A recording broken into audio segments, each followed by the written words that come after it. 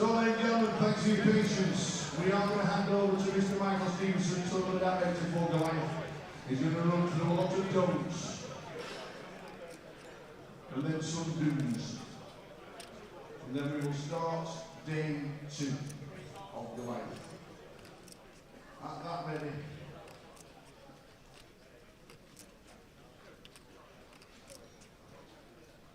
Welcome all players to Day 2 of Goliath 2025. Well done for making it this far.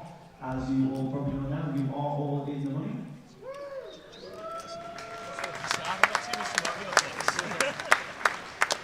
Your winner of cash today is £430, and the winner of this event will take home £316,640. I don't trust these exchange rates. It is even more important to hear that your seat number and name stays in front of you at all times. You will need to hand this over to receive your prize, so please let us know when you lose it. Again, this is the paper on the front of you. Your name and seat number. Make sure you have this at all times. You will need this seat. 550 to like, I don't know, 400 places. Once again, if you go all in and return, you will face all the family incidents at the moment. If you leave the table before it is your turn, you'll face a 2-hand penalty instantly without warning. If you expose your cards when facing the bet, this action may be taken as a full to please make sure you're not sure your cards are We are playing 16 40-minute levels today, or down to the final 4 tables, whichever happens first. The punt today has been drawn to seat number 4. Dealers please place your money into seat 4 now.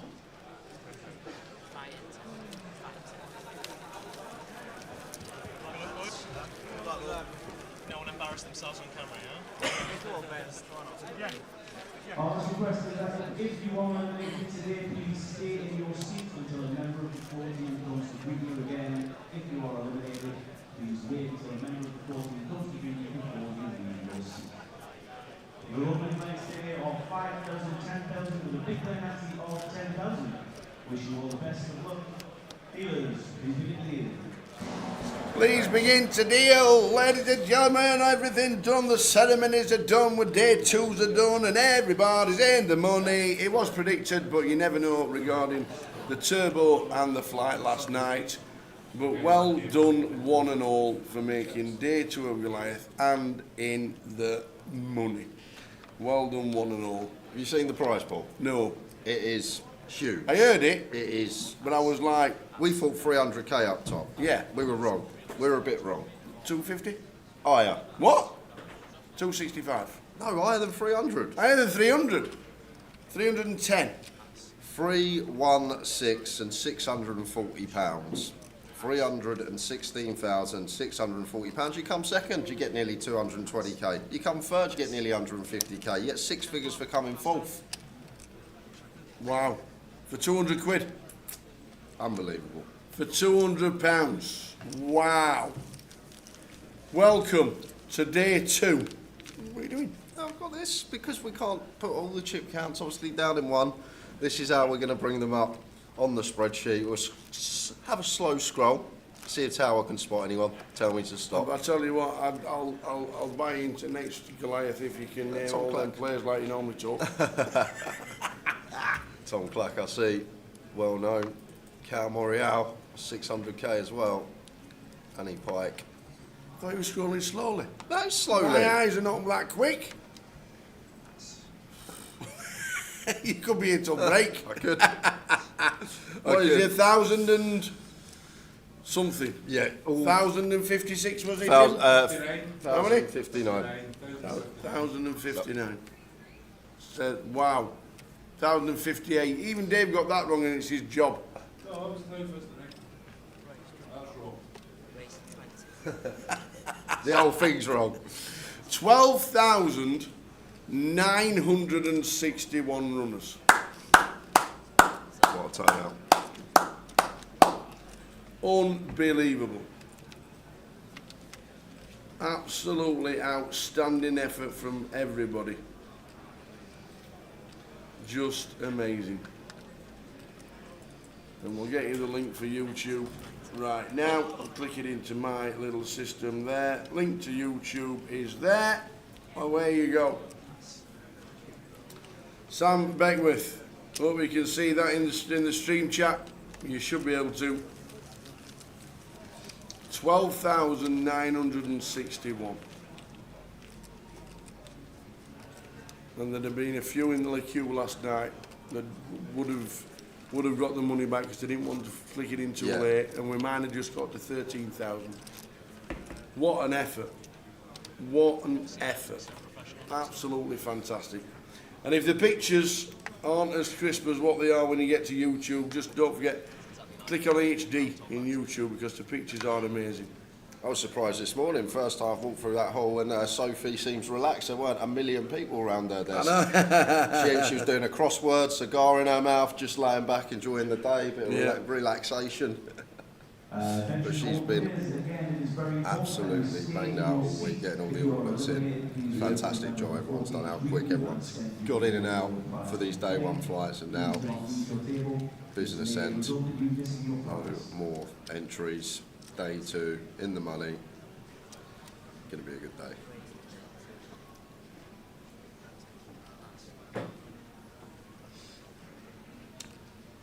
Ace King for Lee. 3x open.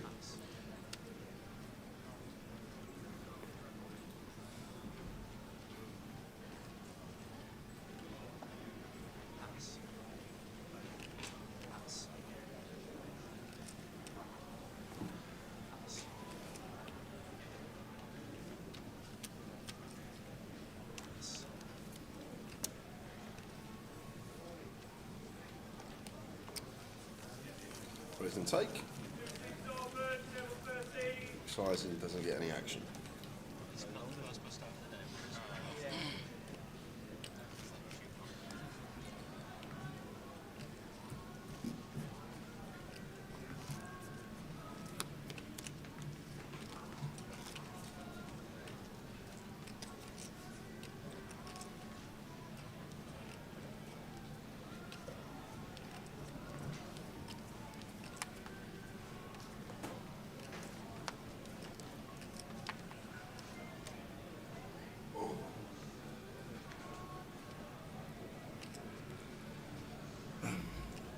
Seat 2, that's Tony Filoni. If you see his chips in front of his cards, we've no idea why he does it. Attention. But he puts, well, maybe, that's all it can be, can't be anything else. Can't be anything else. He puts one chip, one blind, two blinds and three blinds in front of his cards, the rest of his chips are behind the line, and he doesn't use them. I've no idea why he does it, what he does it for. He's the only player in the entire world that does it, because there's no need to do it. I don't understand it. Please, somebody tell me why he does it. Somebody. I don't understand it. He plays all over the country all the time. Somebody just tell me why he does it. Who knows, honestly. I'm not words. He only started doing it about 2 years ago. He hasn't always done it. Oh, right. It's like something must have happened in lockdown. That's what I'm going to say. I don't know what it was, but it just seemed like after we got back from lockdown. I don't know if you can ask him, Phil. Huh? I don't know if you can ask him. Nah. Absolutely not. The player count. Will you spray that spray and just get that flat? There's only one. Make sure you hit him. Don't get us. God, no, it heard us. Every 10 minutes we're going to click the player count, because obviously you're going to click it every hand. There'll be some difference every single hand. So every 10 minutes you'll see that ticker counting down.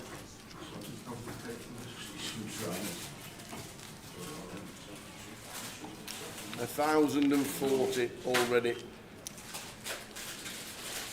It replicates online buttons for call, 2x and 3x raises.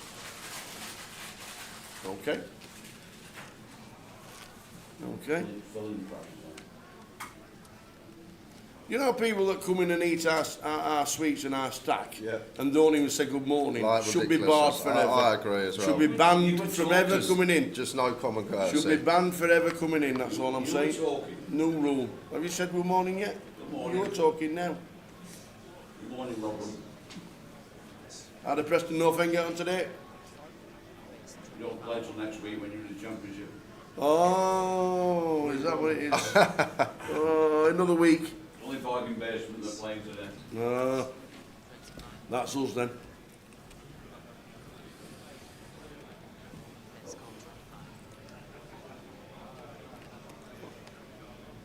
Good morning, so welcome everyone. Going to be a big day too. We'll do some giveaways as the day goes on. Start getting an idea of who's going to be running deep in this one.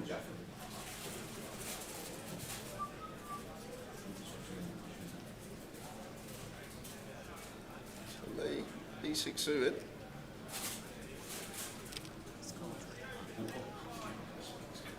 I just want to have a look in the small line. Chris not defending Jack 6 off. Oh, how about that? Ginger apples.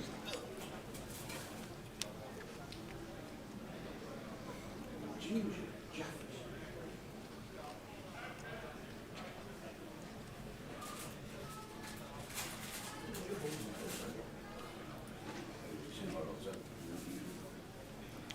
One over card. Nines of Anthony. That's the face. Is Lee just gonna this? Surely not. Surely not. Like, what are we thinking? Goes for 18k, 95, goes for 20% with 8-6 of hearts here, but what are we up to? Anything tower for me, anything? Any reason why we'd ever want to donk this board, free-way, when we're just supposed... Maybe he thinks he's got a lot of chips and he can push Anthony off the hand. Betting into two ranges that contain Queen X, that contain pocket pairs. Our hand just not doing anything in terms of removal. Not our board in terms of range. Yes, we are going to have some Queen X from the small blind, but opener still got the overpaired strongest Queen X. Really strange one here from Lee.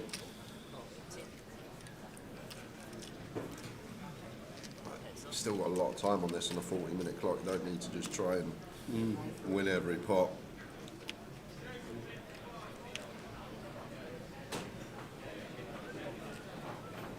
Jack of spades on the turn. Well, Lee's got to continue, surely. He should never. He should never bet on the flop anyway. But Should surely fold. he's got to continue. Should fold pre. Should never lead the flop. And now we get here to the turn. And he's given up.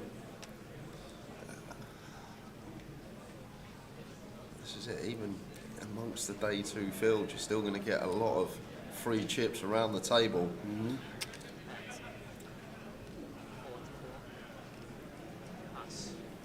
And into the bin they go. Strange one. Very, very strange. So apparently it's all to do with online betting. Is why he's got his chips like that. And now he's got 5 stacks there.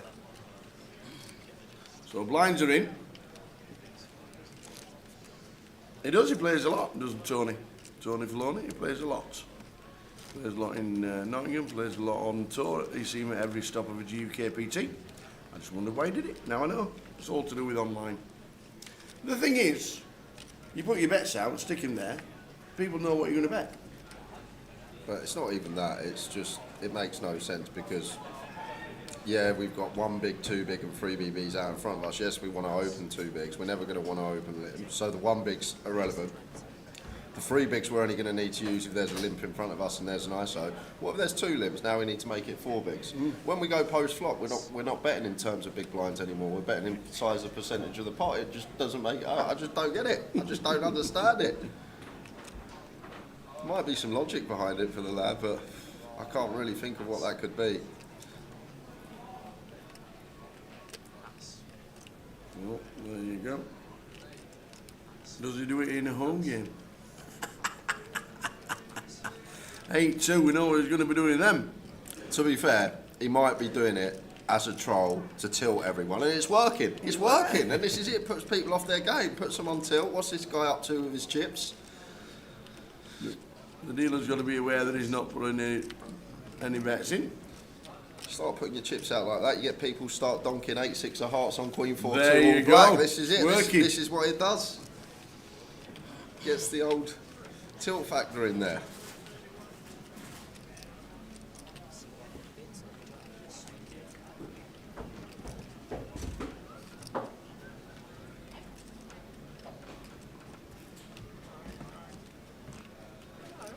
So welcome one and all. 1,058 started today. We're on 1,021 already. 12,961. Unbelievable. And I'm going to be for a cup of tea very shortly because I've only had one this morning. Didn't make breakfast this morning. Needed me sleep.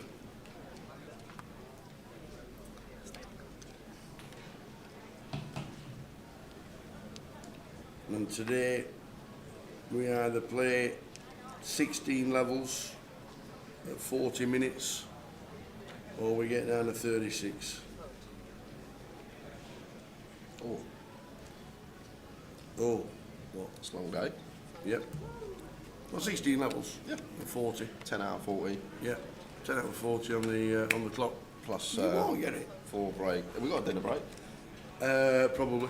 So 2.5 hours, 10:40, 13.5 hour days. We're probably going to be done close to 1 in the morning, I reckon.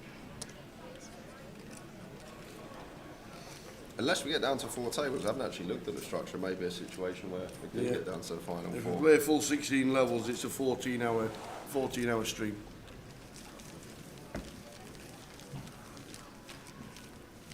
Which is a long day. It is a long day, but it's Saturday. Saturday, Towers Treble Day! Woo! It's what you were all waiting for. You're not tuning in for the live for the day too. We're all tuning in for Towers Treble.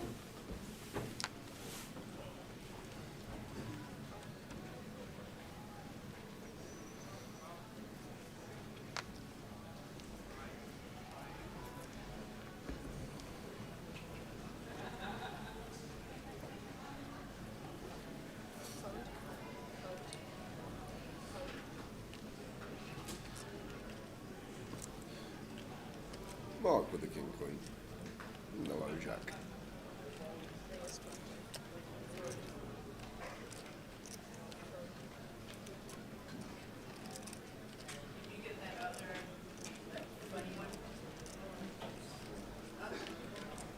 Makes it 20. Raise and take for Mark.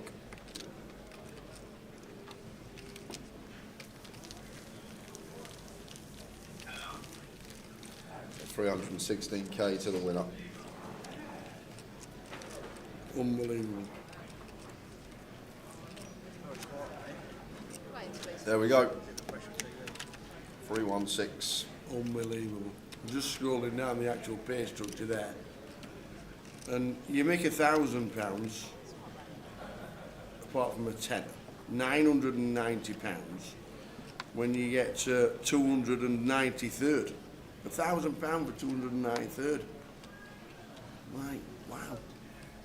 Unbelievable. That's going to be some mad final table. Unbelievable. Final table, 17 grand. Like it's For the rare. final. It's rare we get one player that gets to the final table that 9th place isn't their biggest score. So like it would just be for all 9 players that make it. It's going to be a crazy watch tomorrow at some point. Pretty good first prize. He's hoping one of the busts before half an hour goes by. James on the button here. Ace 5, 13.5. Don't mind it at all. When folded toss on the button, ace for 13. Don't think everyone takes this one. I'll play for James.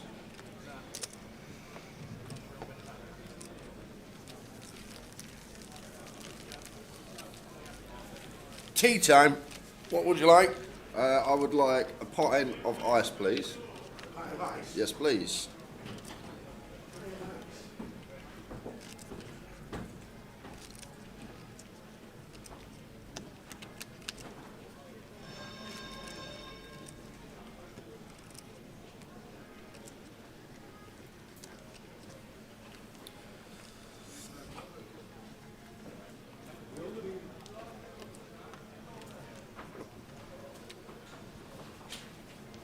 Fez da carpica.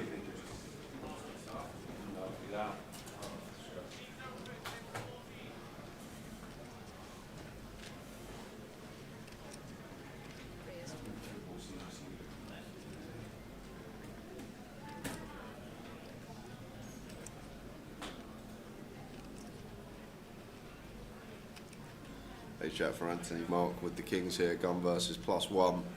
27 effective. Might go just for the 2.5x. Doubt going to see anything bigger than 3. These two positions is stack depth. Got like 50, 55k, kind of nice from Mark.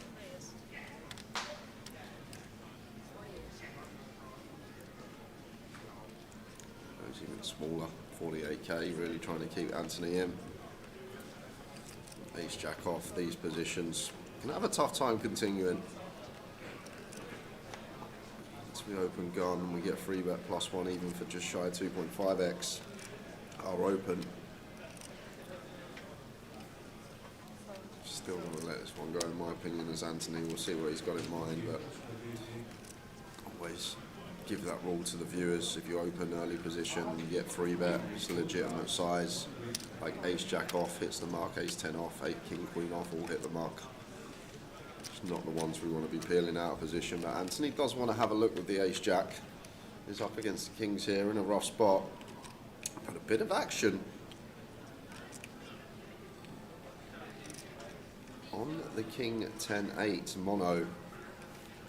We'll see what size Mark comes here, because we could play this as 2 streets if we wanted to, but generally on the mono boards we are going to choose very small sizes.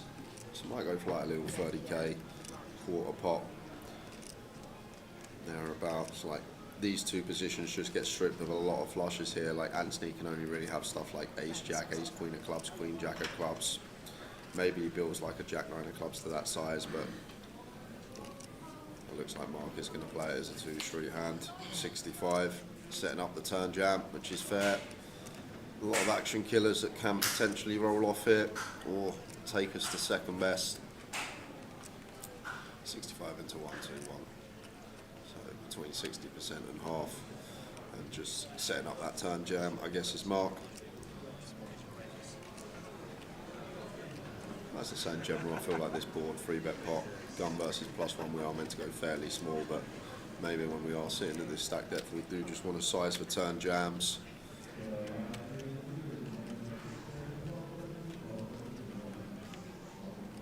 But not on that turn. Likely to see check here. Hate to see that as Mark, especially like when Anthony potentially going to be weighted towards some.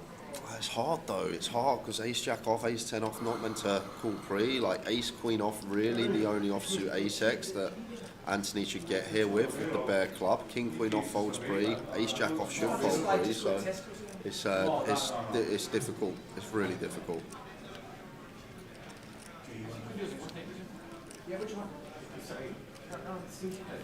So Anthony going to go for value. This is going to be tough for Mark because, like, it's hard for Anthony to have flushes here. Like theory-wise, ace jack, ace 10 off should not be in there. King queen off should not be in there. So he's just going to be suited based or towards pairs.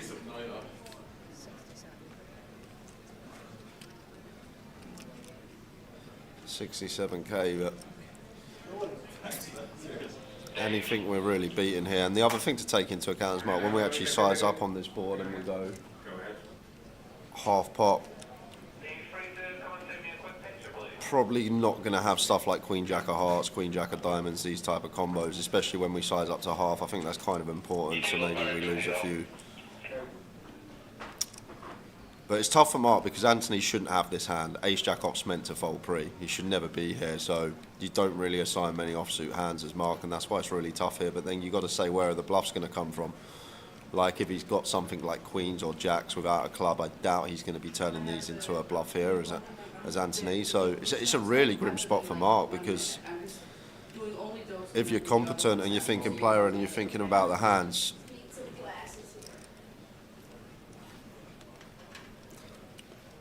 like you say to yourself, how have you got an offsuit club here, mate? Like, yeah, you can have ace queen of clubs, you can have ace jack of clubs, but queen jack of clubs, you can't really have any other flushes. So how have you got here with a flush? I guess ace queen with a club is one that potentially will be in there. That is the main one that potentially Mark is worried about. Ace queen club, the worry here. But where are the bluffs coming from? Especially when we go half pot on the flop. If we go normal, like quarter on this mono, queen jack suited might be in there, like the hearts, the diamonds, the spades, but against half I don't think these are ever peeling. So maybe that flop size that we chose gives us the right to get away from this. But I know where he's tanking this long. You guys are probably thinking, why is he taking this long? There's 4 clubs out there, but he's obviously a good player because he knows that Anthony shouldn't have many offsuit clubs in these positions. Gun versus +1. Shouldn't be peeling ace-jack, shouldn't be peeling ace-10, shouldn't be peeling any other offsuit ace-x other than ace-queen. Ace-king wants to 4-bet jam, so difficult to get to the river with a flush that isn't a flop one. Really tough spot for Mark, but as I say, you've got to find bluffs as well, and where on earth is Anthony going to find a bluff from here? Like, if he's got, like, the case king, queen of diamonds, king, jack of diamonds, he's not going to suddenly bluff that. He's not going to bluff queens or jacks, so it'd have to be something like an ace queen, no club, but that's probably just going to fold versus half on mono. So the longer I think about this, maybe, although value seems pretty slim, bluffs are really hard to come by. Ace king never there. Ace king 4-bet jam. Ace king should never ever be there in a million years at 27 effective pre to start the hand, so ace king not a thing. So it's a tough spot, very good fold, but I feel like it's hard to come by bluffs there, especially when we go half on the flop. When we go half on the flop, it's just so hard to get to the river now as Anthony with a bluff. But it's so hard to have value as well because, like I say, ace-jack, ace-10 off, if you're going to call these hands opening EP to a 3-bet out position, you're just going to be making a mistake, and I'm guessing Mark doesn't think these are ever going to be in there.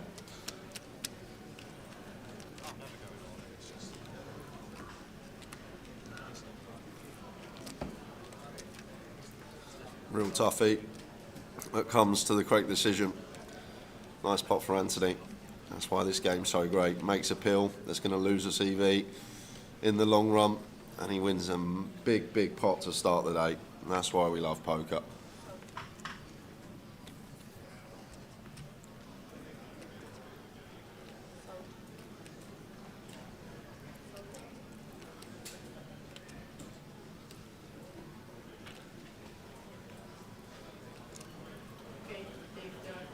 Thank you.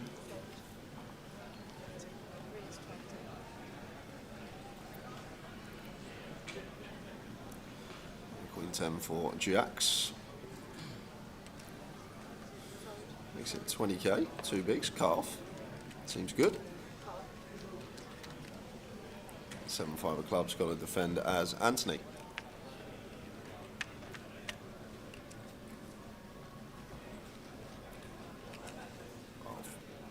Good leads for Anthony here. I doubt he's going to play it, but cut-off's not going to have any 4-5. I guess they can still have stuff like deuces, 3s and 6s. I feel like if we're against low jack or earlier, we're going to get some leads as Anthony, maybe not against cut-off. Jacks with a bet. Anthony just with a call. Maybe one we could go for some check raises here with Anthony, just deep enough in my opinion with the backdoor flush draw to go alongside it. Just going to be a slightly better board from us. Yeah, our opponent can still have the sets, the over pairs. We're going to defend all 16 combinations of 4-5. We can still have some 6-3, deuce 3, 6 deuce suited. Jacks goes for the second barrel here, and probably going to work.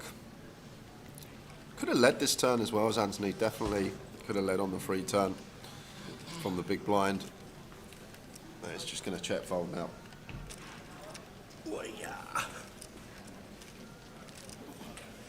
Oh, rookie error. Go on. Well, I go for make the go into the tea room. Obviously, ice is not in the same room, Yeah. so it does my tea. Let it stew. Well, I'll go for your ice. They got an ice machine in the other room. So I went to the bar, Yeah. got the ice, Thank you. came back, Yeah. gets tea's nicely stewed. Take my tea bag out and no milk. Yeah. No milk. No milk. Oh, Back to the bar, milk. get some milk cartons. Back there. Well, all I'm going to say, Rookie error. in all that time, you gave Blacklaw one job, and that fly still keeps buzzing past me. Really? One job we One gave job. him, One job.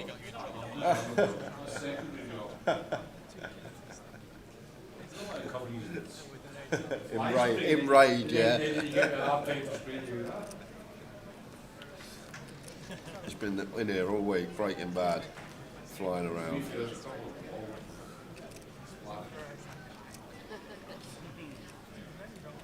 Queen Jack suited for jacks.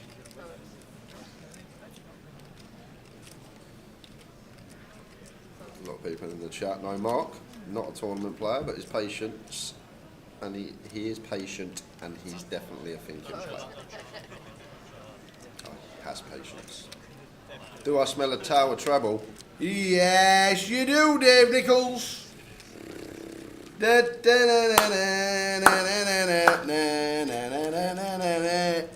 oi, oi. Never had so much money last couple of months after the break for the season, and now it's all going to come crumbling down.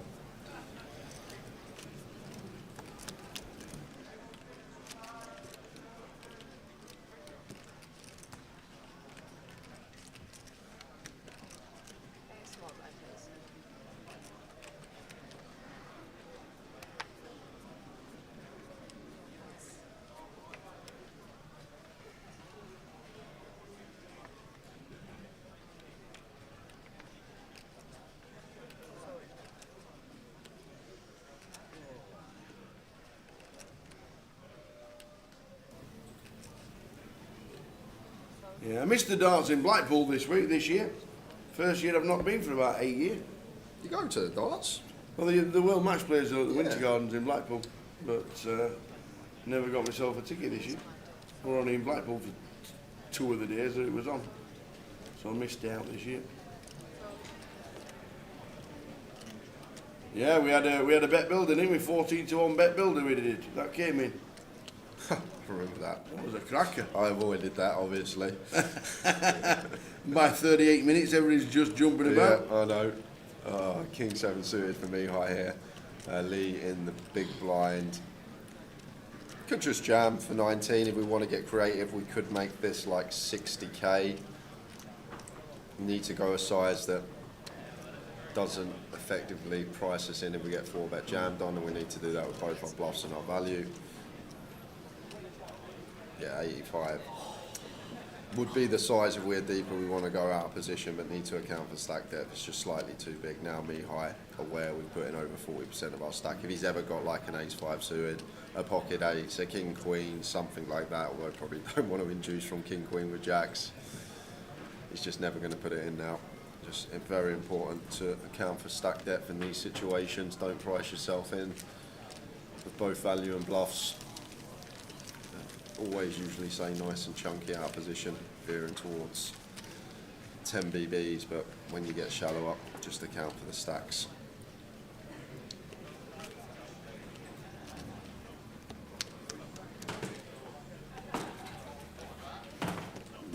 Down to 9-3-4.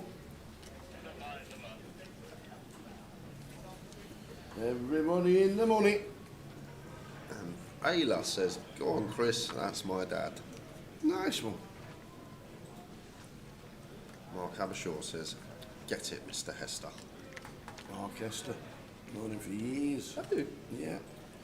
Plays in Walsall. Yeah. I always see him with Duras. Alright, okay.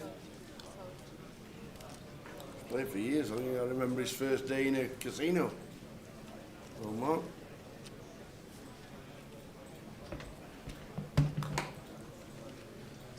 Queen 5 suited on the bar, I'm going to open. Makes it 20.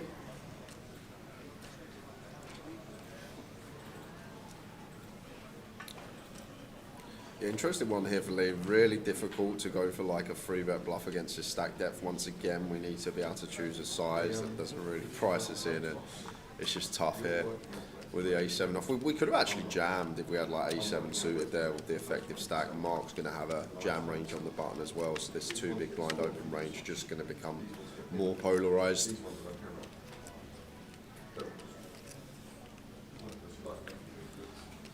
Chris with the defend. Going to defend Jack 8 suited, checks it over to the aggressor, which is Mark, and potentially just happy to see bet small here. As Mark, Ace King 10 as the opener, just got all the strong hands that Chris can't have at this effective stack depth pre. Chris should jam Ace 10, he should jam Ace King, he should jam 10s. Probably should flat aces and kings.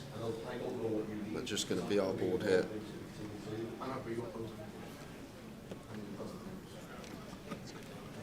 Is he on the big blind next? Who, Filoni? Yeah, he has to be. Why? Because he's got 5 stacks now. Oh, he's got 5 stacks out already. There you go. Push 2 of them in. Steve Allwright says I'm out, but I got a selfie with the tower. So there we go, double bubble. Well done for cashing.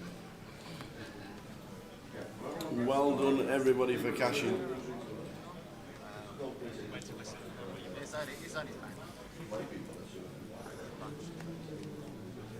Boys, I come up with Giants and I've got nothing to do all day. What's this?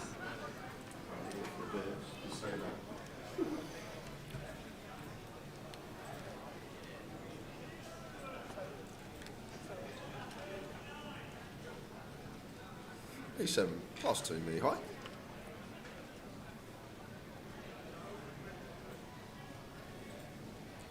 Well, you're the real winner here then, Steve-O. He's out, but he got a selfie with the tower. King 10 suited for Aidan, low jack, 28 to start the hand. Makes it 20, and Anthony finds queens here. See what size he's going to choose. Start the hand, 28 effective. I don't mind 59. I feel like 50 to 55k is nice here, or just shy of 30, but not going too small and not going way too big, so seems good from Anthony. Now it'll be an interesting one for Aidan here. Low jack versus high jack, king 10 suited. Tough one out of position. Like potentially king jack suited, king queen suited here. It would never be taken in a £200 Goliath, but they are potential 4-bet jam candidates in this given scenario. King 10 suited might just miss the cut, but maybe some ideas from Aidan once in a while. But like I say, never expect to see this in the Goliath, and that is just the approach we expect to see. Letting it go. Like 4-bet jam could be a thing as well, maybe. But as I say, not going to be taking it in this tournament. Funniest question of the day already arrived.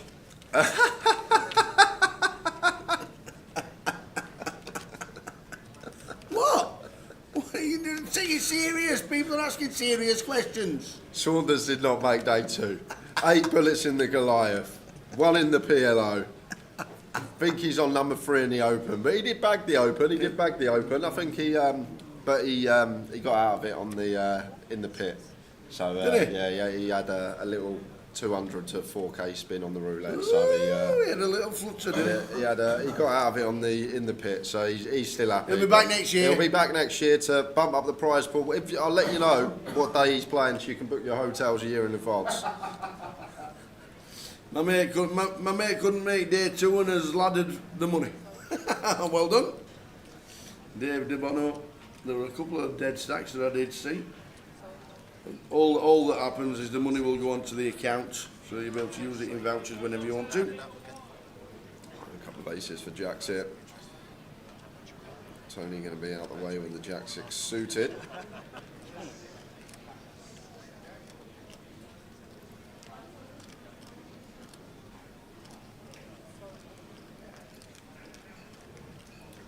James king deuce off.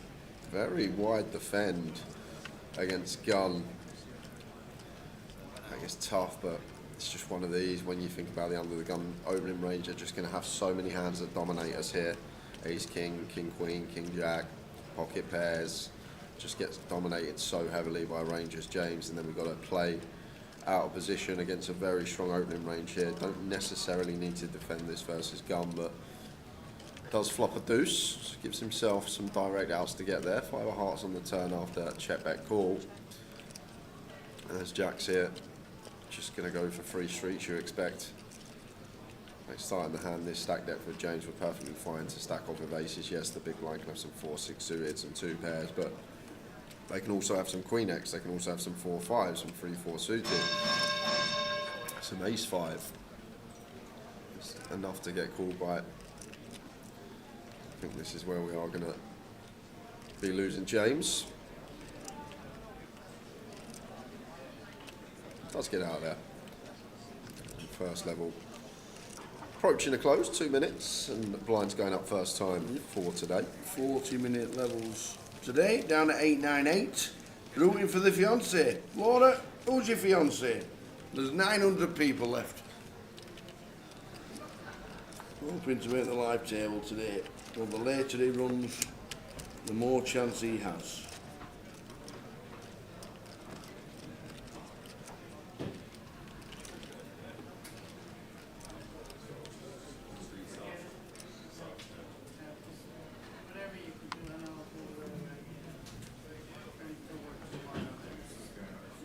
Ace Queen suited for Mihai under the gun here, 17.5. Should be a 2 big blind open or around there. As long as we're not veering towards 3x. Doesn't necessarily have to be exactly 2 bigs, but thereabouts. Just want to get value from worse. Get the big blind to defend wide. Tony. Jack deuce off.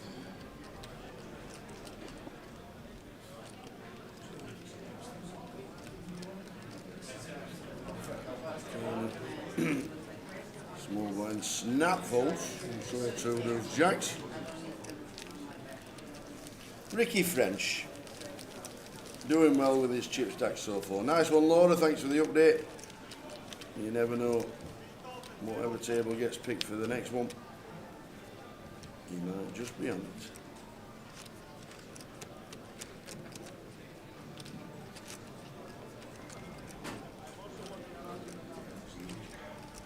Ross Cooley says, good luck, Gareth Tomlinson, aka Festa. Go get them chips, brother.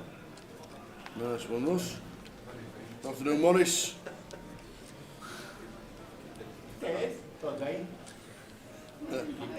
Please whisper on the comms between 1 and 1:30 while we're in the church for the wedding ceremony.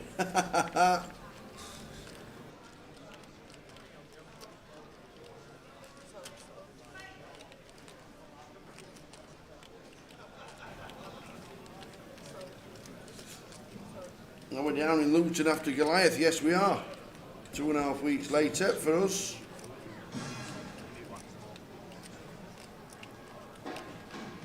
Morris Wiggum says, afternoon guys, could you please whisper in the comms between 1 and 1:30 while I'm in the church for a wedding ceremony so I can carry on watching the Goliath? Absolutely.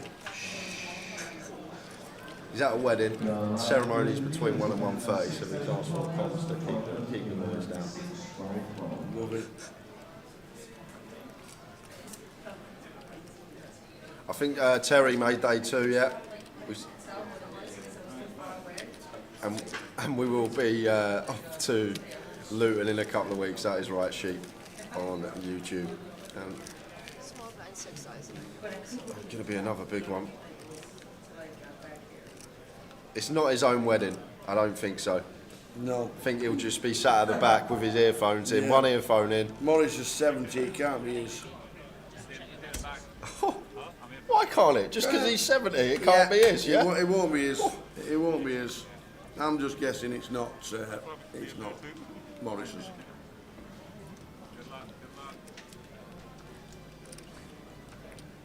Is Will Watkins still in? I don't know if he made day 2. Gilly did, who took a chunk of the money last year, and he's got chunks this Yeah, year. bagged up heaps in the turbo, didn't Yeah. he?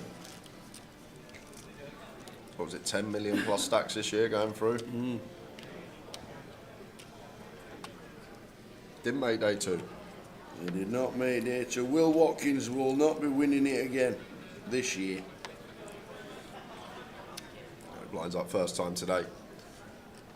6k, 12k.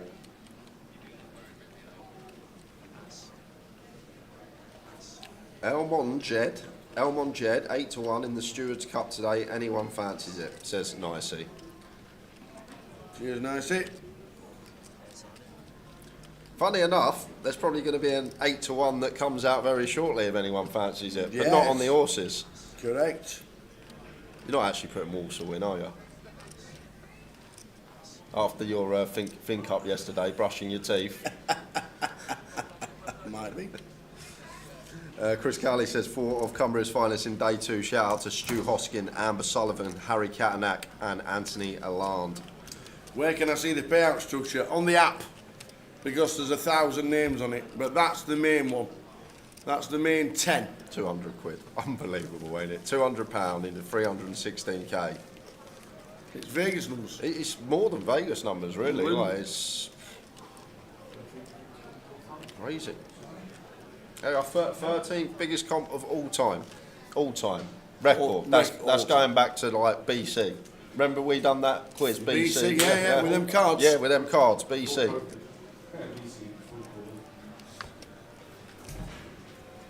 13th biggest live poker tournament of all time on record. Top 10.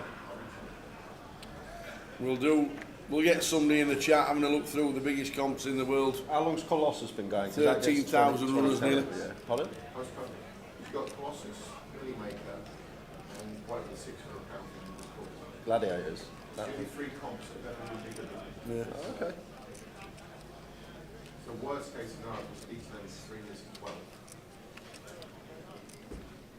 Aussie Millions, WPTs, nothing's Kings for James. See if he can find the open here. Yeah, I love this from James. Not going for jam, going for open. Bit big. Maybe we don't want to go 2.5x. We want to keep as much stuff in as we can from the big blind. Don't want to lose a few combos that might defend to 2 bigs but won't defend to 2.5. But love the fact we've gone for open there as James.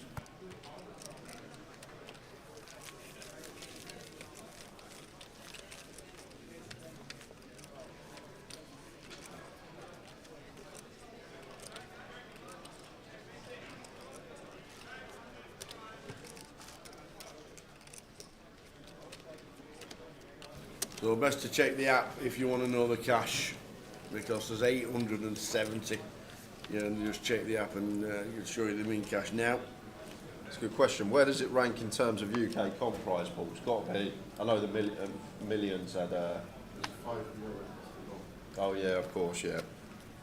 There was the 3K, And 3 million London. They've had EPTs and stuff, yeah, of course. It's probably biggest prize pool for any buying under £1,000, I'd say. Obviously, there's been some 5Ks around the UK last 10 years, 10Ks even. So naturally, going to be bigger prize pools when this is only a £200 buy-in. Why can I keep smelling bacon and sausage? Oh, it smells so good, don't it? I walked in Why? this morning and I was like, oh, that smells lovely. Where that's coming from? They've got a kitchen opposite us in there, and they're doing obviously the big for the match day. Oh, for the match. Yeah, for the match. Well, can you tell them to bring them some in? Oh, left for the team. I could see you just popping your head through there. Oh yeah, do you know who I am? Can we have some sausage and bacon sandwiches for the team, please? Missed breakfast this morning. Yeah, that's a great shout. Slot on top. Biggest ROI MTT tournament in the UK, for sure. 200 to 300k, so.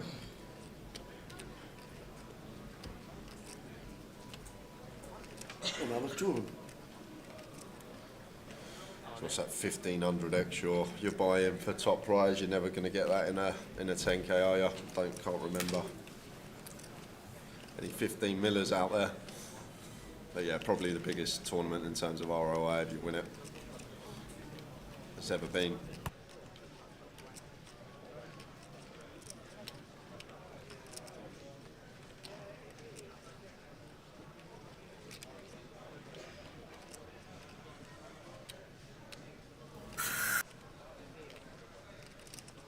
Ace Jack for Mark.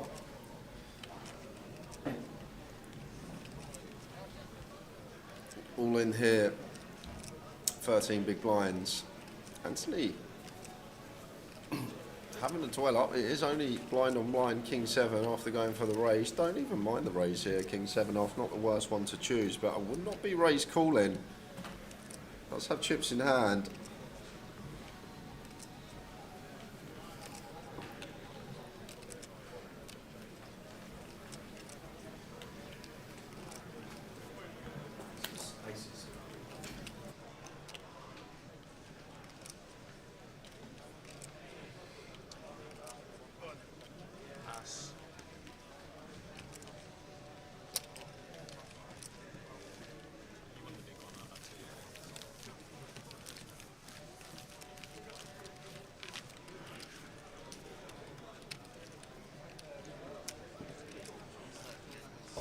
Yeah.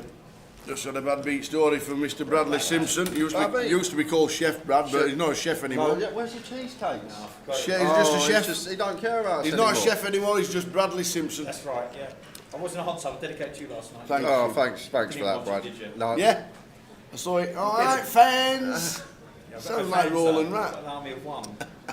you and the World Sign Raider need to start a team together. I've got no fans, Joe. Yeah. No fans. Good luck, you. Cheers, Brad. Cheers, brothers. How we doing, Trig? Good luck in the cup. 316k up top. Obscene money. Well done to everyone involved, from Big Jim down to the dealers and valets. Look forward to turning into the final. Should be incredible viewing. Cheers, Trig. David Older did not make day 2, but had obviously the opportunity off your bullet to play this and have the experience. So would have been great to get him to bag. Difficult to bag off of 1 bullet, but was here on the Thursday. Had the opportunity to play this courtesy of Trig. Oh, is that who it was? Unfortunately, Awesome, well couldn't make day 2, but he got the experience. Someone that couldn't potentially play this tournament got the experience, managed to come here to Coventry. Might just be back next year. Now he had aces against 10s on a Jack 4 flop. And the guy rifled it in and he hit a 10 on the turn. That's what you call unlucky, to be fair.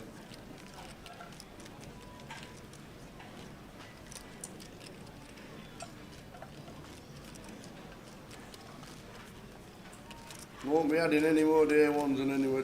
2 turbos could be a shout. 1 Thursday and 1 Friday. That could be a shout. Could be. Yeah. I wouldn't mind that. It'd be good to see that next year. And Thursday's a 2 flight and then Friday's a 2 flight. That could be a thing next year. They'll be thinking about things starting probably last week on what to do for next year.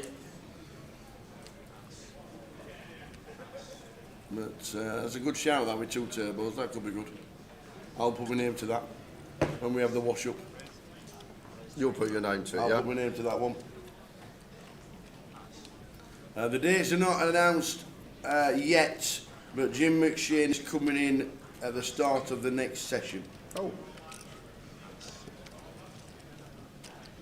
That might be burger time. Yeah, I'm a bit peckish, I must admit. Missed breakfast this morning, I'm devastated.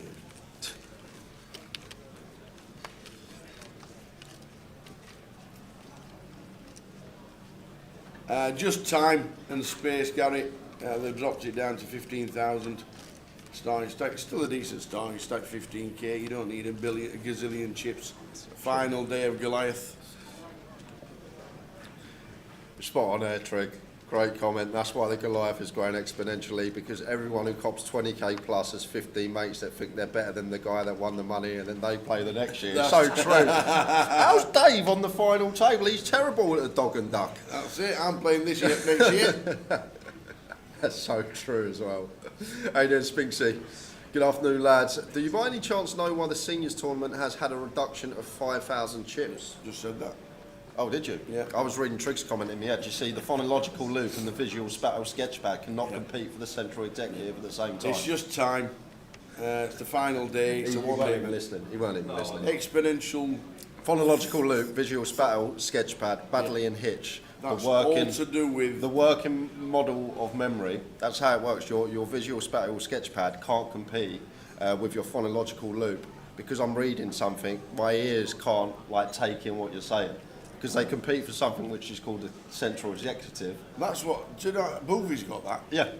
Because This when is he what it is. texts, You've got two you parts. could read War and Peace, and he'll say, "You what?" Yeah, I'm exactly the same. You've got 2 parts of the working memory model. It was like Badley and Hitch in 1970, done the experiment. Right. And then you've got the left side, which is phonological loop, and that's obviously the hearing. And then you've got the right side, which is the visual spattle sketchpad, which is what you see. And they can't compete for the central executives at the same time. That's why it's so hard to read and then take in everything else that someone's saying to you at the same time.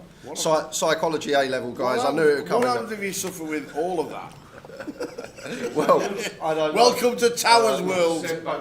Yes, it is. There you go. Welcome to Towers World. But that's what happened there. I was reading Trig's comment while you was talking, and I couldn't take in what you were saying. Not just a poker stream, guys. Got some education.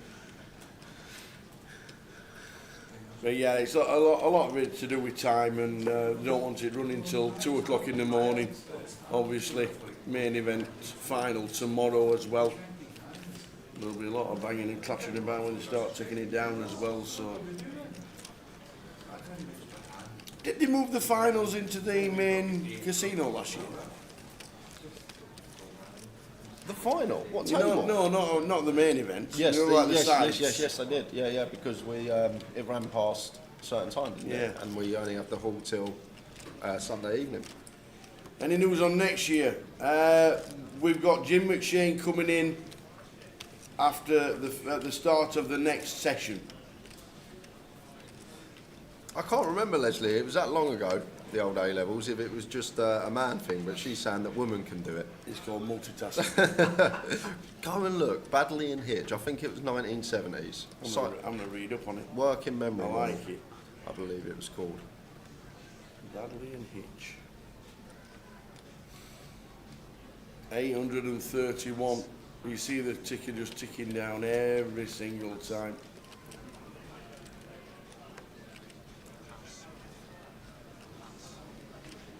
Correct, Robertus.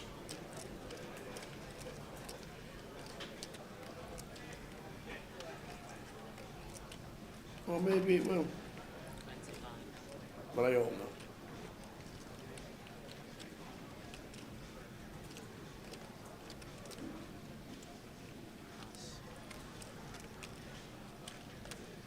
He's going for James, got to go against Gunn.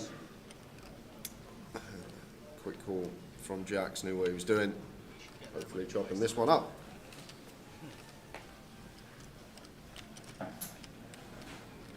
Yeah, you're right. Big Johnny. It's a big operation to start with. Just to say add more tables and get more dealers. It's easy saying it. Just get more dealers.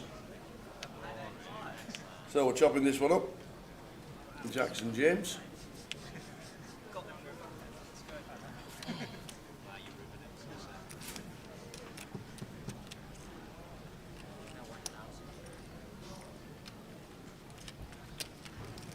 Literally, David never know.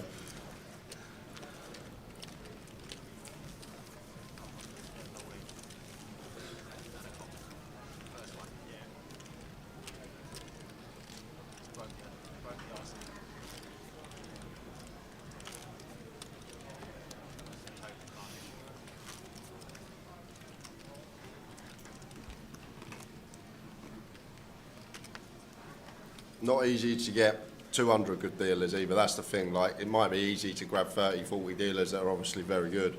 Yeah. At this event, everyone's very good. We don't do what the World Series does and pull a kitchen cleaner from Wisconsin to deal the World Series. But they do at the World Series. It's like us being short and throwing Dave on one of the tables and telling him to go and riffle and deal.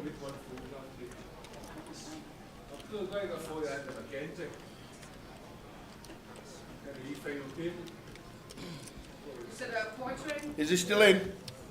Yeah. Does he? Andy McKenzie, 670k. Come on, Andy. Come on, Andy. Final table 2 or 3 years ago. Yeah, so Anthony here, 27k at 2.3 BBs, and Tony with the King Queen here, thinking about potential reshove.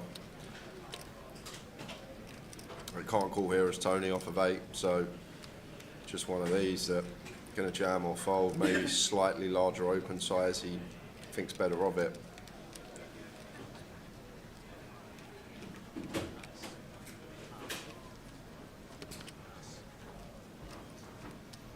After Goliath, will the debit card payment be moved over to like 2550s and GUKPTs, or is it just Fingers crossed, I think it's... GUKPTs, yes. And then eventually, I'm guessing 2550s Yeah. as well. And being able to load up your card would be great. Katie did not make day 2.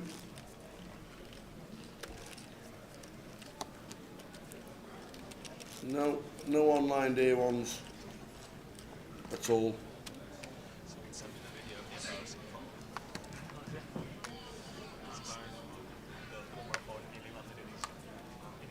Milan says 2.5 days of play, super impressed with the dealing. No, not one missed deal or flipped over card. Exceptional.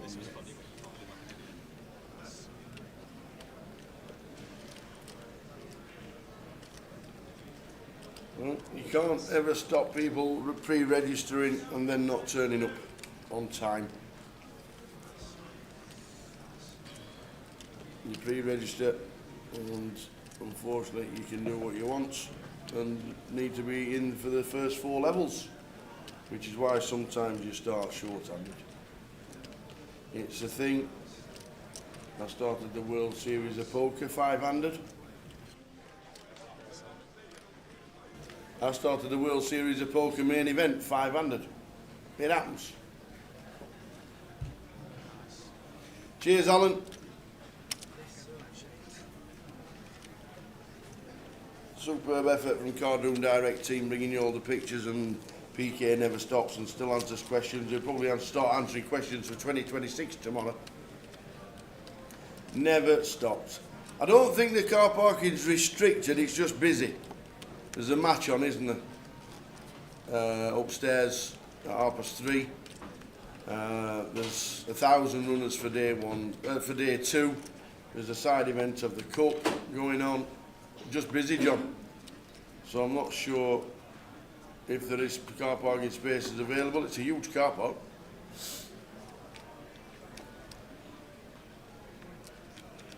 Yeah, it's just tough. It's just tough. All names are on the list, just people decide not to turn up for the first level.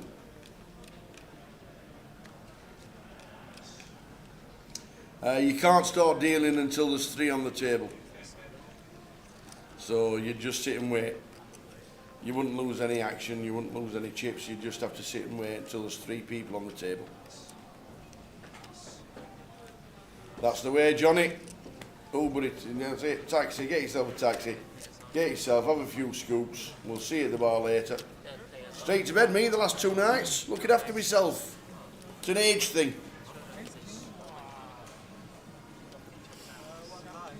What time did you leave last night, PK?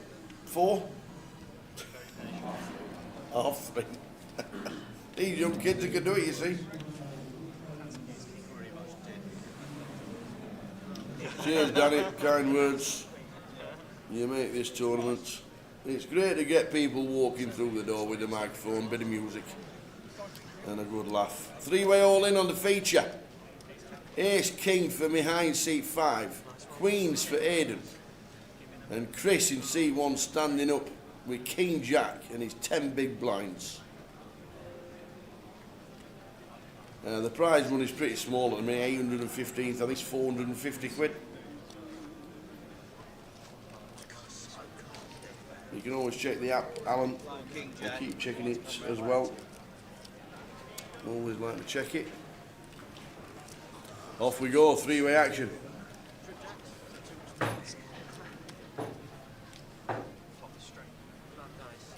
Thanks, Vicky.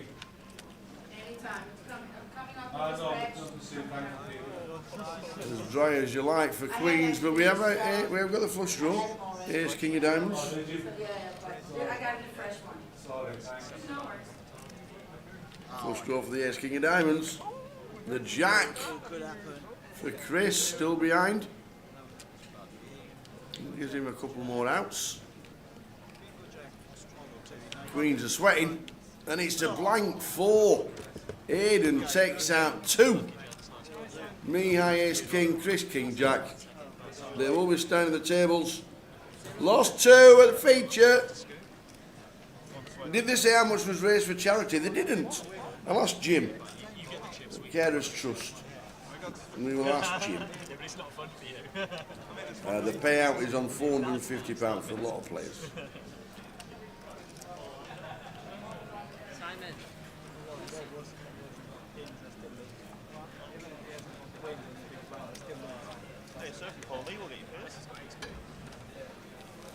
Good game, guys. Good luck. Well done.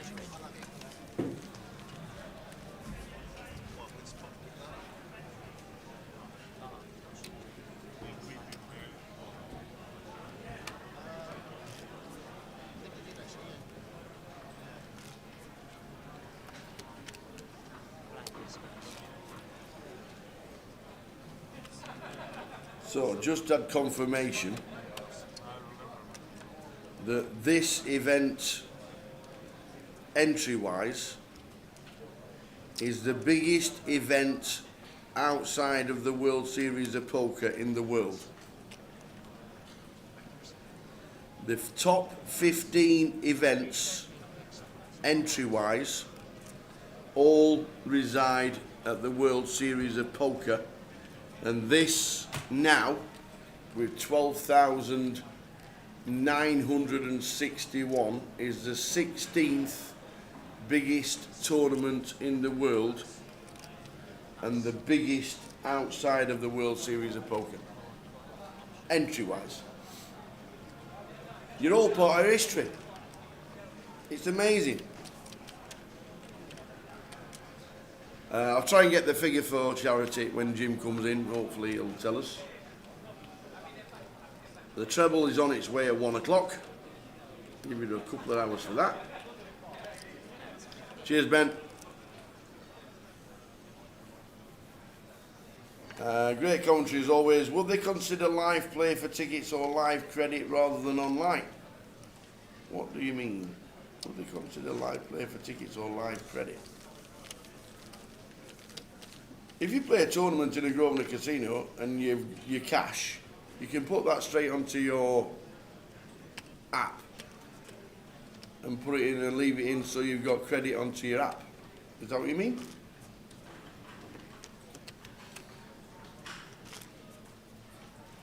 How many more for the biggest? You need to double it and a bit more. 29,000, I think it was. The biggest event ever, entry-wise, was the Big 50. 28,371 runs.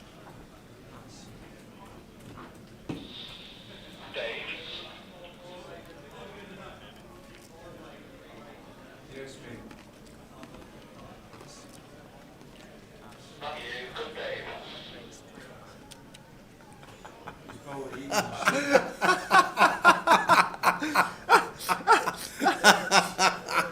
Poor old Dave. Dave? Yes, mate. Not you, good Dave. Poor Dave. Oh, look, we love these walkie-talkies. They've been so much fun.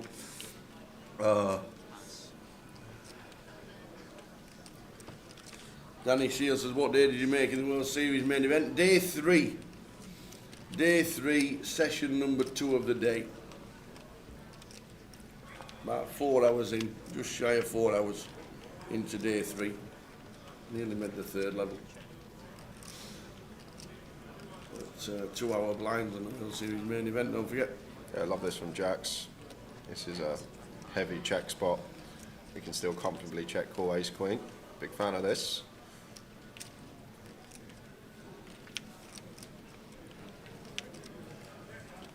Well, this could be interesting because maybe a card that Aidan doesn't mind barreling on.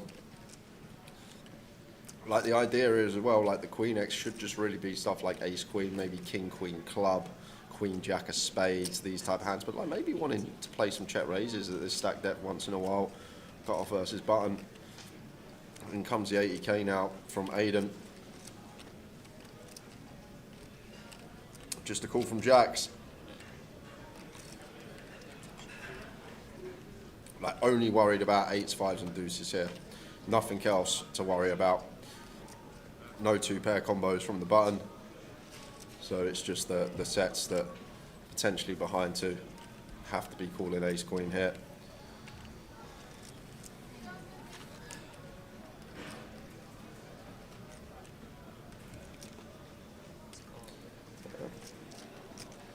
Very nice. 290 in the middle, big old pot here. Aidan needs a 10. It's nice, another queen. Now, as Aidan, how much Queen X are we going to get here with? He is having a glance at his chips, but it's going to be ill-timed.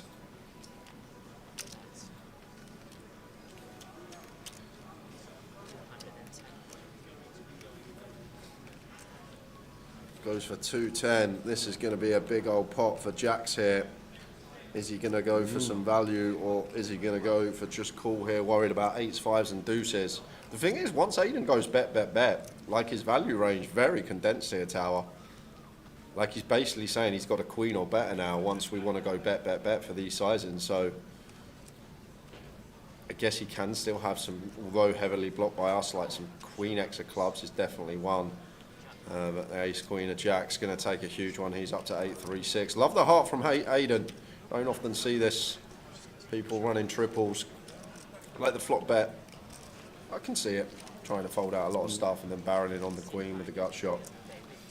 Just unlucky. Who was the biggest name I played against in the World Series? Ike Axton. Probably the biggest. $55 million in earnings when you check his mob. So I cost him for Just mad, ain't it? about 3 hours. That's what makes it great, WSOP. The tower sitting there with Ike Axton. Hey then, Chris. Yes, Jan Tower, great work as always, Joe. You're back in a couple of weeks to light up the greens as it is Luton. Yeah, we'll probably get a round in on the Friday that I'm off at Luton. Lovely.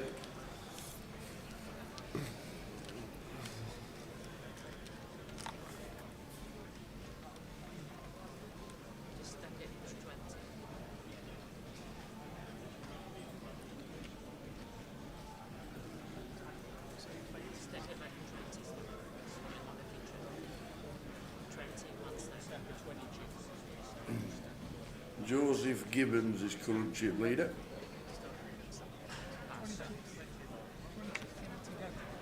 He's the first person over 2 million.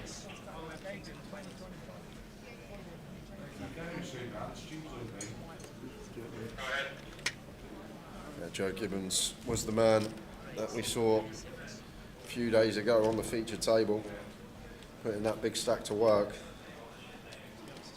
coming in one of the chip leaders.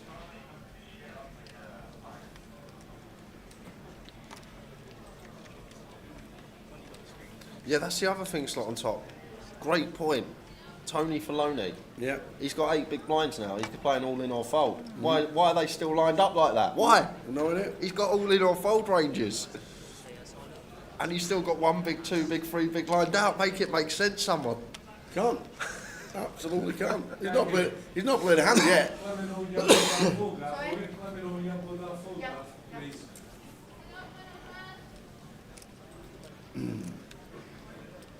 So Mark's all in for his ace-7 and his final 13 Bs. Yeah, don't mind this at all here. As Mark just shoving over the button open. I actually like it. Not everyone's going to take this, just understands that the button's going to be pretty wide, and with the ace blocker we just pick this up enough of the time, but unfortunately for us running into the ace queen, going to need a 7, and only a 7.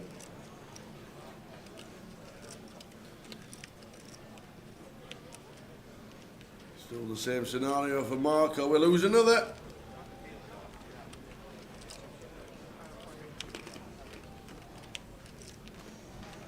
It's not, it's a 6, so we lose Mark from seed and break. Mark Hester, out he goes. Well played, Mark, casting Goliath yet again. Yeah, I had that rough one when he flopped top set early on in the day. 4 to a flush, ran out, made a good lay down, kept himself alive, but couldn't find the spin. And Cardiff versus Peterborough's off, season up and running. Woo! Cardiff, Peterborough in championship now. Yeah, they went up. Wow, Oh, unbelievable. the posh. The playoffs, I think. I think it were the playoffs. They'll struggle this year. Not the biggest club in the championship. No, of course it's League One. Cardiff went down. League One. Peterborough survived last game of the season. That's right, Cardiff went down. Cardiff in League One. It's like Spurs being in the championship. Yeah, it is. Cardiff in League One. Oh. Yeah. Where's Swansea these days? Still championship. Wales. You know what I meant. I'm here all week. Oh no, 2 more days. 2 more days, yeah. It's actually gone quick, hasn't it? It's flown by, to be fair. Swansea, I think they're in the championship. Peterborough, the last game of the season, could have gone down. I think there were like 6 teams could have gone down, and like 4 of them were in the bottom 4 at some point during the last game of the season. I never keep track of the Football League, only the Prem. Don't look past 17th place in the Premiership these days. There's not much further to look.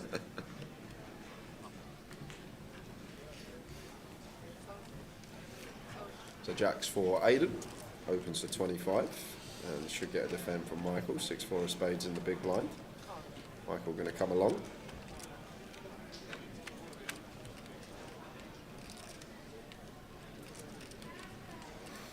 Well. 5-high flop, flopping the nuts. Well, Very well, nice. well. And going to come for a little lead here. Don't actually mind it. I feel like, yeah, hijack can still have ace-4 suited, but we're going to have some 6-4 suited, some 5-3 suited. Potentially against this position, could get some leads as Michael just getting the betting lead himself. And Aidan, with the jacks at this stack depth, going to go for the raise call here and now and get snap jammed on. And here we go. Aidan nigh on drawing dead here. He's going to hate what he sees against the flop straight. Going to need to find some runners.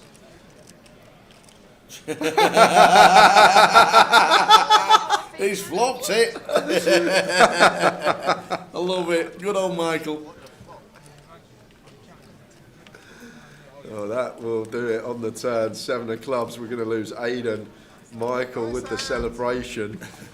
It's a bit early celebration. Running boat It was was. there, Tower. I was It I was was. expecting a jack on the turn 90% of the time, but Yeah. Unlucky Aidan. Aidan, Very unlucky. GG.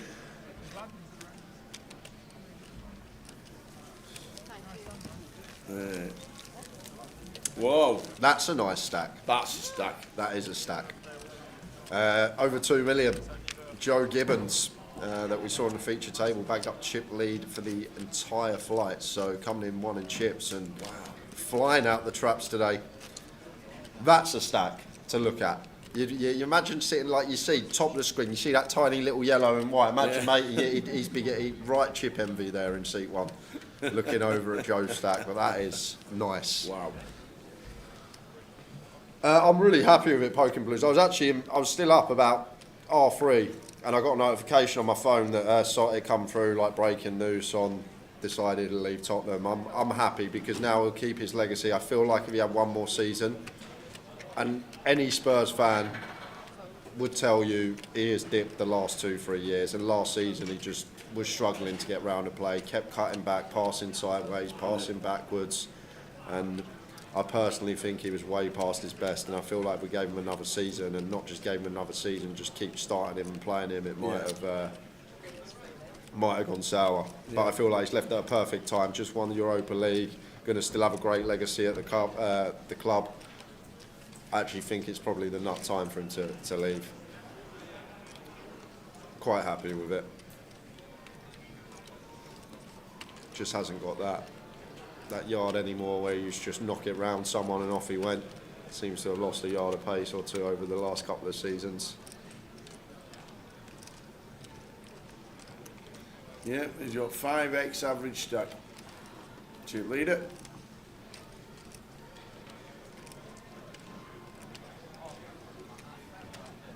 Have to jam here. To be fair, Michael should have jammed in the first place because he's going to have to call this off anyway.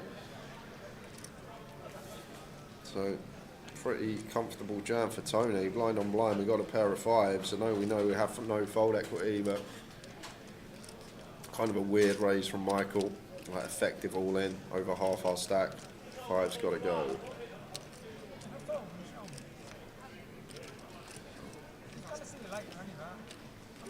Tony Filoni, 7 bigs, blind on blind, 5's into the mark. Is he feeling all right? Wow. What? Is Wow. he even like looking for point ladders? I don't even think he's in Nope, the top. not in the slightest. He's not in the top 2,000. What? 7 bigs, pocket 5s, blind on blind, into the muck. Wow.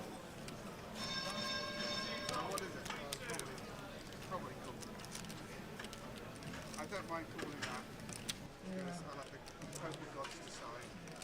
You can't bullshit it.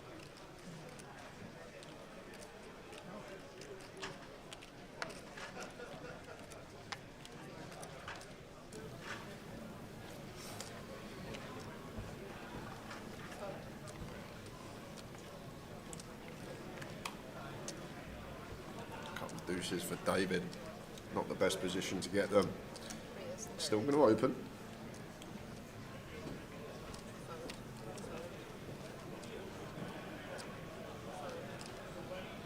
Yeah, I know it's one of those. He's made it 40k. It may look stronger than what it is, but what you're going to do? You got 5s and 7 big blinds, blind on blind. Like, what you going to do? Like, it is what it is. Like, if we've got called blind on blind for 7, fair enough. You still just got to put that in. Like, what are we waiting for? Now, 6 BBs, the Jack 7. Is he thinking about this one? No, he is not.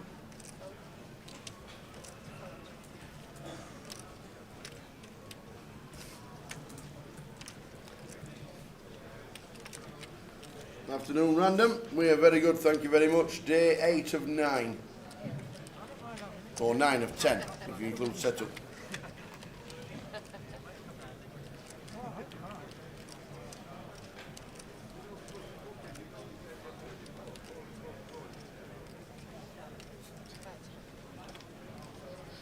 It's that Van Gertwin. I can see a little bit of it. Yes, David going to Especially from there. barrel here with the ducks. It's the thing about opening these small pocket pairs from early position. I was just about to say you have a lot of difficult scenarios, very hard to play, but just turns the set nonetheless.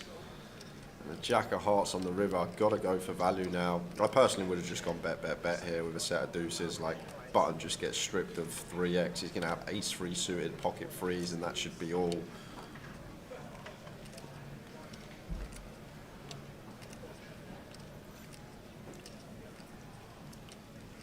Flower feature.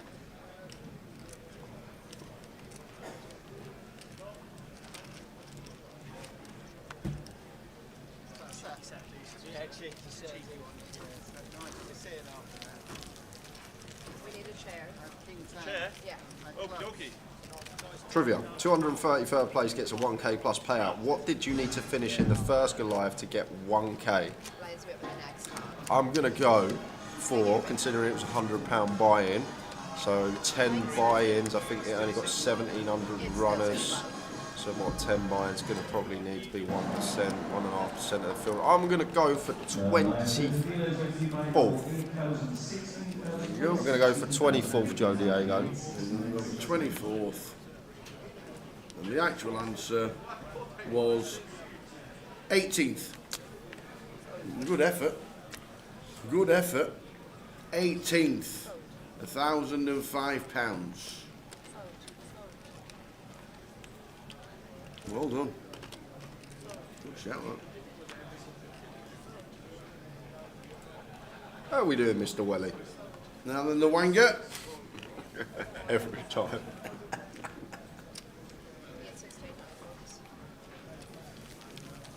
It depends, Welly. If you won a Stars voucher and you didn't play, it will go into your Stars account as tournament dollars. If you won a seat at your local Grosvenor, or you had vouchers that or you bought in via vouchers on your Grosvenor account, they will go back to your Grosvenor account. So dependent where you won that ticket from for the main event.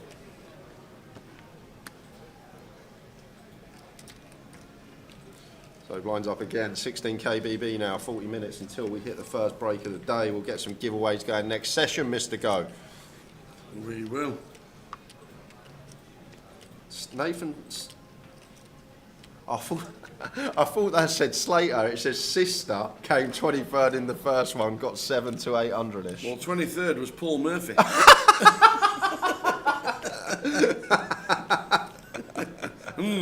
Okay. It might have been. And I actually know Paul Murphy as well because he's from Blackpool. That's quite funny.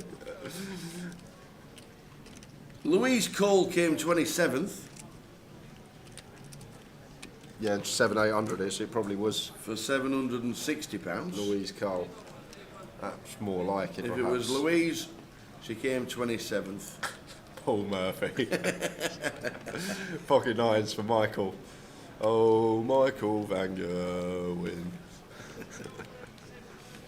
He does, I'll tell you what he does, straight on. Michael Van Gerwen. You definitely had that before. Ace Jack 4 Rainbow.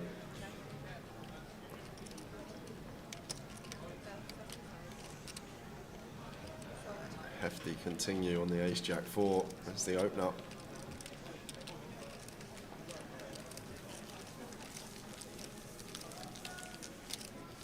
Dave could definitely get away with it if he turned up to the hockey one day and then he'd throw 3 darts and maybe everyone would realise, but seat 5 could be on the PDC tour.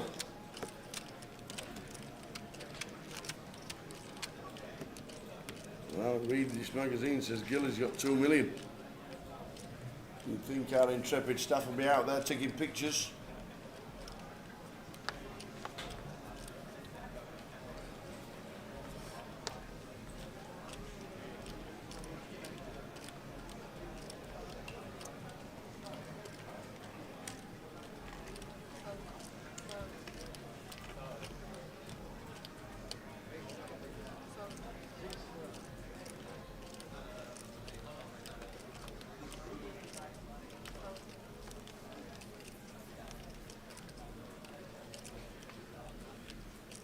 Yeah, Joe Diogo sorting that one out for us. Obviously, we have to take the percentage for the MPL and then obviously the fees deduction. Been the same for a long time, years and years. Forever.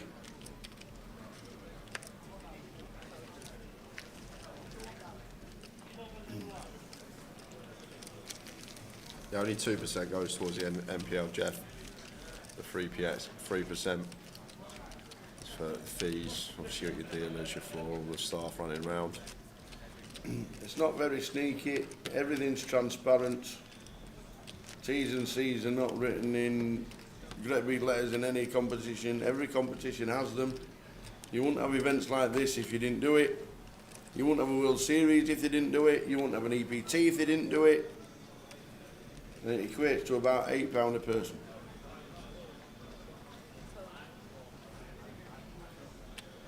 If you want your £8 back, jail give it you. What am I doing all this money just coming out of my pocket this week? Well, you're the one gambling all the time. Responsibly, though. I did like how Sam Goodman came up and told you he'd bust out and just like flicked in the old, what was it, 8 to 1? 8 to 1, yeah. You gave him 8 to 1.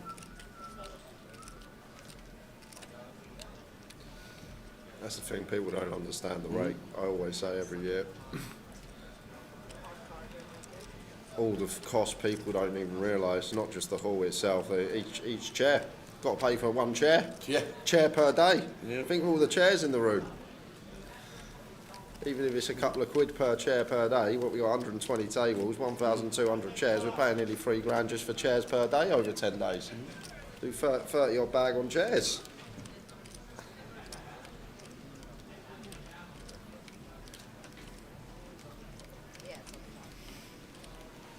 I'm sure we'll get a big stack on the next feature table. Oh, what's happened there? You're supposed to spin, man.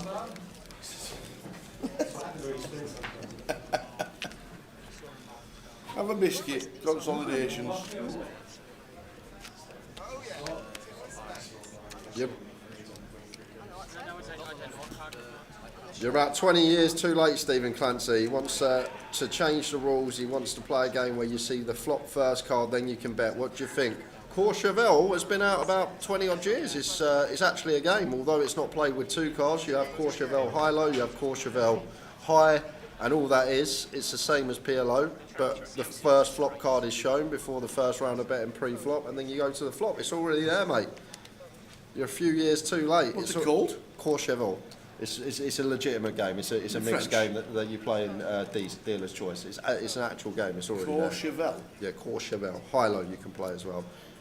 You just deal the flop and then you start betting? No, you deal the first card of the flop, and then it's the pre-flop action. So the dealer will deal out the cards. Yeah. They'll show what the first card of the flop is. Then you do your pre-flop betting, and then you go to the flop. But in dealer's choice, it's an absolute nitsville game, because what these people do, they'll choose Courchevel high-low. They'll wait for like their ace deuce 3, wait to see a low card on the flop, so they've already got 3 to their low, and just absolutely knit it up. So it's not the best game to play for action. It's like the nut worst game to play for action. Mayo's Mayo, isn't it? What's the sauce of Mayo like in the venue, says Patrick? Does it pass your test? Sauce, just sauce. Mayo's surely just Mayo, isn't it? There can't be a cheap version of mayo that's rubbish. Can there?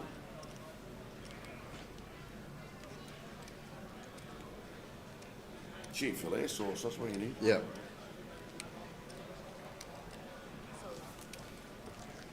Yeah, I commentate everything, Chris, for GUKPTs, 88 UKPL, Goliath, Grand Final, the 888 Live, so very difficult.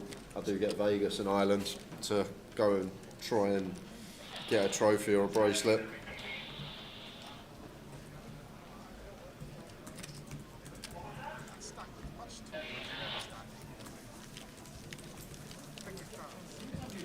That's what we've all been saying. Yeah. Dave looks like MVG. Oh, Michael Banger. Is he in the sea?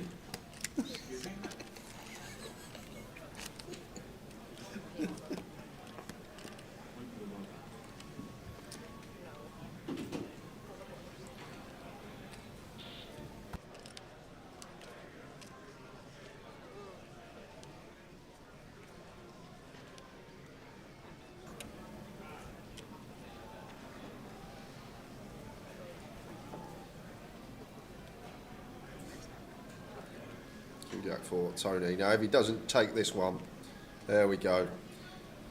Sub 5. Probably should have gone in with the 5s orbit previously, but he's going to get to open jam. Still smidge of fold equity. Can still get some combos out of there in the big blind. Likely to get called more often than not here when we shuffle this amount. Oh, has gone all the way through to the big. And he is going to get it through. What a result for Tony Filoni there.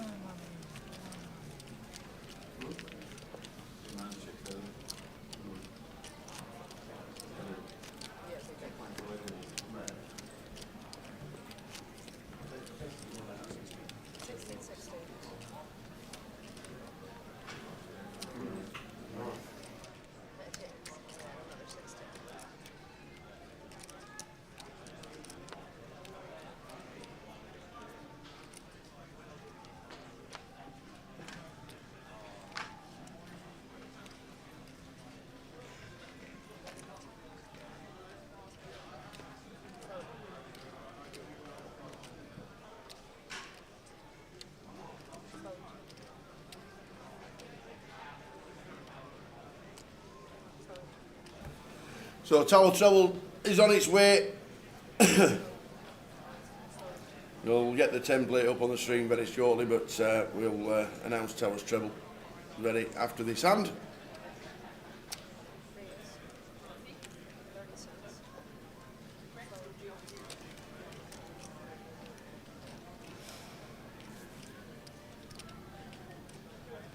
Yeah, he does play cash quite a lot, and he plays tournaments, does Van Gerwen. There's a bit of poker. I think it was the World Series as well. He was taking selfies, I saw. Yeah, when you're actually out there, Gary, saying about the screen behind, you can see if you stare at it, it looks like it's like wobbling, like you can see the pictures. But when you're actually out there, it's not like that. It's obviously to do with weird, with our camera looking at that. So for the player sat there, it's not got that like movement of flash like you can see on your screen.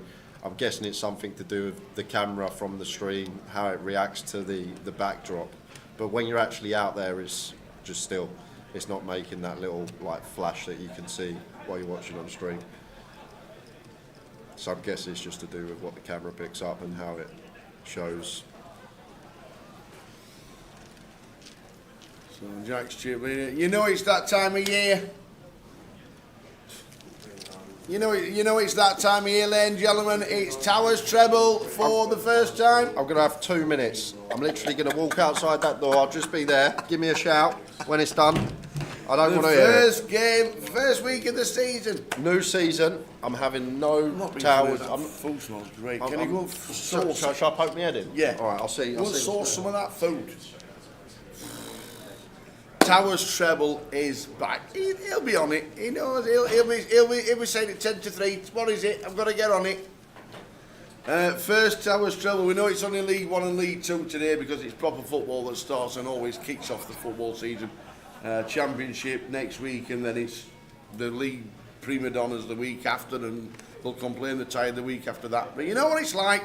So League 1 and League 2 this time. And we're going to start with, I actually think this is a great treble. I've been looking, and I actually think this is a cracking treble, I must admit, and it's still hard. The first game of the season, we know anything can happen. Like, apparently Peterborough are winning at Cardiff, and Cardiff were favourites to win the league. So, but we've gone for Huddersfield Town, who I think are having a really good season in League 1. They're at home to Leyton Orient. I think Huddersfield will do that. I've gone for Wigan Athletic. I think that's the best bet on the day. Wigan Athletic against Northampton, who are apparently 1-2 to get relegated. So Wigan have got to win, haven't they? Surely.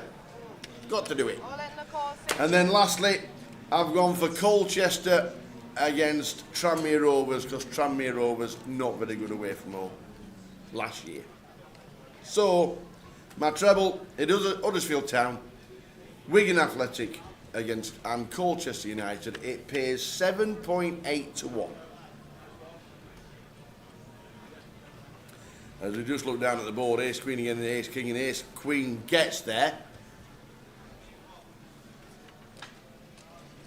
That's a very nice turn card as well, because it robs the King of Spades. So, and it says the spade for the nut flush. Ace Queen gets himself a nice double up. So yes, Huddersfield Town, Wigan Athletic and Colchester United. That's the treble. There you go. That's the treble. Come on. Colchester, Huddersfield, Wigan. Pays 7.8 to 1. Shh. Don't tell him. Don't tell him. Northampton, Leyton Orient, Tranmere. Come on. I'm on the reverse. So there we go. First treble of the season. Last weekend of Goliath. Cheers, Mick the Mod. Thank you. How did you and Tower come about getting the job as chief co-analyst for Grosvenor? Tower's been a year. I've only this is my 2018. 2018, Yeah, so 7.5 years I've been doing it. Tower's been doing it nearly 20 years. 2018. I literally got really lucky. I used to play online. I used to play cash down like a local snooker club, and then I'd done 1 year on a GUKPT 2017. Had some decent results. Applied. Then got the job. That was it. I literally got very, very lucky. Just played the circuit for 1 year in the UK. We were getting bigger and bigger. We needed a proper analyst, and Jay's turned out to be the best. And he's had so many people saying, learned so much from listening to it. This. And then they wanted some clown to front it, and Boogie says, yeah, you'll do. Stop delivering them beers. The payout at the moment for 720 is £490, I think. When I had the interview with Andy, sat across from him, I just answered every question with Guinness, and eventually went, you got the job. Can you eat? Yeah. Can you drink? Guinness, Yeah. Got Guinness, the job. Guinness. You've done a Jedi mind trick on me.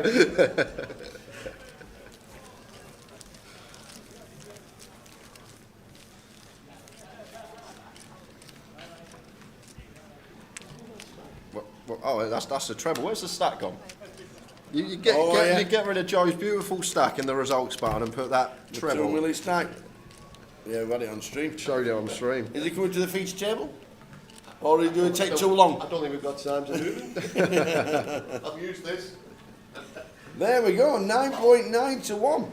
We'll take him to the feature table with this. The chip wheel man. King Jack suited for David under the gun. Wow, just folds it. King Jack of spades into the mark, first in. Fairly tight. There we go, 9.9 to 1. I might have to put it on again. It's gone up. No dates for next year, but Jim McShane is coming in the next session. Tony with 4-3 on the button. I know, will you fold, he says, if I go all in. for his 4 big blinds. Look at the number, 670, coming Look back at that, with it's a walk. we With ace queen. literally lost a third of the field nearly, Tower, in the first session, which Yeah. is 6,058 down to 673 with 20 minutes to go.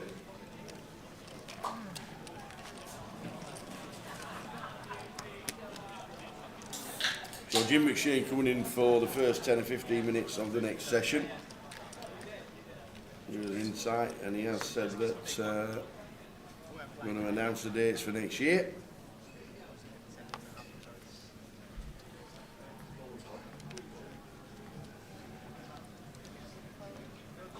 Yeah, 20 minutes until the first break, 30-minute breaks throughout the day.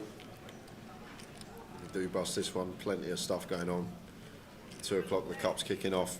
We can still play the main event Treble, turbo for that this evening. Also a 1 day up, the Giant for some of the smaller players, a little bit smaller buy-in for a 1 day if you want to get involved but maybe can't play the cup. We've got a jam, Tony. Got to jam, 6-7 suited. Still potentially could get it through. Might have gone with that one with just 3 players to get through. Would have got through button and small blind. What would the big blind have been working with? We would have got called by Dave and been flipping, but we wouldn't have minded seeing ace-4 as Tony Filoni. Might have taken that for just sub 5 BBs.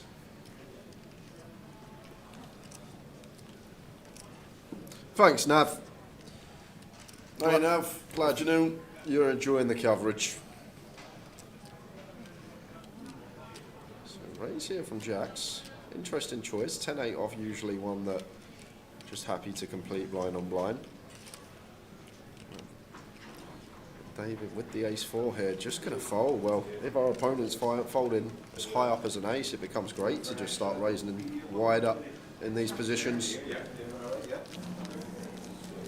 So Roy Simon says, holy cow, £316,000 for the win. Why has this not attracted some of the best players in the world? Surely Jay Speedale should have been ringing Patrick Antonius. To be fair, Roy, we've actually dropped out of touch, me and Patrick. Like, Oh, no. I get a Christmas card from him each year, but other than that, I don't really speak to Mr. Antonius too much these days. We've lost touch since we're doing some commentating together. But he still sends me the Christmas card every year. Any trouble for the AFL today, Mr. Needleman? Yes, there is. There it is. Colchester, Huddersfield Town, Wigan. Athletic. There you go. 7.8 to 1. Apparently it's gone to 9.8 to 9.9 to 1. Apparently somebody got. We are the Waldorf and Stadler of the poker world. Cheers, Dave.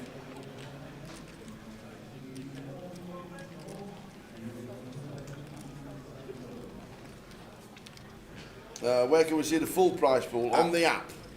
Impossible to put 1,000 payouts on any template that anybody can see. This could be in. I'd like to see free bet not all in here from Jamie. Although Michael's gone fairly big. As Michael just want to go for 2 big blinds here, or thereabout, 3 slightly bigger. Now we just isolate a better range of hands to continue. Goes for 140 as Jamie. Difficult to find a size that don't price us in when we're out of position here, but I guess if we're going to free bet not all in, we need to go around here, maybe even slightly smaller.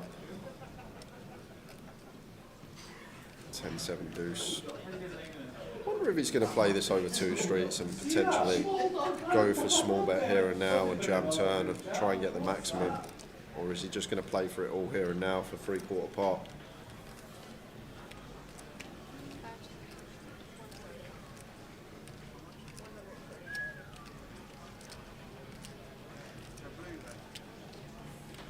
So Jamie goes, like if we are going to get this over 2 streets, we're better off going for like 15-20% here as Jamie. Once again, once we go this size, Michael's just aware that he's never got any folds. If he elects to go for an all-in, Jamie has to call off anything he's bet for this size.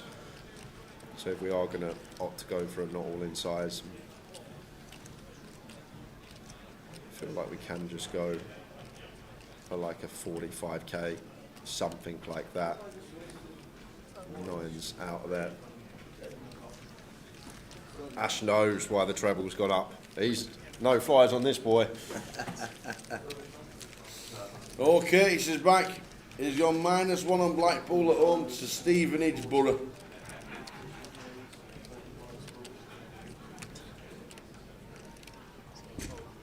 The -1 is back.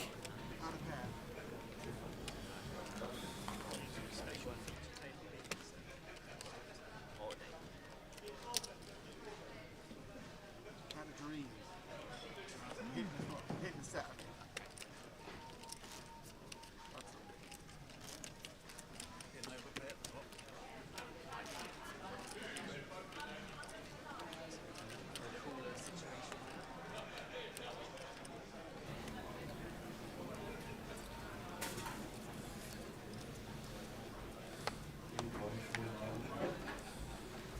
And here he is, the man that is responsible for boosting the economy in Coventry the last 7 days.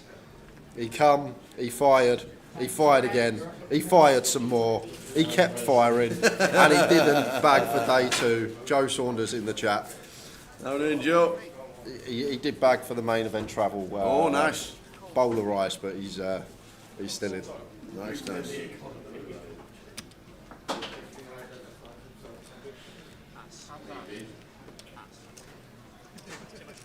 Too much blood.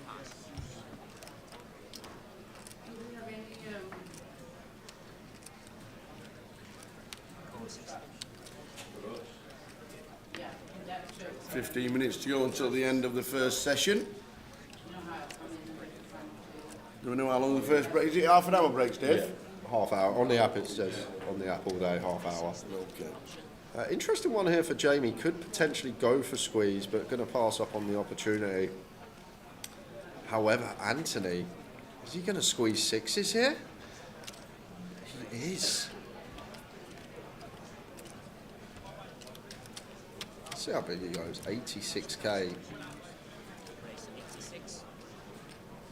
So, a couple of cute ones of you and then next from the Joker Wild. Oh, yeah. It's like you couldn't keep it. to be fair to Anthony, nice and chunky. Don't mind the size.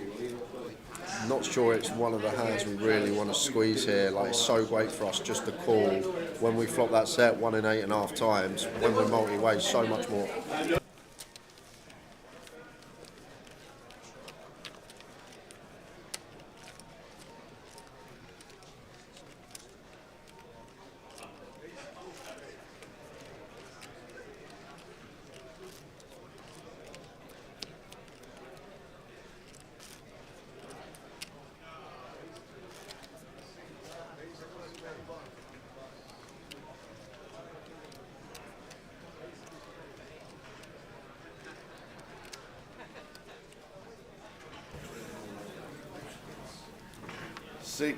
Six left. The number of the beast.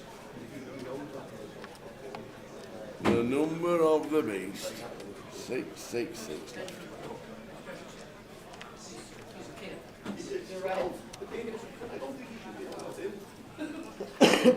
Stick to the same tab as treble all the way through the season, and you'll probably be in profit. Is that a thing? Do you think mathematically that's right? Well, whatever the 3 teams are, what you should do, you should pick one in the Championship, one League 1, League 2, and then I'll do the relegation treble for them 3 teams. That's what I'd do. That'd be chunks. Oh, yeah, I'll do the relegation treble. That'd be chunks. Cheers, Wayne. Hey, guys, fantastic. You're live again, home now. Dave, can he find it? Just goes with call. Like, a couple of merits here of calling. Definitely one that could jam. King, Queen suited against a late position open. We fold out some ace highs, fold out some pairs when we get called. Still a hand that's going to have decent equity as long as we're not crushed. So it could have gone either way here as Dave. Feel like call fine as well. We keep in some dominated King X, some dominated Queen X. Hand with decent playability. Middle pair for Jacks. Seems fine to continue.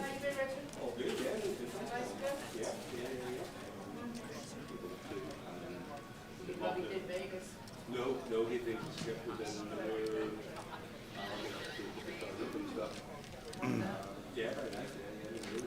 I said it, a terrible experience on day 1C, and now day 1 on Friday, day 1G, the best experience. Glad you enjoyed it. Goliath has been so much fun for a lot of players. 12,961.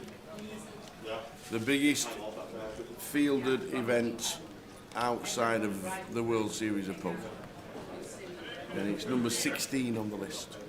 The top 15, all at the World Series, as you'd expect.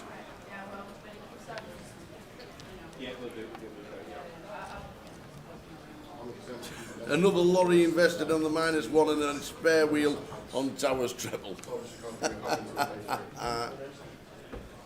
So, we're heading to the first break of the day. First break of the day on its way in 11 minutes. And then 30-minute break, and then we're going to get Jim McShane into the booth for a chat.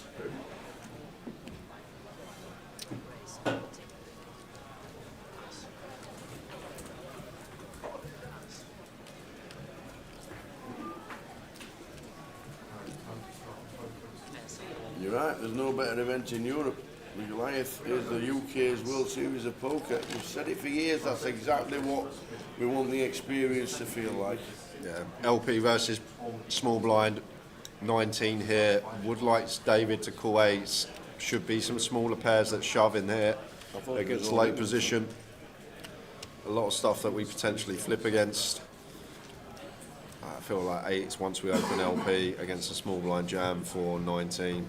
Probably just gets in. I wouldn't call sixes here. Sevens is kind of meh, but I feel like eights is just one that gets in because Dave should be shoving 7-6s himself. Maybe he overdoes it with some even smaller pairs, but in general, you can have a lot of jams from most of your pairs, if not all, against late position open, sub 20 from the blinds. I don't think in this tournament potentially won't see eights call here, but it's a good call from David. I really like that call with pocket eights.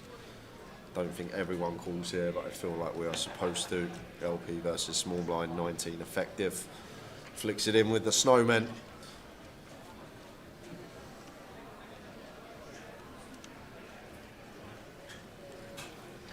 Impossible to get the payout structure on the screen. If you go to the app, every player eliminated in order is there. Next out will get £490. And it could be David. Oh, not at the moment. It's looking good for David. Well, they're both David, they could be. We've got Dave and David. David 8 needing to hit. He's not playing. I thought it said David 8. King on the turn. Ace, Queen, Jack. Oh, it's not. So Dave in seat number 8 is eliminated. Yeah, nice call there from David at 5. Takes big tournament for a lot of these players. Don't leave straight away. You need pain. Don't leave. Oh, he's got him straight away. Needs a name. Needs your ticket. Off he went.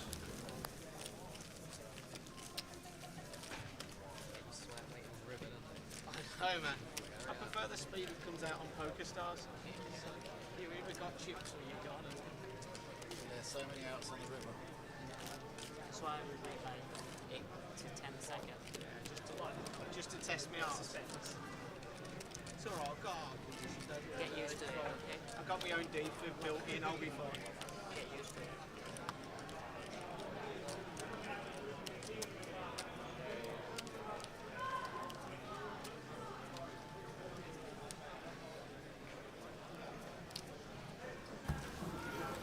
Tony Filoni has got the Italian face covering on under his hoodie, and all his chips are in the middle.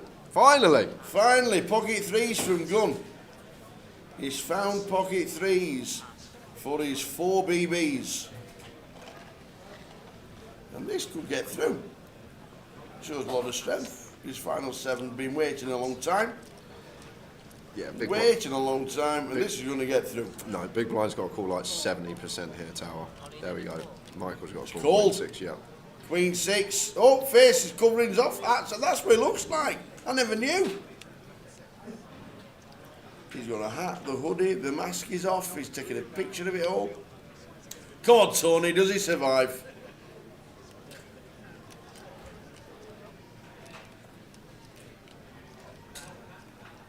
Does he survive?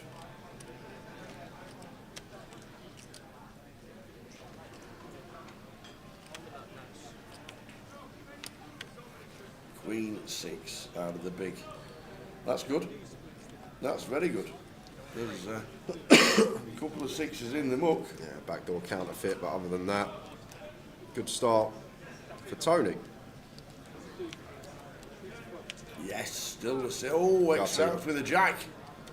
Any 6, any jack, any queen to fade. Tony gonna double up to 170.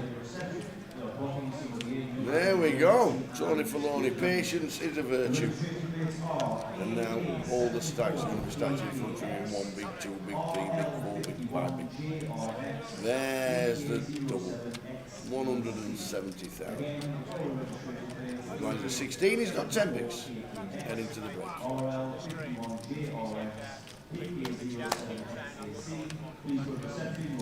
Ron says, Tower, can you ask Jim if he will remove antes from PLO comps, please? I don't know of any Omaha reg who wants them. Many thanks. Why? Why would you not want an ante in a PLO tournament? Are you just going to wait for aces? I'd definitely want antes in PLO. Such a better game with antes PLO. They have all ante tournaments at the WSOP for PLO. All big blind ante. Over in Vegas, most points around the world. To be fair, I ain't played an EPT since about a long time ago, so I don't know what it's like at EPTs for the Omaha events, but it's such a better game of antes. Just creates more action. Get to raise first in, more hands, get to play more pots. If you want to just knit it up and wait for aces, see if you can find a Courchevel comp. There's your answer.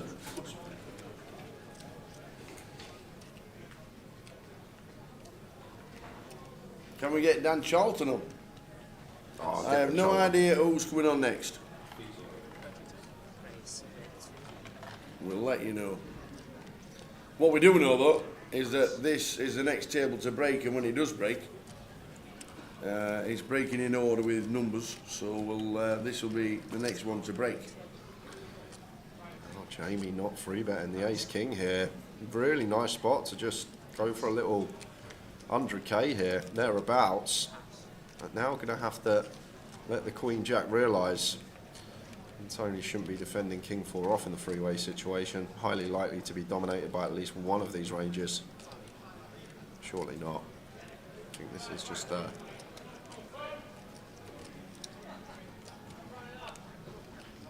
I doubt he defends this.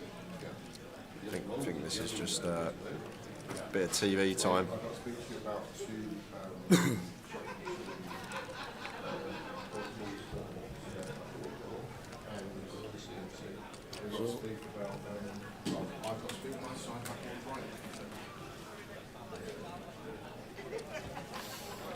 So this could be the final hand on the table. See, he's got all them chips in front of him and he's used the chips behind to make a bet.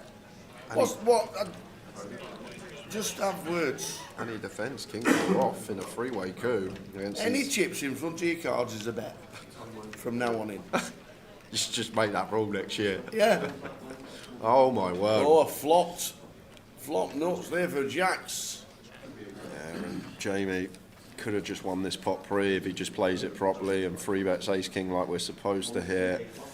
But now, two hands getting to realise and almost dead. Well, we are dead now on the turn. That's the check mark for jacks. Going to struggle to get any sort of value here.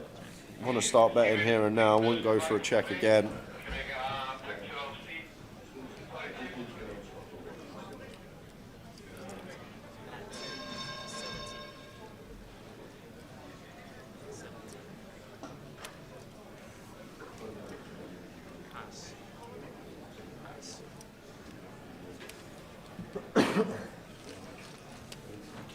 Always say, Ash, the best way to explain it, especially like people that are watching this tournament, £200 tournament. You hear a lot of people in the big blind, they always say, I'm getting price in, I can't fold now, the value's there. They always use this line, but in reality, it's not the case. they don't understand that once it goes open, call, and you're up against ranges that now become strong, that our equity just diminishes within the pot. If we've suddenly got 9-6 off, we're up against a gun open and 2 calls in position of gun, like, we're just going to sometimes just be dominated in 2 spots, let alone 1, and then suddenly our equity diminishes to 10 to 20%. Now our price isn't correct, and this is what people don't recognise. This is the problem. They think they're getting odds when in reality, yes, their odds go up, but their equity diminishes, and now they're not actually getting the odds they need. And that's it for the first session. We will see you back in 30 minutes time with a new table and Jim McShane for the first 10-15 minutes. See you soon.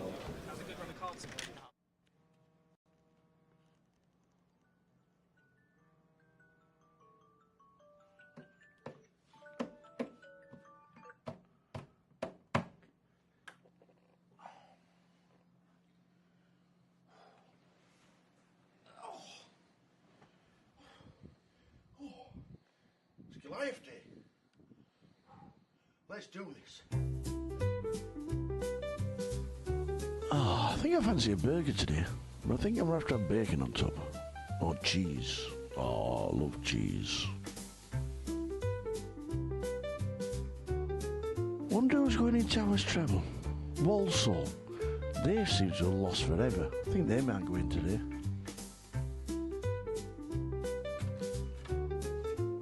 Right, let's do this.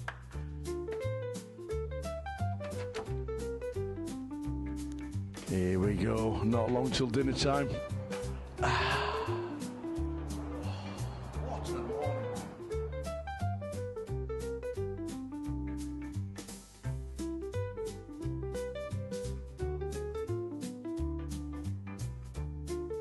What an handsome chap. Tell you what, they must have paid fortunes to be a poster boy. Oh, he's there again, look.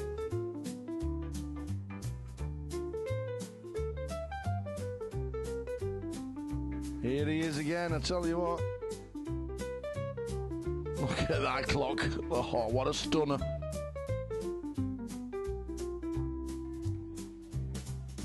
Oh, I think I fancy a burger today. But I think I'm going to have to have bacon on top. Or cheese. Oh, I love cheese.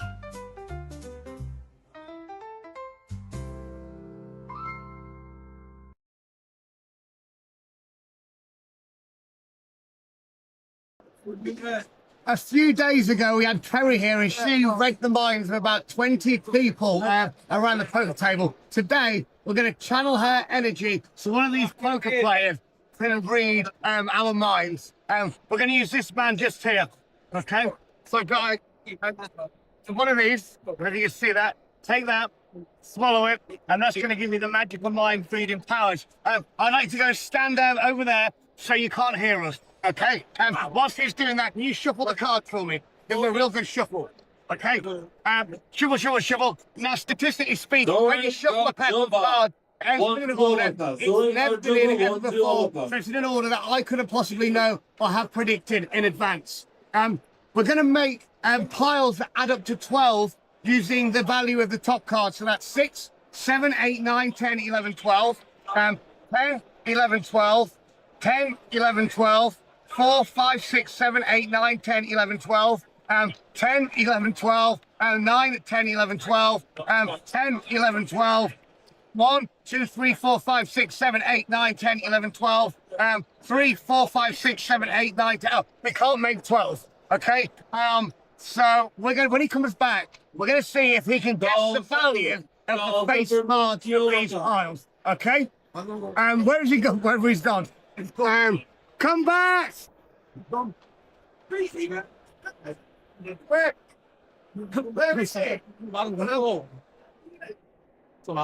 2, 3, 4, 5, 6, 7, 8. We've got 8 piles of cards here. I want to see if you can guess the value of the sum of these face cards. 60.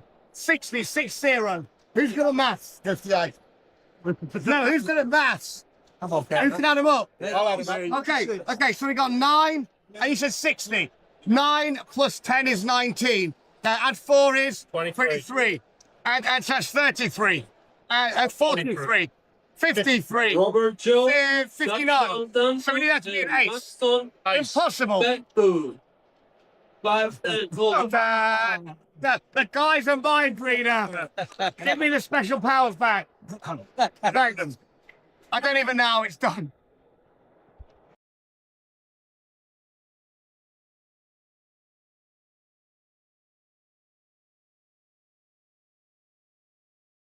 So Kerry has been learning to see through my eyes. So before we start, can you examine this blindfold? Make sure you can't see through it. Completely fine. Now, Kerry, can you place the blindfold on? And whilst Kerry's got this blindfold on, I'm going to ask everybody to remove some items from their pockets, handbags, purses, wallets. Everybody, take things out. Yeah, everything. Take some things out and put them down. All sorts going on here. And see what we've got. You need to spend £50 notes here. Elliot Morace's bank card.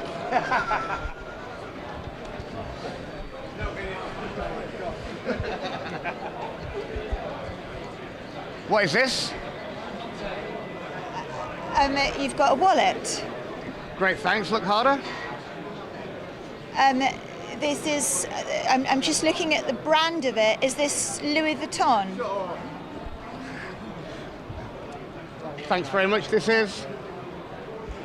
You've got a bank card there. The bank is Monzo. Uh-huh. Have you got a driver's license there? Retake your seats. Cheers. This is? You've got another bank card here. This is for Lloyd's. And this one? Attention, you've got making your way to hall 4. That's all pen. Hey, what colour is it? Blue. Please start making your way to hall 4. Look. Have you got a lighter? What colour? Pink. Thank you, okay. You've got a key. I'm just trying to think what car it's for. This is for a BMW.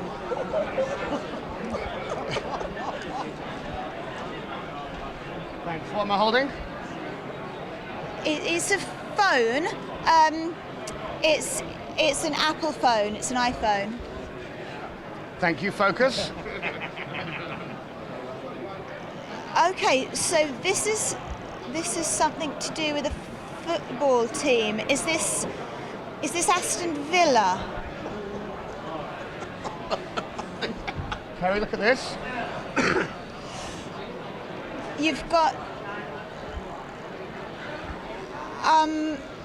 is cigarette papers. Close. Oh, like That's right. Tobacco. Yeah, yes, tobacco. Yes, you got it. Yeah. Okay. I knew it was something to do with a bad habit.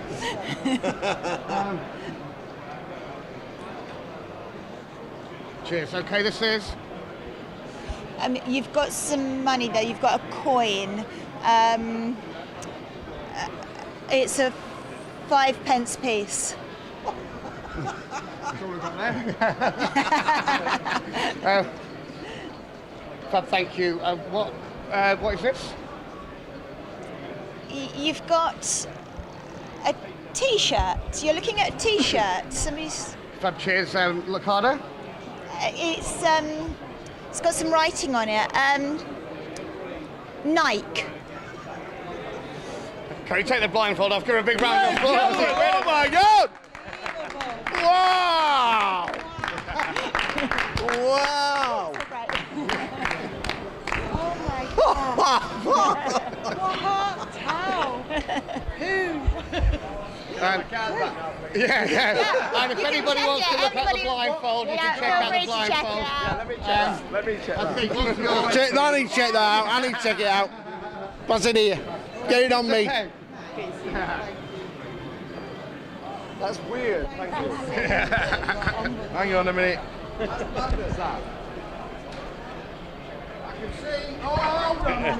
Hang on a minute. I can see people. Loads of people. think I'm in a casino. Unbelievable. Yeah. Unbelievable.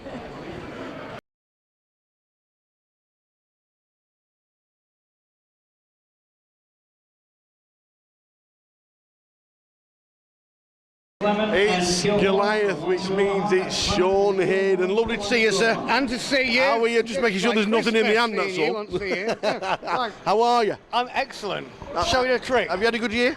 I've had a fabulous year. Right, come on, entertain us. It's Right. Goliath again. I'm going to show you a trick. It's called Finding the Kings. It's called Finding the Kings because it only works with the 4 kings. Okay? What I'm going to ask you to do, sir, is touch the back of any card. That one? Now I'm going to try and find the 3 cards that match that one. For example, if you picked a 2, I'll find the 3 other 2s. But remember, the trick's called Finding the Kings because it only works with the 4 kings. That's king number 1. Hopefully round about here should be, if we are lucky, king number 2. King number 3 should come flying out of the pack just round about here. That's diamonds, spades, clubs, and I can't even look. Is it hearts? Now, we're going to repeat the trick 2 more times. Each time we do it, it's going to get more and more impossible. This time, once the card's been picked, you can change your minds as many times as you like. Sir, touch the back of a card for me. There. Which one? That one. Do you want to stay with it or do you want to change it? I'll keep it. You keep it. Now, Tower, you can look at it. You okay? Only you. Don't show anybody else.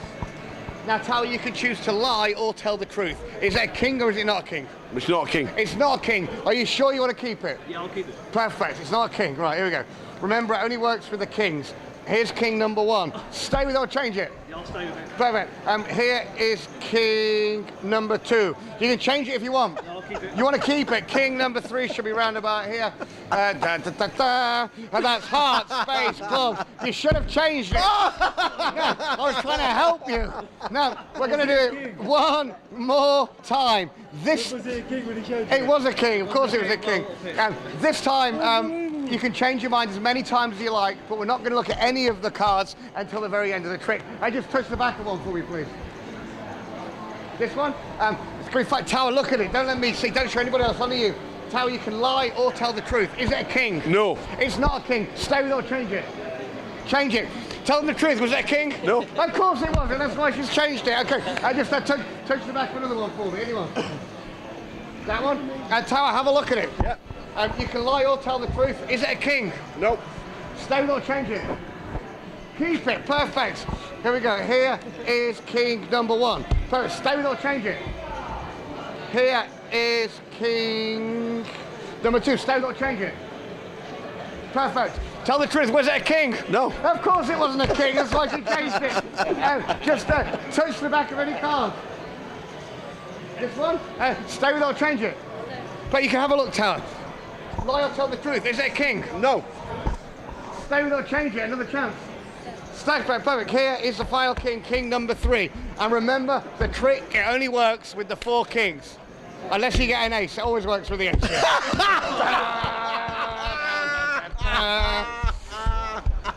I don't even know how it happens. I said they weren't a king. I don't even know. Tower, pick a card. Anyone you like. One out of the deck. Anyone you want out of the pack. This one. Got it. Look at it, remember it, show everybody. All the poker players are waiting for the 2 final in October. There's a new game starting on table number 5 in cash game round. Now we've got a couple of cuts now. Before we try and find your card, I'm going to show you something with the aces. We're going to use the ace of diamonds. I'm going to try and make the ace of diamonds and the ace of hearts change places. Not with each other though, with the black ones. Now, I'll show you again because it happens pretty quick. We've obviously got the ace of diamonds and the ace of hearts and the ace of clubs and the ace of spades. So name for me, red or black? Red. Watch. The red ones. Now have a card magically appear between them. Tower, what was the name of the card that you picked? 8 of clubs. The 8 of clubs, ladies and gentlemen. Now, I'll show you again so you can see there's no other 8 of clubs in the pack. Say stop anywhere, sir. Stop. Here, the 8 goes in here where you said stop. All I do is snap once, and then the 8 disappears, and it changes into the ace of hearts. I know what you're thinking, where did the 8 go? Where did the 8 go?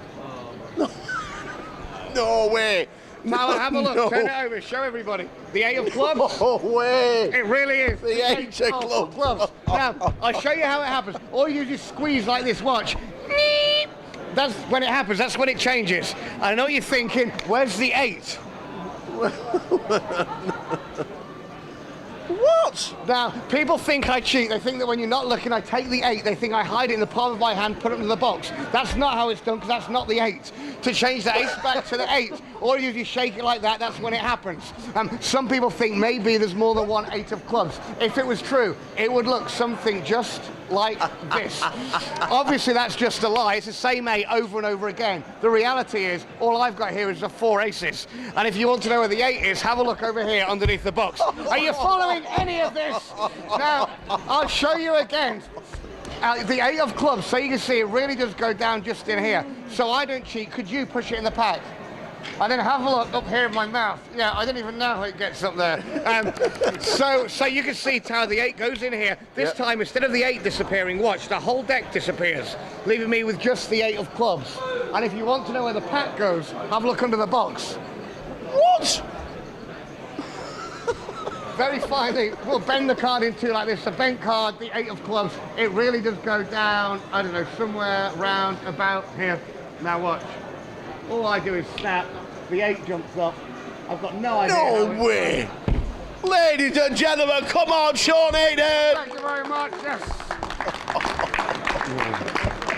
It happens every now and again, I apologise. Oh, like I said, I'm sorry. Perfect. I'm empty.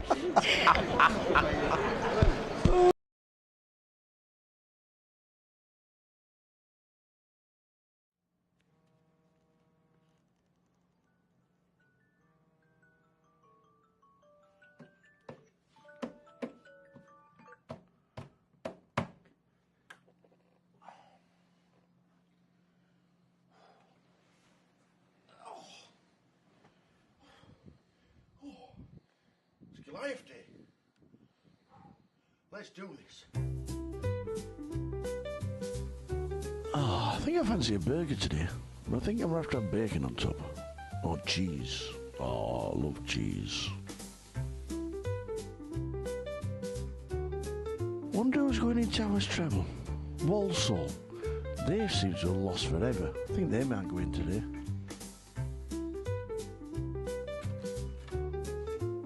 Right, let's do it.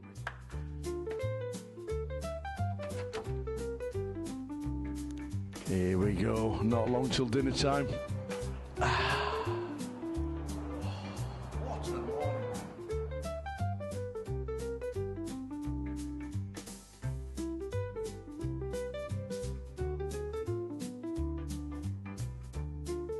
What an handsome chap.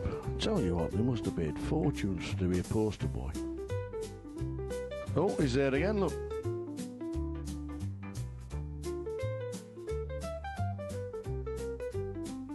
Here he is again, I tell you what. Look at that clock. Oh, what a stunner.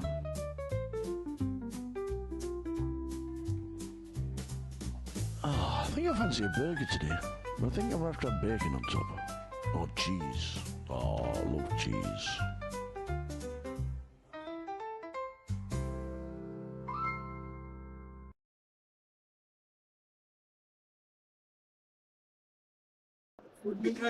A few days ago, we had Terry here, and she wrecked the minds of about 20 people around the poker table. Today, we're going to channel her energy so one of these poker players can read our minds. We're going to use this man just here, okay?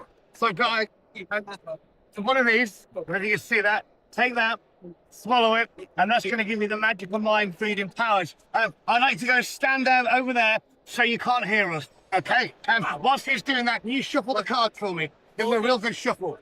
Okay, shuffle, shuffle, shuffle. Now, statistically speaking, when you shuffle a pack of cards, it's in an order, it's never been in ever before, so it's in an order that I couldn't possibly know or have predicted in advance. We're going to make piles that add up to 12 using the value of the top card. So that's 6, 7, 8, 9, 10, 11, 12, 10, 11, 12, 10, 11, 12, 4, 5, 6, 7, 8, 9, 10, 11, 12, 10, 11, 12, 9, 10, 11, 12, 10, 11, 12, 1, 2, 3, 4, 5, 6, 7, 8, 9, 10, 11, 12, 3, 4, 5, 6, 7, 8, 9, 10. Oh, we can't make 12, okay? So we're gonna, when he comes back, we're gonna see if he can guess the value of the face cards of these piles, okay? Where has he gone? Wherever he's gone. Come back! Where is he? 1,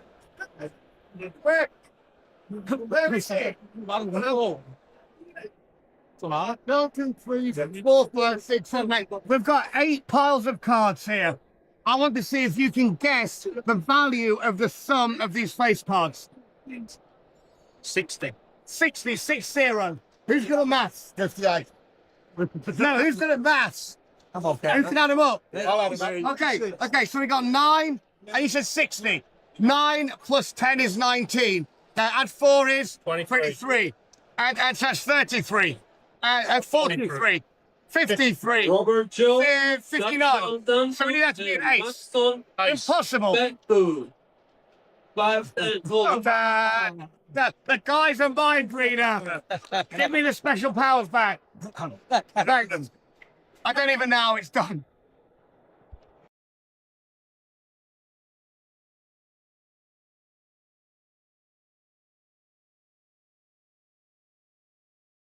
So Kerry has been learning to see through my eyes. So before we start, can you examine this blindfold? Make sure you can't see through it. No. Completely fine. Now, Kerry, can you place the blindfold on? And once Kerry's got this blindfold on, I'm going to ask everybody to remove some items from their pockets, handbags, purses, wallets. Everybody, take things out. Yeah, everything. Take some things out and put them down. All sorts going on here. And see what we've got. He needs to spend £50 notes here. Elliot Morace's bank card.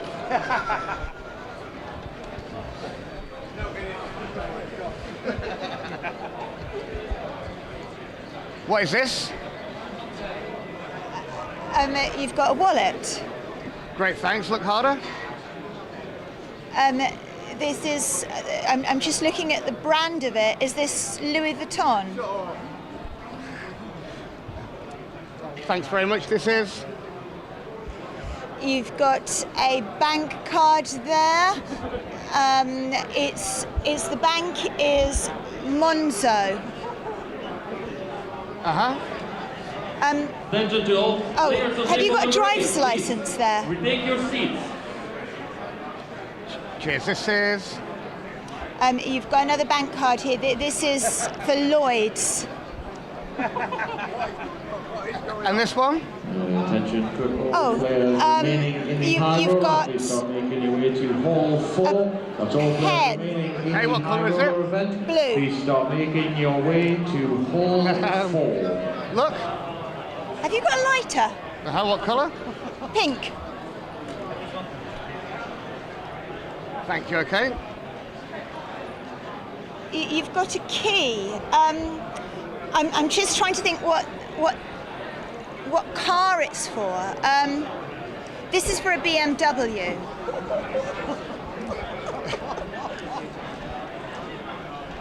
Thanks. What am I holding? It's a phone.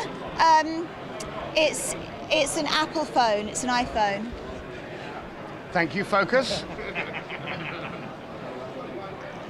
Okay, so this is something to do with a football team. Is this Aston Villa? Kerry, look at this. You've got is cigarette papers. Close. Oh, like that's right. Tobacco. Yeah, yes, tobacco. Yes, you got it. Yeah. Okay. I knew it's something to do with a bad habit.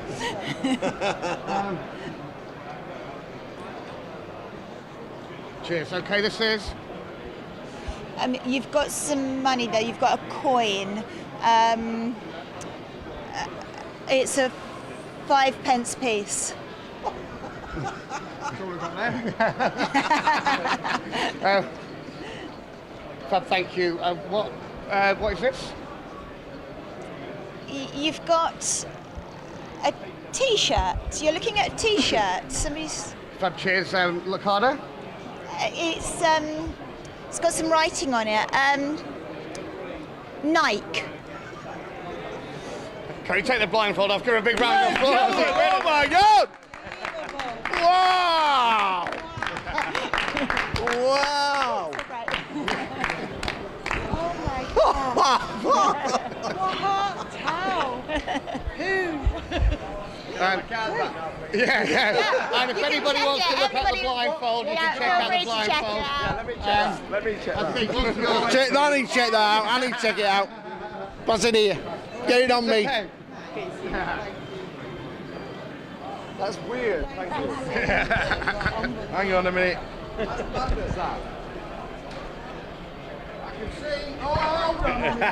Hang on a minute. I can see people. Loads of people.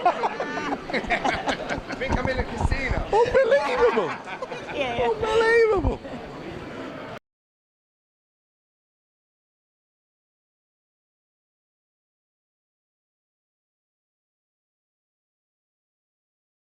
It's Goliath, which means it's Sean Hayden. Lovely to see you, sir. And to see you. How are you? Just making sure there's nothing in the hand, that's all. How are you? I'm excellent. Show you a trick. Have you had a good year? I've had a fabulous year. Right, come on, entertain us. It's Goliath again. I'm going to show you a trick. It's called Finding the Kings. It's called Finding the Kings because it only works with the 4 kings. Okay? What I'm going to ask you to do, sir, is touch the back of any card. That one? Now I'm going to try and find the 3 cards that match that one. For example, if you picked a 2, I'll find the 3 other 2s. But remember, the trick's called Finding the Kings because it only works with the 4 kings. That's king number 1. Hopefully round about here should be, if we are lucky, king number 2. King number 3 should come flying out of the pack just round about here. That's diamonds, spades, clubs, and I can't even look. Is it hearts? Now, we're going to repeat the trick 2 more times. Each time we do it, it's going to get more and more impossible. This time, once the card's been picked, you can change your minds as many times as you like. Sir, touch the back of a card for me. There. Which one? That one. Do you want to stay with it or do you want to change it? I'll keep it. You keep it. Now, Tower, you can look at it. Okay. Only you. Don't show anybody else. Now, Tower, you can choose to lie or tell the truth. Is it a king or is it not a king? It's not a king. It's not a king. Are you sure you want to keep it? Yeah, I'll keep it. Perfect. It's not a king. Right, here we go. Remember, it only works with the kings. Here's king number 1. Stay with it or change it? Yeah, I'll stay with it. Perfect. Here is king number 2. You can change it if you want. Yeah, I'll keep it. You want to keep it? King number 3 should be round about here. And that's hearts, spades, clubs. You should have changed it. I was trying to help you. Now, we're going to do it 1 more time. Was it a king when he showed you? It was a king. Of course it was a king. And this time, you can change your mind as many times as you like, but we're not going to look at any of the cards until the very end of the trick. Just touch the back of one for me, please. This one? It's going to be Tower, look at it. Don't let me see. Don't show anybody else. Only you. Tower, you can lie or tell the truth. Is it a king? No. It's not a king. Stay with it or change it. Change it. Tell them the truth. Was it a king? No. Of course it wasn't. That's why she's changed it. Okay. Just touch the back of another one for me. Anyone? That one? Tower, have a look at it. Yep. You can lie or tell the truth. Is it a king? Nope. Stay with it or change it. Keep it. Perfect. Here we go. Here is king number 1. Perfect. Stay with it or change it. Here is king number 2. Stay with it or change it.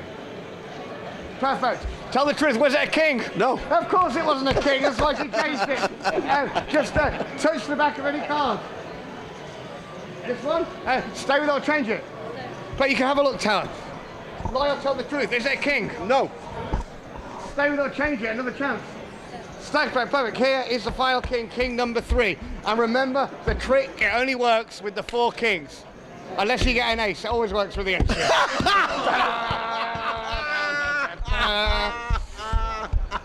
I don't even know how it happens. I said they weren't a king. I don't even know. Tower, pick a card. Any? Anyone you like. One out of the deck. Anyone you want out of the pack. This one. Got it. Look at it, remember it, show everybody. All the partner players are waiting for the 2-5 in October. There's a new game starting with Table number 5 and cash game round. Perfect. We've got a couple of cuts now. Before we try and find your card, I'm going to show you something with the aces. We're going to use the ace of diamonds. I'm going to try and make the ace of diamonds and the ace of hearts change places. Not with each other though, with the black ones. Now, I'll show you again because it happens pretty quick. We've obviously got the ace of diamonds and the ace of hearts and the ace of clubs and the ace of spades. Send names to me, red or black? Red. Watch. The red ones. Now have a card magically appear between them. Tara, what was the name of the card that you picked? 8 of clubs. Maybe 8. Oh, clubs, ladies and gentlemen. Now, I'll show you again so you can see there's no other 8 of clubs in the pack. Say stop anywhere, sir. Stop. Here, the 8 goes in here where you said stop. All I do is snap once, and then the 8 disappears, and it changes into the ace of hearts. I know you're thinking, where did the 8 go? Where did the 8 go? No way. Now have a look, No. turn it over, show everybody. The 8 of clubs. No way. It really is. The 8 of clubs. Now, I'll show you how it happens. All you do is squeeze like this, watch. That's when it happens, that's when it changes. I know you're thinking, where's the 8? What? Now, people think I cheat. They think that when you're not looking, I take the 8. They think I hide it in the palm of my hand, put it into the box. That's not how it's done, because that's not the 8. To change the ace back to the 8, all you do is shake it like that, that's when it happens. Some people think maybe there's more than one 8 of clubs. If it was true, it would look something just like this. Obviously, that's just a lie. It's the same 8 over and over again. The reality is, all I've got here is the 4 aces. And if you want to know where the 8 is, have a look over here underneath the box. Are you following any of this? Now, I'll show you again. The 8 of clubs, so you can see it really does go down just in here. So I don't cheat. Could you push it in the pack? And then have a look. Oh. So what are we going to be here for? One level? You're going to be here for 3 levels until the break. Let's hope we can last that long.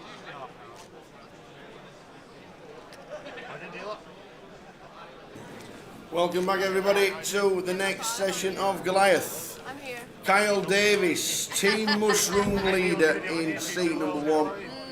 Chris Crute, Andy in 3, Jamie O in 4. Not seen Jamie for years. He used to play Blackpool all the time.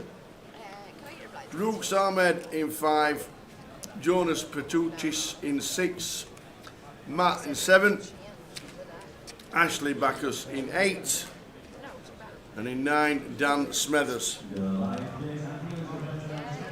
So there we go. Not seen Jamie O for years. But here we go. Back with 593. 12,961 in. 12,961. The 16th biggest tournament field-wise in history. And the other 15 are all at the World Series. What an achievement.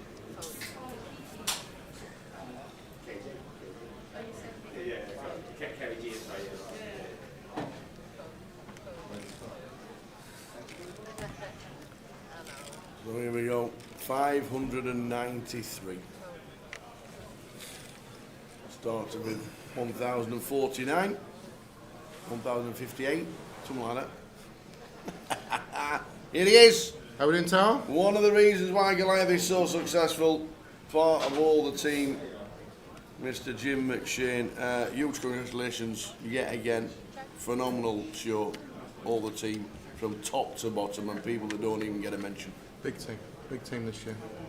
Every year the team gets bigger and bigger, we need more people. Certainly else, obviously, on the floor with a lot more dealers this year than coming out of COVID and struggling for staff, coming out of Brexit, struggling with staff, and now seems to have got a good team behind it. Well, the team enjoy working the event, so we sign back like 90-95% of the deals for the following year, so then we just have to find the surplus. Yeah. And each year we need more dealers, we get more dealers, the event gets bigger, we need more dealers, the event gets bigger. So very much a catch-22, but yeah, we are getting pretty close to capacity these days. Yeah. It's a stretch everywhere. It is. It is. Good And obviously problems to have. yesterday when you got over nearly 3,500 people playing, plus side events, Plus cash. plus cash.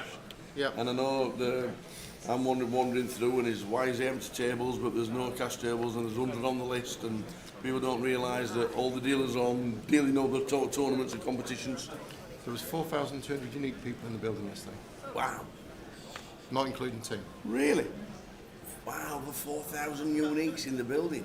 Yep. Wow. Busy day. That is phenomenal. Well, on Tuesday we said Tuesday's the new Friday. Yeah. And Yeah. we said what's Friday going to be? Yeah. We were surprised at Monday because people were staying over Saturday, Sunday, Monday this year. Yeah. And then Tuesday got bigger. just mad. Well, a lot of people stayed and played the 1K and played the sides, and then they waited for a gap in the sides to play the Goliath because they were already too busy playing all the sides. Yeah. I know you've got a couple of things to mention and what you were, but I know you're here for Towers Treble. Well, why else? And Towers Treble there. Jim's going to get on it. Colchester, Huddersfield Town and Wigan, the first Towers Treble of the new football season. So that is it, and it pays. It paid 7.8. It's now 8.8 because Jay's on the reverse. So the odds have gone out. I saw this morning that Luton are favourites for League One and Milton Keynes are favourites for League Two. Yeah, Milton Keynes apparently spent a lot of money on it. Apparently so. A lot of League Two money. Yes. Yeah. Luton yesterday scraped a 1-0 victory. With Premier League parachute payments. They scraped an own goal 1-0. Yeah. Yeah. Mr. Go says, I, Jim, played poker with him back in the days in Luton, and he always kicked my ass. Back in the day when he could play.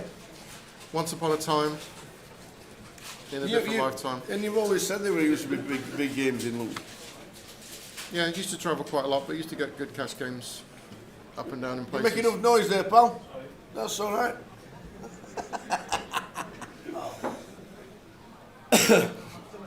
Side events schedule for this year took a lot of putting together, I guess. Yeah, I mean, there's a lot of orchestrating, there's a lot of back and forth. It's obviously table flow, dealer flow, what players want to play. Yeah. You know, I had a few people coming up to me saying, if I make day 3 of the Goliath and I'm in day 2 of this comp and I'm in day 2 of that comp, what can I do? I said, if you're in day 3 of Goliath, don't worry about it. Yes, exactly. If you make the final 36 in Goliath, yeah, we're doing okay. Do you think we get to 36? We lost half the field. I know we have, yeah. First 1,058 starter, we're down to 591. Yeah. I mean, I think I need to adjust my set at the minute because the contrast's showing a lot of yellow. The team mushroom. It's great that these guys turn up every year. Well, they change hoodies. And there's So like I don't know what they'll be in 2026, but they've been orange, they've been blue, now they're yellow. Yeah. Yeah. So once you spot the first one, you know where the rest are. Mm-hmm. I did like the team Viking helmets a couple of years ago because you could always find them wherever they were That's true. shooting. That's true. One of the reasons, obviously, why you are here is people already talking about 2026. You're going to give yourself a break from thinking about it, aren't you? Do you want to, please? Do you want to do it again? I'd love to do it again. I'd love to do it every year. This is my favourite tournament, as you know. Love bringing all the troops in and having a bit of a laugh when you're wandering round. Has it not been tough this year, though, looking at that guy on the posters everywhere you walk? Has it not been off-putting? Absolutely It's been not. rough. No, it's been obviously the whole casino's been a hell of an experience. People keep saying to me about, you know, oh, I've been here for 4 or 5 days, I'm doing this, I'm doing that. I'm like, today's my 15th day at Coventry. Yep. Got 3 more to go. Yep. Yep, Saturday, Sunday, Monday, when we wash up and finish off. And Monday's the tough day. Monday's tougher than Fridays. What, handing the keys back? Yeah, cleaning down, clearing up, setting up. It is. And then, obviously, you're here to announce the dates for 26. But do you stop and just have a few weeks off before you even start your life talk? Or So- is it just literally ongoing? No, so it starts straight away. So obviously the best time to do a wash-up is straight after the event. Once you give it a couple of weeks, certain things you forget about. A few tweaks to go through from yesterday and a few bits and pieces across the schedule to amend. Uh-huh. Sometimes it's not necessarily a bad thing, it's just that certain events become more popular and certain events become less popular. Yeah. You know, I thought, okay, we'll put a £500 Omaha and it'll get a good few runners, but it won't be crazy. Well, it turns out to be crazy, you know. Yeah. So you obviously always have to put the Goliath markup on it because everything's busy because it's Goliath and everybody's there and everybody wants to play. But no, we have to do a wash up pretty straight away just to make sure that everything gets nailed off, and then we come back to review it again once we start the planning for next year. But we'll be starting December, January time Sweet. for next year. Yeah. Yeah, obviously we've got full schedule of GKPTs and 888 to finish off the year. There's a lot still to come. There's a lot to, there certainly is a lot to come for the rest of the year. Huge one for the MPL this week, for the points and for all the. It's quite interesting how people are starting to get a little bit feisty now, trying to who gets this points, who drops off points. The first half of the year started off a little bit quiet, and now everyone's starting to fight and work out what they are, because obviously it's not just first place, it's making it through to the 100k free roll. Yeah. So yeah, everyone's fighting a lot harder now, and good result for Keith in the comp yesterday, even though he had that god-awful red shirt on. I told him I don't think they'll get relegated. They should be fine. They should be fine. They should be fine. They should be fine. Yeah. Well, it's been superb, really, just brilliant walking round, and even like you said, the uniques, people playing for the first time, and people coming to Coventry for the first time. It's just the buzz is there, isn't it? Well, I think the enjoyment you get at Goliath is completely different to anything else. Yeah. You know, the table action. You know, we had a conversation about how many fewer hoodies and sunglasses and earphones there are playing Goliath than there are on any other event. Yeah. You know, it's a lot more interactive, it's a lot more fun than playing anything else whilst being serious. Yeah, and I know obviously the serious end of it, would you have thought 300,000 plus first prize for Goliath was ever achievable? It's just insane. I remember when a prize pool of 300,000 wasn't conceivable. Yeah, you're right. We had more players yesterday than we did in the total of the first Goliath I was. And that's the difference of where it's come from. Yeah, yeah. Well, you said was it day 1G? Day 1G more runners than the whole of the first Goliath. Yeah, and for day 1G. F was as well. And F. Yeah. The Thursday. Yep. Over 2,000 runners. Just the way it's changed. Just everything has just evolved, and we know the World Series, and a lot of people can't play the World Series. So they class this as their World Series. You see people at this event from start to finish, like you used to see people at the festival from start to finish 15, 20 years ago. Well, nobody does that anymore, obviously, because of the X's. But this is the one where they'll take the time off, which is why we're here to announce 2026. Obviously, that takes planning as well, and chatting with the owners. I think a lot of the general public have realised, the player community have realised these days that obviously an ex-football Premier League team owner now owns the Coventry Stadium, and things are a little bit different, and we have to work around what they want a little bit more. But yeah, so you've seen this year with the parking charges coming for the first time this year, and we were very late putting out the dates for this year because of where we were with negotiations with the arena. So it's been a tough one, but yeah, we're sorted for next year, so we can announce. Can you make it after the 31st of July, because that's my wedding day? Don't want to let the missus down. Okay. Well, we could always have the wedding on the premises. Imagine that being a first. We'd have to do it on the break. Not in the, you know. make it during the hour break. There's a half an hour break. Then we have the reception at dinner break. There we go. You've got a DJ in place. That's true. Joker's Wild went amazingly well. Did we get a final count from Carers Trust? Have they been in touch? No, so I'll speak to Vicky from Monday, and but yeah, no, it went really well. Looks like it was probably around the 10k mark this year, which is a new record. Yeah. But yeah, really impressive. Always helps with Julian, one of the jokers, going on to win it, and his first prize money getting donated of 4,100. Very nice. Very nice. Rooks eliminated with the sevens against Ace Jack. So around about 10,000. Fantastic effort from everybody at Joke as well. I know so many people play that and don't play the mystery because they play their Jokers wild, which is great. So well done one and all. 10,000 collected for charity for that. Superb. So are we looking at, can we announce the dates? Are we allowed? We can announce Are we those. on it? Yeah? I don't know them. You don't know them? Absolutely not. I was coming here to find out for you. And that's why I fetched you in. Ah. I don't know the dates. Am I the man? So exactly the same week, exactly the same 10 okay. days. So obviously with the calendar slide, so instead of finishing August 3rd, we'll finish August 2nd. Ah. So what does that make it? 24th, 23rd we'll kick off. Thursday, so scroll.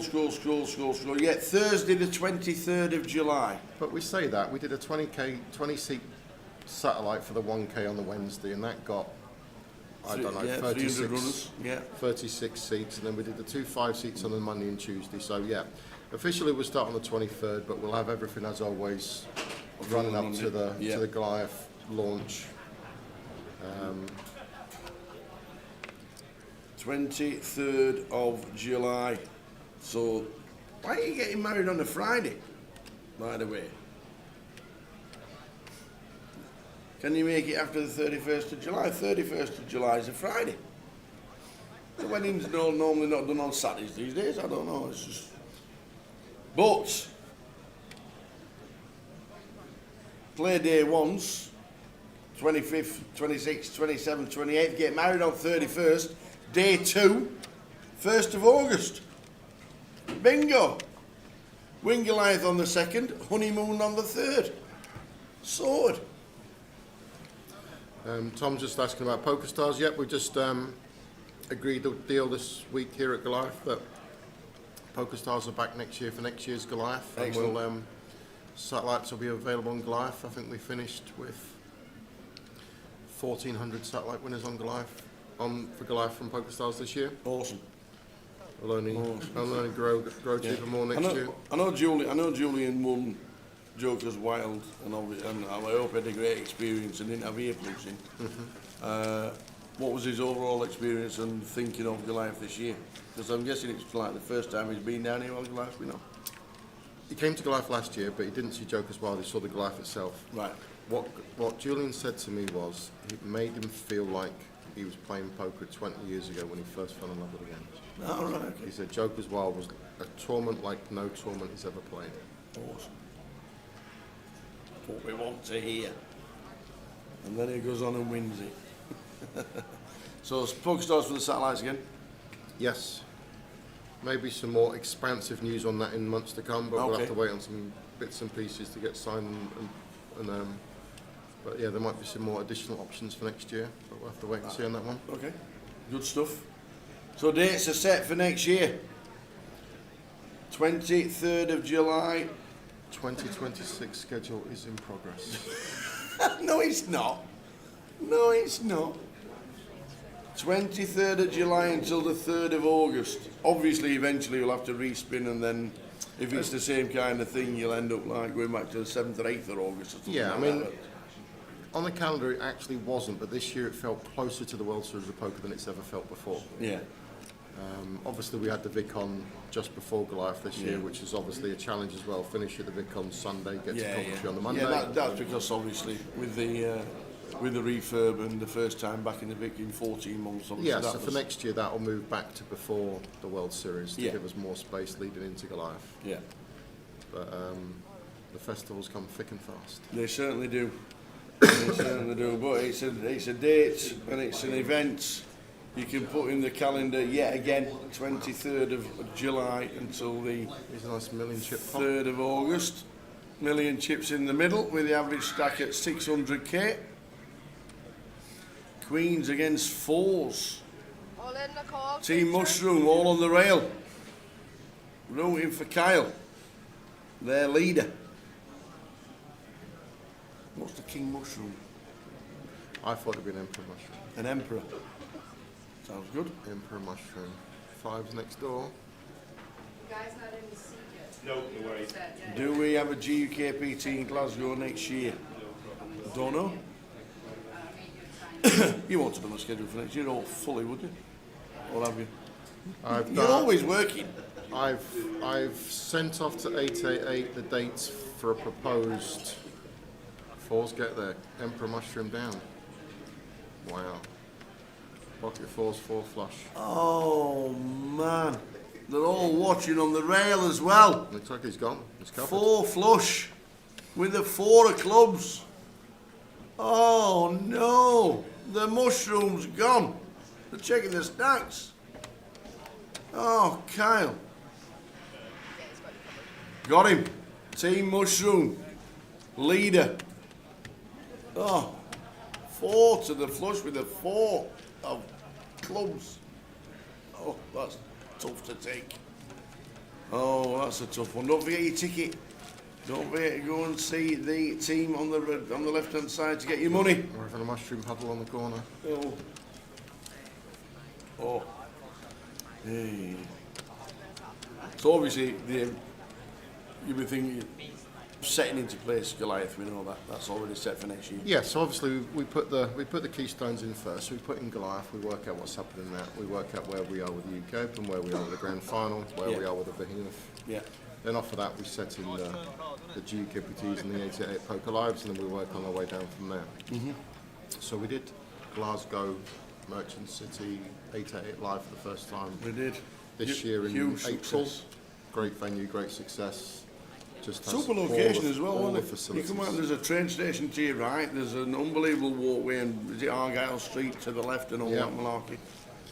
And you managed to find a couple of karaoke's and late night bars and We did. There's kebab an shops. unbelievable chicken shop to the left hand side. I can't remember the name. Bucky's or something like that.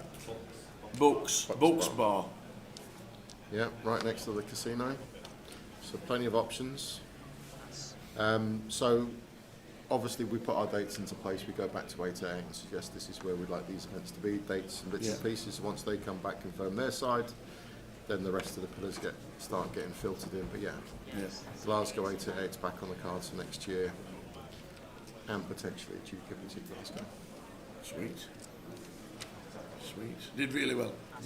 So well represented, and a lot of people said fantastic place. Me included, because it's the first time I'd ever been there. Hotel prices, Yes. volume of hotel rooms, This- transport. Yeah.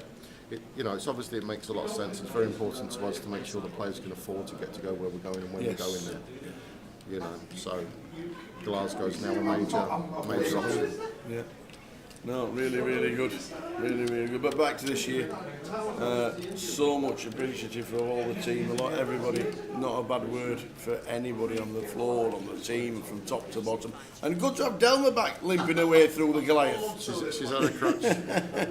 So I actually saw someone get eliminated. Obviously thousands of people have been eliminated, but I saw him go over to his mates and tell a bad beat story. So this one I have to share. So he goes over to his mates and tells his friends he just got knocked out with quad nines. And all his friends are telling him how unlucky he got. Quad nines? So I saw the hand and he had pocket fives. And the other player had pocket queens. And the board came 99996. But he told the truth. He got knocked out with quad nines. He just didn't tell his friends what actually happened. So yes, that was my favourite bad beat of the week. I lost against quad nines. So I'll see if I get any complaints from the seniors this year. So last year I got a complaint of a noctogenarian complaining that most of the players were half his age and he didn't feel comfortable. We got Alan playing 99. He's coming back for the seniors. 99. Unbelievable. Coming back to play the seniors at 99 years old. Fantastic stuff. Yes, we have got the dates, Neil. We'll get it up on the template while we're here for the Goliath for the next 2 days. 23rd of July until the 2nd of August next year. Same weekends. Basically, the same dates, but obviously the calendar rotation is the day before when we finish. So the dates are set, 23rd of July until the 2nd of August. And then no schedule for a long time to come, but they're the dates that are set. So we'll have to see if Coventry get promoted. They've been in the playoff finals Again. 2 years in a row. yeah, they have indeed. So we'll see how the friendlies do next year. We always get 2 friendlies during Goliath. St Pauli today. There's a friend starting in an hour. Yeah. Kick-off's an hour away. St Pauli apparently. Yep. And they've got some notorious fans apparently. Well, they played Monaco the week before. Right. Real Betis this week. And now St Pauli. Very nice. That's Very it. nice One indeed. player gone, new player coming. Indeed. There's always a new player coming at Goliath. 519. 519. And there's Delma. Was limping about, poor lass. Done her knee in. But she's back with all her outfits. She loves it. I'm glad she's been in the background. So, no, awesome stuff. Thanks for all the insights. Big up to everybody involved, top to bottom. Yep. So we had the 1K million at the start of the week. That seems like a long time ago now. I know, yeah. That was like 200,000 to the winner as well. Just Yeah, phenomenal. there's been some Phenomenal 10 days, 12 days of poker at Goliath. It really has been superb. Really been good. So we had an uplift in Goliath this year at 1,212. Okay. 1,200, that's 12,900 and change. Something. So you think 14,000 next week? 961. 14,000 next year. If you have my idea on board, you'll achieve it. Okay. And you have a Thursday flight and a turbo flight on the Thursday and the Friday. Couldn't possibly comment. Okay. That was my idea. In the chat earlier today. Couldn't possibly comment. That will be achievable. A Thursday turbo and a Friday turbo. A Saturday flight and a day 2 Sunday and a Monday day 3 and a Tuesday day 4. If the licence allows it, we could stay for 3 weeks. Obviously, the superb introduction of buying it on the app was working so well. Then they obviously had the big crash. We had the glitch in the middle, so there was obviously today's today, so we haven't seen what that's done so far today, but we've had 1,600 buy-ins over the last 2 days. On the app? On the app. Fantastic. Yeah. Fantastic.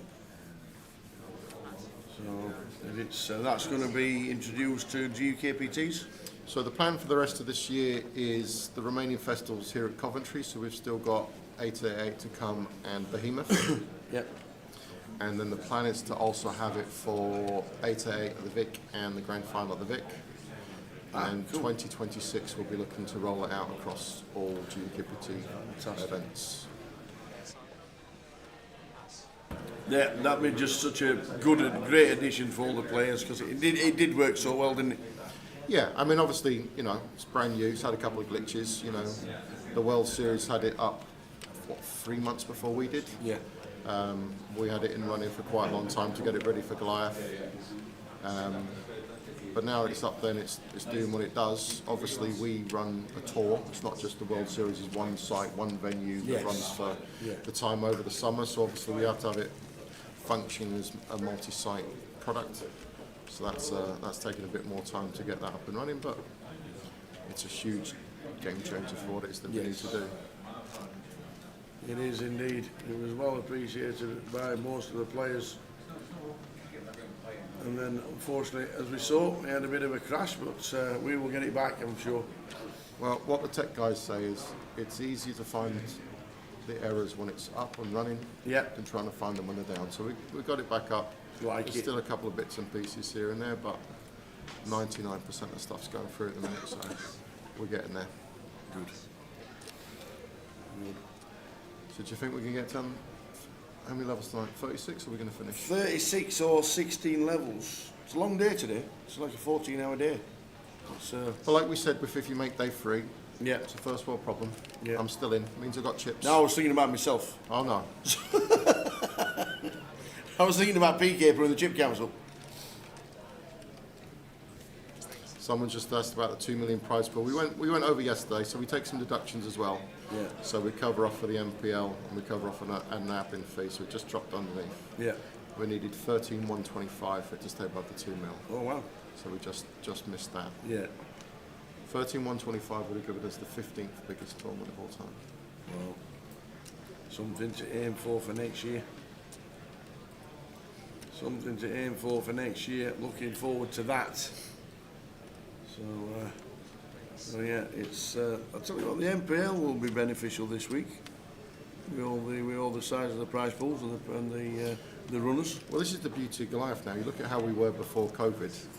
The big tour players didn't come and play Goliath because it was Goliath. Yeah. And there was a lot of small side events. Yeah. Now you can play a full calendar.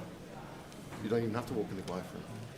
So you can play the 1K, you can play the high roll, super high roll, the Omaha, the mystery bounty. Yeah. So you don't have to necessarily worry about what happens at Goliath, but this gives you the option to do both.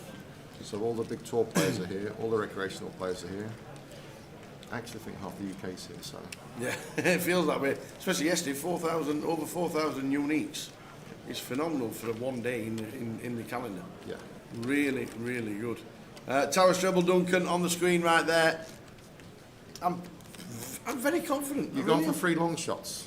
I'm very confident. Well, there weren't too many really short odds-ons this week because it's the first week and we don't know what the form is like. So we've gone for teams that have... We're going to play in the favourites for relegation. And they're only 6 to 5 at home? Yeah, I know. Okay, so that's quite long if that's the... Huddersfield are second favourites for the league. But Leighton Orient are tough. It's a tough first game. It is. But Huddersfield are at home, and if they're going to be second favourites for the league, they've got to win the home games.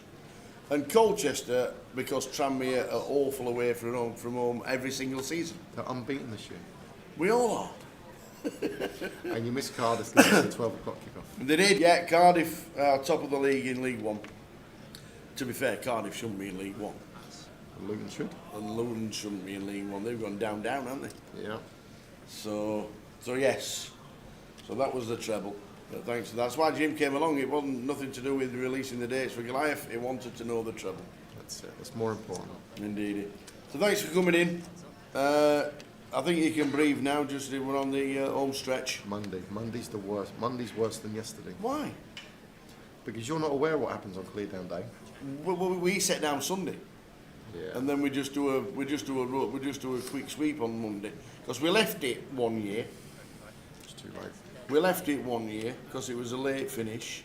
We left it one year till the morning after setup. Yeah. Me and PK overlaid because we were exhausted. Overslept. And then I got shouted at by Andy Booth. He didn't shout at PK. No. He shouted at me because I'm the one that can take it. Well, what did Jay say last night? Final time last night? Between 10 and 11. 10 and 11 o'clock tomorrow night, finished? Between 10 and 11. That was based on 1,060 runners back for day 2 that How many did we get again? 1,058, you're out. As always, with these final tables, one of the big things is just when it goes 500 and the clock drops. I came up with an idea as well that I might bring in after Goliath about reducing clocks after deals have been done. I think I'm the only person that's thought about it, so I think I might bring that in. No one else has suggested that to me. So I might have a look at that for a post-Goliath change. 15th last year, got 13. This year it's 8.8. And more runners. Interesting. Sure they'll have a look at that in the wash-up. Yeah, so we pay 12.5% now. We don't pay 10% you don't pay 10. plus 1. Yeah. 10 doesn't really work out too much different if you've got 100 people, the difference between 10% plus 1 against 12.5. But when you've got 12,000 people, it does make a big difference for the numbers you got paid. I've got you. Got you. So, all is good. Thank you very much, Mr. Jim McShane. We have got the dates for next year. You've already been bocked that Tranmere are going to win today. Oh no, Matt Smith says Tranmere made some massive signings this year and could be an upset. Jay, it's not even 3 o'clock yet. Towers Treble's lost already. Did you not watch the walkthrough yesterday when he was in his head and he goes, Walsall might look good, they were rubbish last season. That's how he thinks. This is how he picks the treble. But he didn't pick Walsall. He didn't pick Walsall, no. He's brushing his teeth, he obviously changed his mind. Thanks, Jim. Cheers, Towers. Jim McShane, Head of Poker Operations for Grosvenor Poker, giving us all the insights. Thank you very much indeed. And we've got the dates. National Poker Manager. Head of. That's what I said.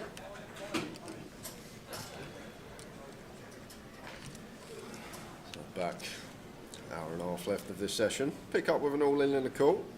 Ace-5 of Jamie sending this for 12 over the button open. Going to be pretty wide, don't mind it. Just running into Chris's queens here. Can still find an ace. Not looking good there. Ace required.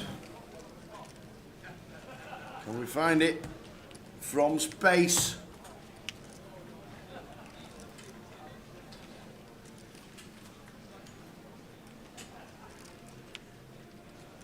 No, we can't. Jamie eliminated in seat number 4. Jamie, oh, not seen him for years, Jamie. Open.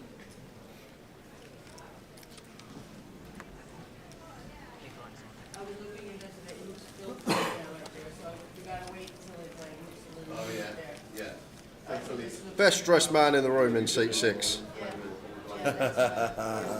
Best dressed man in the room. Wonder if he's got Ginola on the back. Is that an old shirt, is it? Holson, yeah, late 90s sponsor, I'd say Holson. Probably late 90s that one potentially. Wow. Maybe early 90s. Can I just ask what's a massive signing for Tranmere? You know what? Bottom of League 2. They were 4th bottom last year. Yeah. What's a massive signing? That's where Son's signing lead striker from Dog and Duck. Son's going there. It's left Spurs, going Tranmere. Is Jason Smith still in? We would have no idea, unfortunately.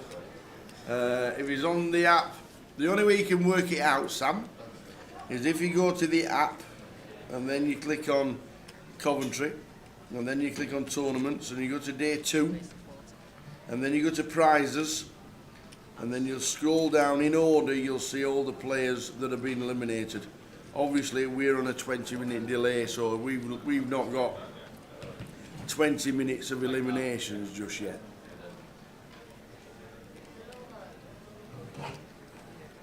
But if Jason Smith is on the list of payouts, he's out. If he's not, he's still in.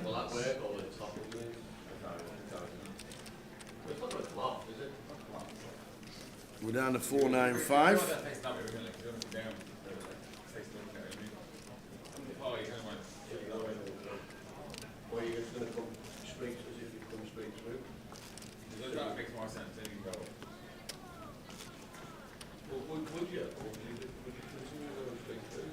The Acker again. There it is. Colchester, Huddersfield, Wigan. I feel like first weekend of the season though, it's such a tough time to pick teams because It is. pre-season, like you need to wait a few weeks, see Yeah, who's but in form, responsible. see who's out of form. It's a Saturday. Yeah. We're streaming. Yeah. Football season started. Yeah. Towers Treble's here. But like, Do you know what? I'll not give you one next week. thank you. Is that all right? Yeah, that's perfect. And the week after. That's perfect. All right? Sounds good. Right.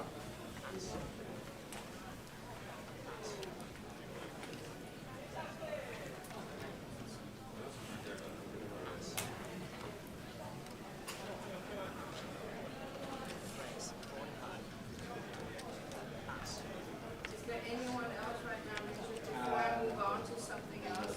Yeah, This is your chance. 82.5. What, 82?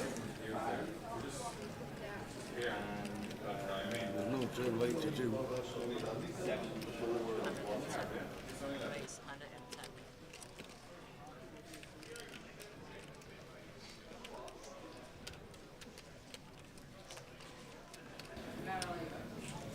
There you go. Sam Wheeler says he's just checked and Jason Smith is still in. That's how it works. We used to.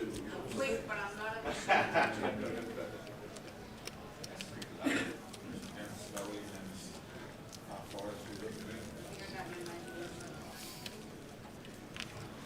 So 487 left.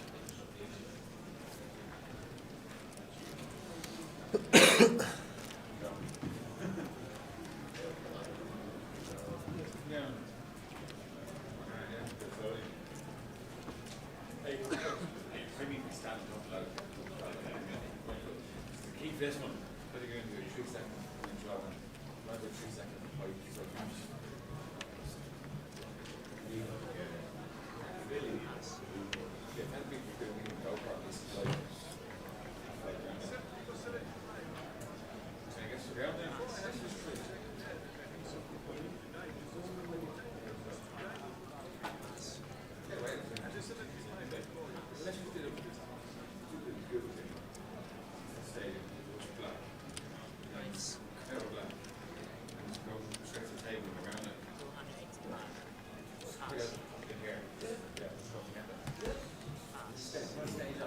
So 487.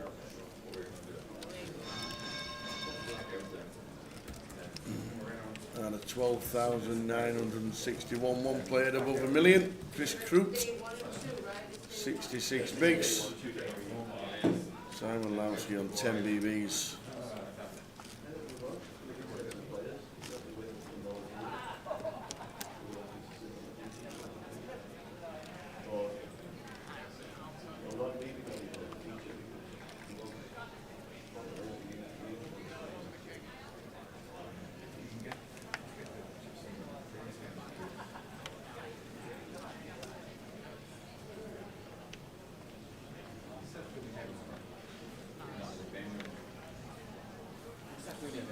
Queen Jack for Halil.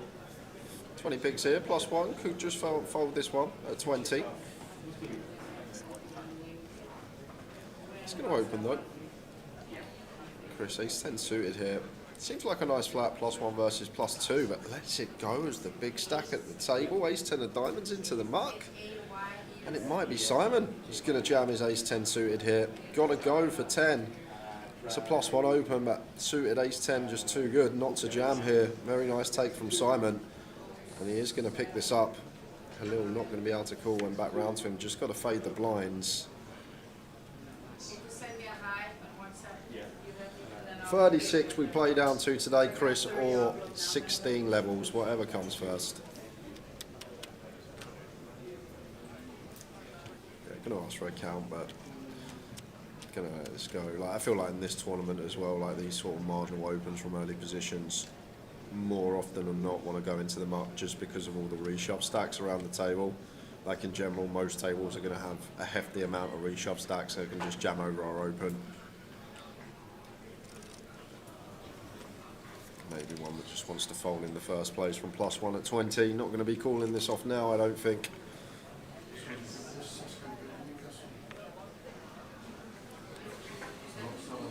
We love that, Simon. Very nice jam. Picks it up.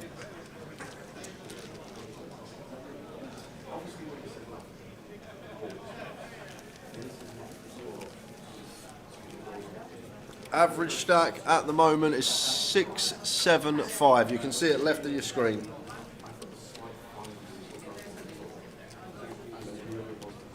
$487 left out of 12,961.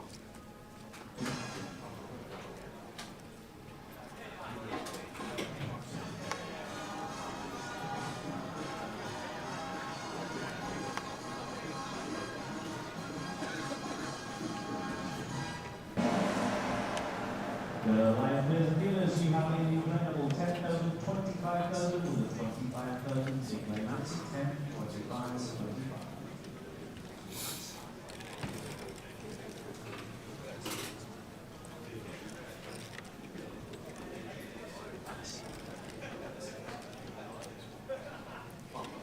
Jack 10 off from that on the button, fine to open from this position.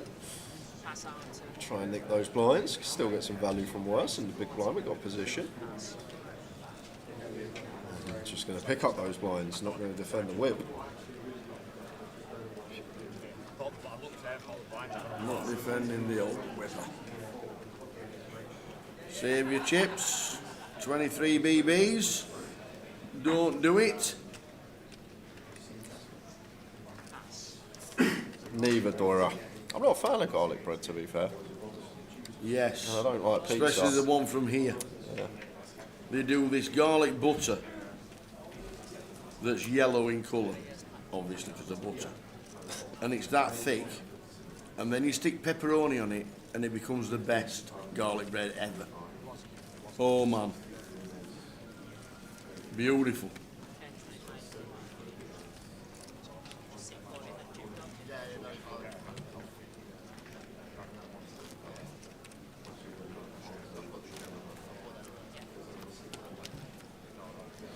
25k BB now, starting to get a bit more serious for the slot.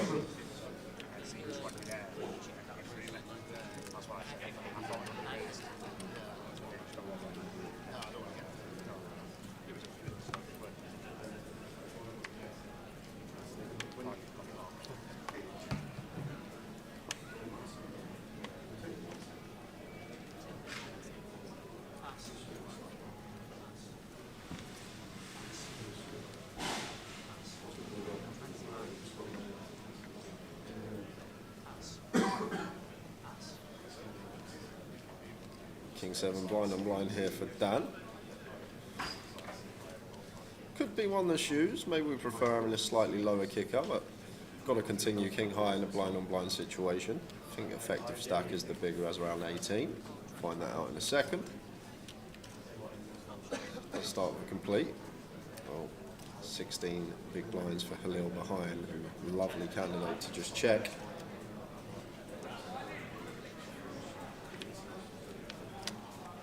It's not that I don't like it, Wild Joe. I'd never choose to eat it.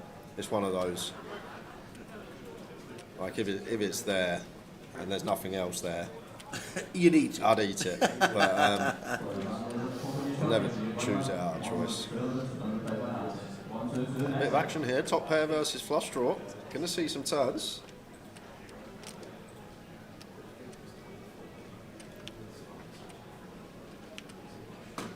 Does bring in a dummy and gutter for Halil. Gutter to go with the top pair of Dan here. Gonna go for another street. Don't mind this blind on blind, it's kind of a nice find. Like still plenty to get some value from. Some 6x of hearts, 8x of hearts, 10, 9, 8, 9, 8, 7. Like a lot of these sort of pair flush draws, pair gut shot hands that would have to stick along for another street here. So it's actually a nice find from Dan. In terms of value, we are going to get called by worse. Halil looking for his flush on the river. 7 would do it as well. That would be the gin card, making Dan 2 pair. It's the 4 of clubs. So we do actually pick up a bit of showdown as Halil maybe jump into in front of a few things.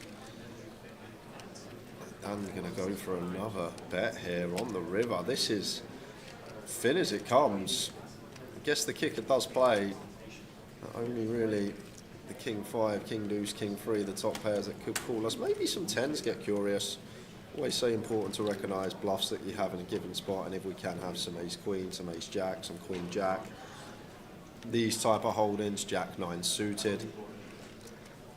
Whoa!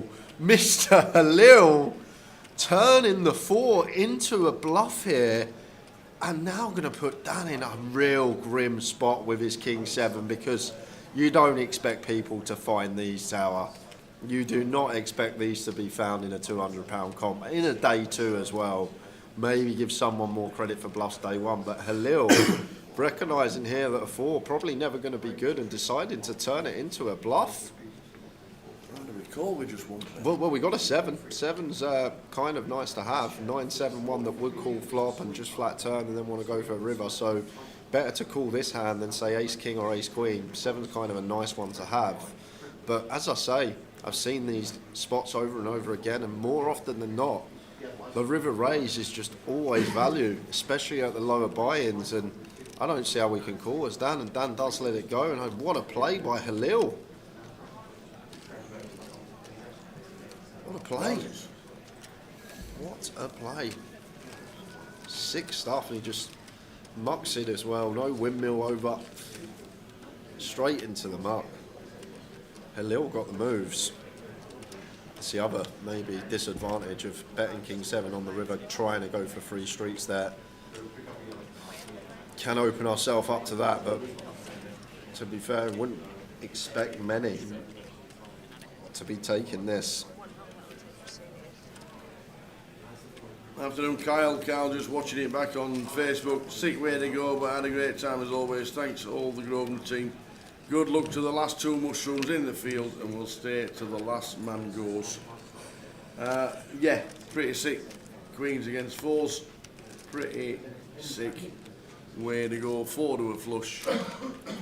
Hope your team mushrooms had a great time.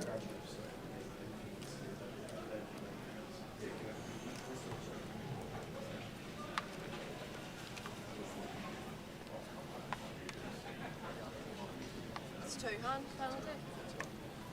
I do have the idea. I love poker players though, like you say, pretty sick. You lose that 20% of the time. Like, you don't see a 4-to-1 winner in the horse racing going, oh, how's that one? That's sick, ain't it? How sick is that? 4-to-1 shot just come home.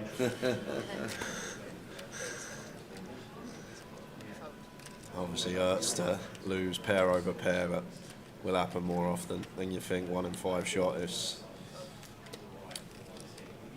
going to be out there.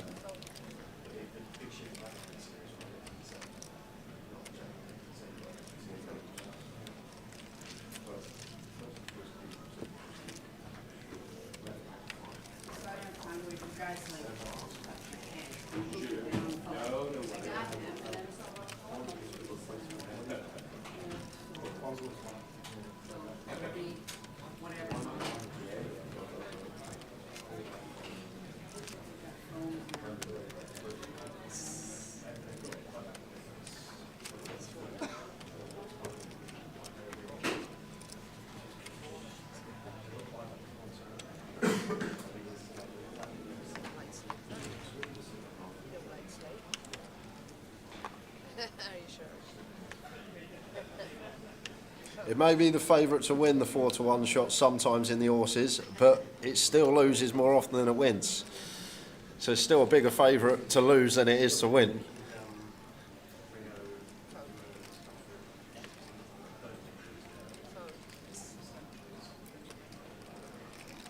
How did that horse get on? Oh, it's nearly 3 o'clock. Someone gave us a tip earlier in the chat, didn't they?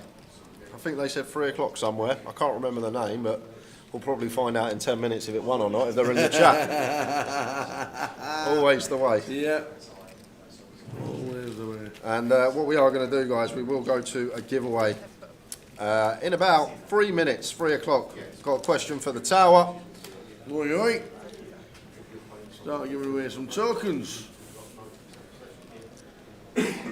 Half a dozen tokens to give away before the end of the night. And tomorrow we have a live stream free roll at 5 PM with 10 seats to the closer. 10? 10. Can we play that?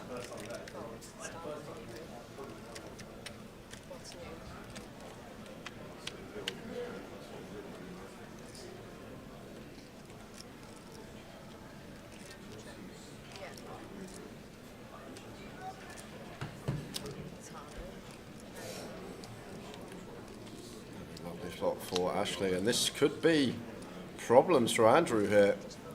Should start with check call, top pair, club in hand, pretty clear one, don't really have any other avenue here. We are actually fairly shallow, so he is actually going to run it here and now. Maybe Jack 10, no club, one that we could potentially run. Feel like with the 10 of clubs still got a bit of insurance there, but he's going to need to find his flushes, Andrew, to stay alive in the biggest Goliath we have ever seen. And indeed, yes, Rav Patel, we have 23rd of July until the 2nd of August next year. King on the turn, and is all in. See the 4-to-1 shot. And it's a club on the river for Andrew with the 10 of clubs. That 4-to-1 shot's coming again, Jay. Should have had a double. And while they do the chips, give away time. Good luck guys. to the Millers for the season. When you lose today, it'll be like, get out of town.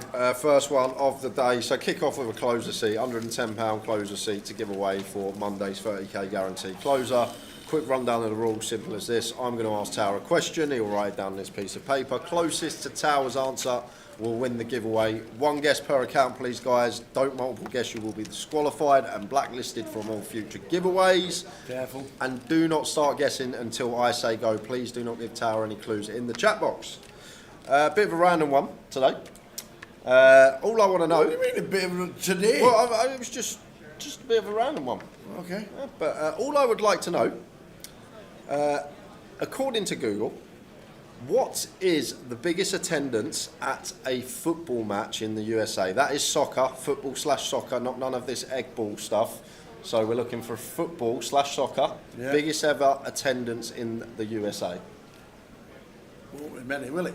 Biggest attendance at a football match in the USA. We'll give him 10 seconds. Won't be many.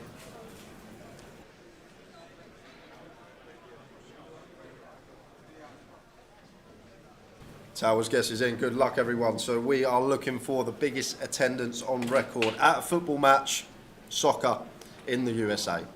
Won't be many. We'll take that. All right, it's going to be the... Oh, I'll even guess what match it is. You guess what match it is. Go on. Yeah. Go on. I reckon it's going to be the World Cup final 1994. It was a friendly in 2014. A friendly? Yes, it was. It was round. There we go. Jim knows it was round Madrid, Man United.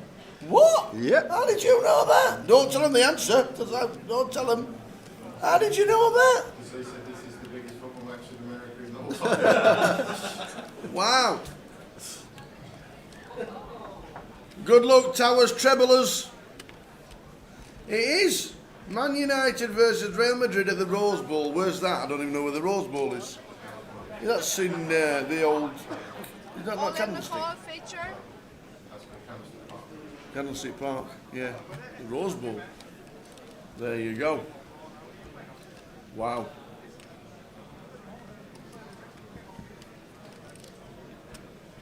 A friendly.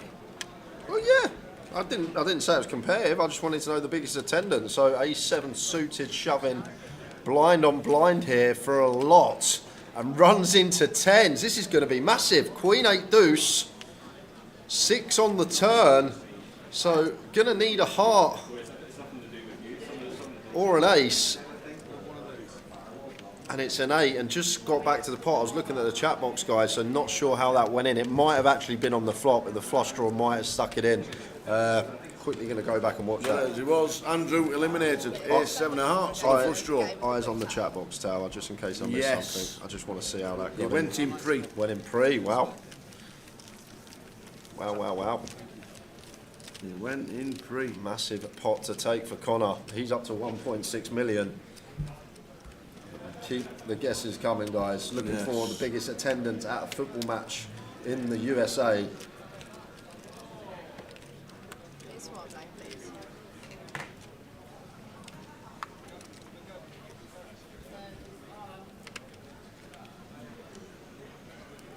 Thank you. That makes a bit more sense. Callum Goodwin, cut off open, small blind jam, big blind re-jam. Thank you very much. This doesn't seem as outrageous as I first thought. A7 suited shoving for like 24 against the cut-off open. Bit aggressive, maybe overdoing it, but always say prefer people taking aggressive route than passive route. A lot more better things can happen. Still win that one in 3 times. Vicky and John still in, says Nicole. We'll try and find out for you, Nicole. King 6 suited for Connor. If Mum's still in. Oh, can he find the jam? And Simon here. Very nice from Simon. Re-jams the ace deuce off from the big. Prime candidate. We like this one. Good blocker, good unblocker. And Connor now, after trying to apply some pressure, King 6 suited. And a toughie with 11. But may just choose to let this one go. But very nice jam here from Simon. Sort of recognising here. Connor's just going to set us in for 11 with a lot of hands. So when he wants to go for this like 2.2 BBs, should be a really polarised range. And having an ace, very good against that polarised range. Good jam from Simon. Don't think everyone finds that here in the Goliath with ace deuce off. I don't even think many find that jam, but it's a very good jam and works out tremendously. So what is the highest football attendance in the United States? And I will give you the correct answer after this hand, see if you can get any tails on the tower. So if you haven't guessed yet. Can't believe it was a friendly. Two of the biggest teams in the world, Man U and Real It Madrid. might have been, but I was thinking DC United versus New York City Cosmos. I thought you was thinking. I thought we was thinking World Cup USA '94. I was. Yeah, that's exactly what I did it on. Couldn't even tell you were in final. Could you not? Roberto Baggio. Italy, he missed a penalty. Yeah. Against Brazil. England weren't even there. He shaved his head off before he went home, so they didn't recognise him. Ponytail went and everything.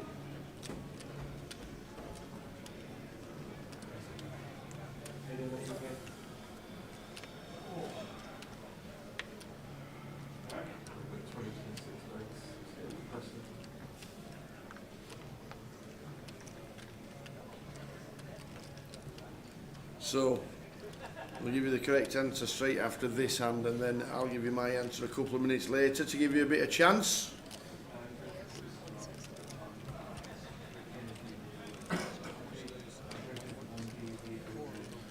Well, this is going to be much ado. We'll always be getting in these two hands, button versus big blind, but both with ace king. Yeah, Jonas is like we can talk about size here. Not much else to talk about because it's always going in with these two hands. But as Jonas here at this stack depth, we need to be going like at least 200 minimum. I'd still probably go for like a 220, 230 here, but minimum 200, 160 just way too small. Don't want to give the button a good pricing position. Like then they just get to peel like their 10-8 suited, their Jack-9 suited hands like this, like the idea out of position. Always choose these larger sizes. And now Connor, probably just going to 4-bet send here. Or is he going to go for the 4-bet not all in? Does go for the 4-bet not all in, but effective send, when we put in this percentage of the effective stack, we're never folding to a 5-bet. So it does make it 480. And there's the all in from Jonas, and snap call from Connor. Hoping for no carnage. Please chop it up. Yeah, imagine losing a 2 milli pot, day 2 of the Goliath like this.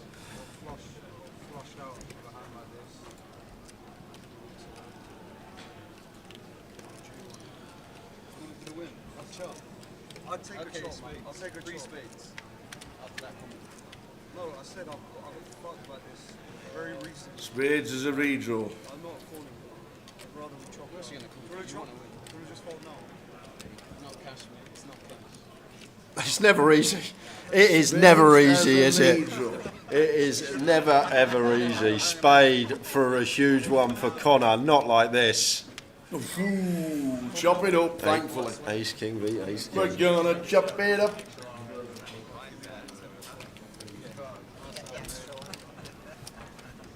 So, come on then.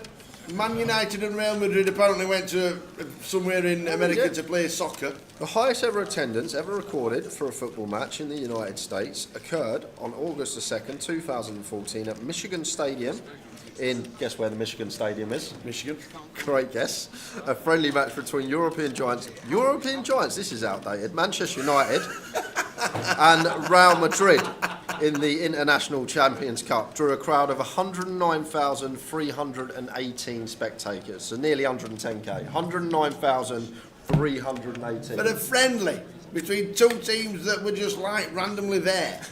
So that is the correct answer. We're looking for Towers' answer. We'll give you a few minutes. I know Michigan Wolves in it. The Wolverines, or whatever they're called.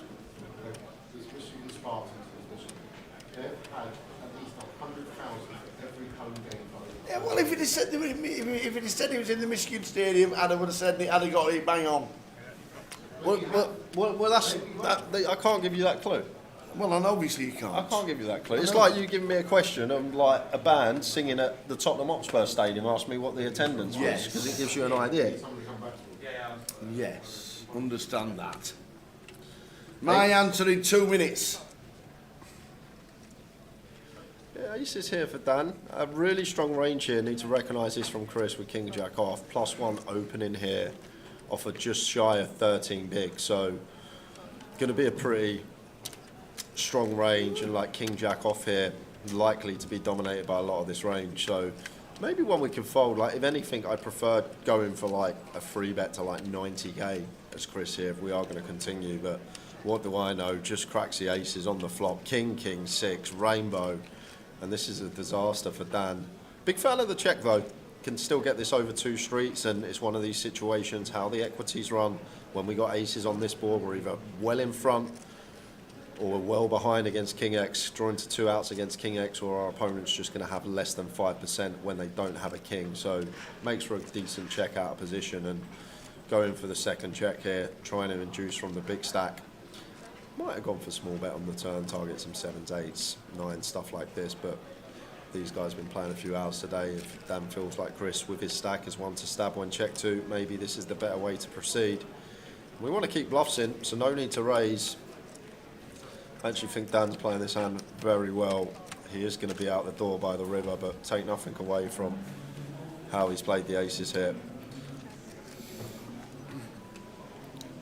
And now Chris just going to get to jam for 90%.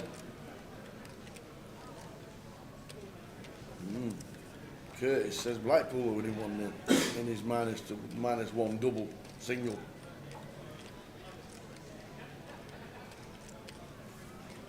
Yeah, got a jam here. Half the jam as Chris, even without the jack of hearts.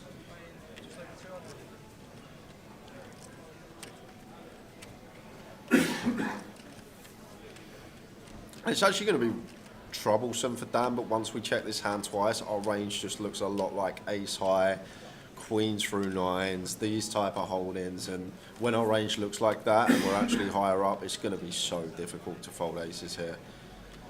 Like, I just don't see how we can once we check twice. Obviously we can think about, wow, he's going to be able to save his tournament. Chris not going for the lot here, maybe just thinking what I just said, that doesn't look like he's got too strong a range once he checks twice, and Chris leaving 150k on the table. Could have been an extra 6 big blinds in his stack. Not going for the jam.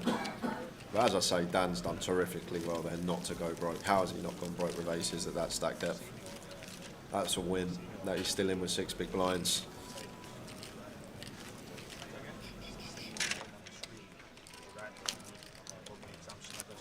Oh, right, okay, yeah, not many of us. That's a new TH, mine. You are ST.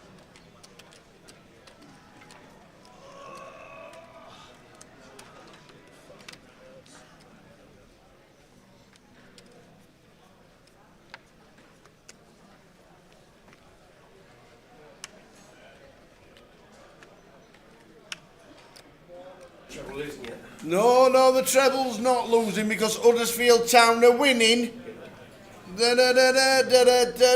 Huddersfield the Town are winning. Best come in today's one. Oh, I tell you what, it's on its way. We're going to close this competition in 30 seconds as we get the good news that Huddersfield Town are winning. Get in there, come on, I just feel it. I just feel it today. It was one of them that I wrote it down and thought, you know what? If I just felt like paying you all out myself. It was that confident. 1-1, someone's just put in the chat. What? Only joking, only joking. That would have been great if someone just put 1-1. So guys, Tower. Yo, I asked you the biggest attendance at the in the USA football / soccer match. I'm calling it football. You got 10 seconds, ladies. I haven't closed the comp yet. 9, 8, 7, 6, 5, 4, 3, 2, 1. Before I start paying out before. Ladies and gentlemen, 5 seconds. Competition is closed. So after this hand, we are going to reveal the winner at 9 deuce suited, only with 4.5, well, just shy of 3.5 big. So going to have to run it here, and does flop best, but lots to fade here. Ace of diamonds is fine. Going to hate to see that as Ashley thinks that they've dropped behind now, but Ashley unaware that we are still going to win this 60% of the time. We're going to hate to see that ace, but still out in front. Can we fade it? Yes, we can. Yes, we can. Ashley with a treble up. Full on treble for Ash. You won't realise it at this moment in time that there's no aces about. And there we go. He gets the good news. So, closing the comp before Jay goes for half an hour, we're going to get Sam Allage in the chat for the last hour of the session. Over to you. Well, I went on 1994. 1994. The World Cup. I went on the World Cup in 1994, and I'm thinking of stadiums because I'm guessing it must have been in like an American football stadium. So that's what I thought. So I went for like an average crowd. American football is about 60,000. Well, do you know what? Do you want to know what the attendance was at the World Cup final '94? Yes, go on in. 94,194. It weren't that popular though, was it? I think it was. It's not popular. You know the World Cup's the biggest watched sporting event in the entire world. Do you know that, right? Only once every 4 years. Yeah, but you realise that. Yeah, but you divide it by 4. But then no, it's you. not- then it's What- not, what- isn't it? what- So how does every it- year, it's not on for 3 of them. Yeah, but So you're bound to watch it. Yeah, but when it's played, it's still going to have a huge attendance, isn't it? But if a friendly is the biggest attendance, it just shows you how poorly attended football matches are in America. So I went on 1994, being a World Cup. They won't have stadiums that are really, really massive.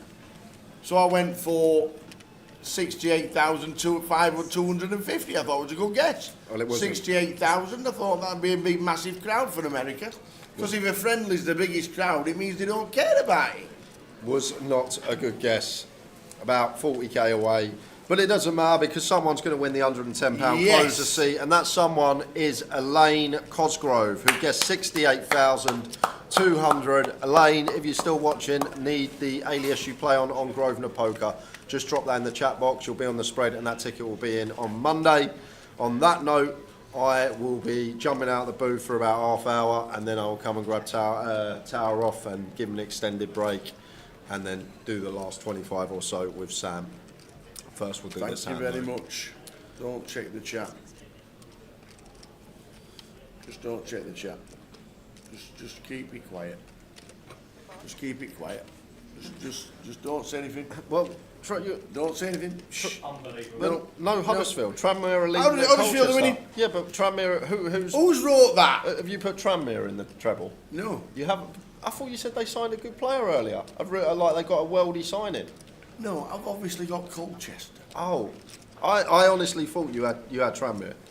No. Oh, okay. Apparently, fourth bottom spent millions last year. Yeah. And they're winning. Yeah. Anyway, don't worry, Colchester are going to come back. It's going to be 3-1. Don't worry about that. There's always a sweat. My guess was 68,250. I thought that was pretty close.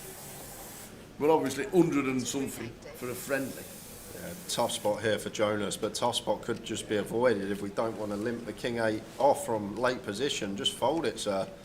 We just fold King 8 off. Don't limp call, flop top pair, and now we're in a tough spot on the turn for a lot of chips. This all comes down to pre-flop. Always say foundation of a poker hand. Little inconsistencies pre start leading to potential disaster down the streets, and this is a great example of why you just don't want to be limp calling these like mediocre holdings. I wouldn't even say mediocre. Now, thinking about calling this off, we obviously now chop with some King Jack, King 10 if that's ever in there, but I doubt they jam for this much on the turn. Does he ever think there's some bare ace of clubs there for for Matt? That's the thing, if he's ever got something like ace jack, ace 10 with the ace of clubs, something that we potentially beat. So, all comes down to pre-flop here. If we just fold this in the cut-off, we don't do any chips, and now we could potentially be doing over half of them for the entire hand. Around 35–40%.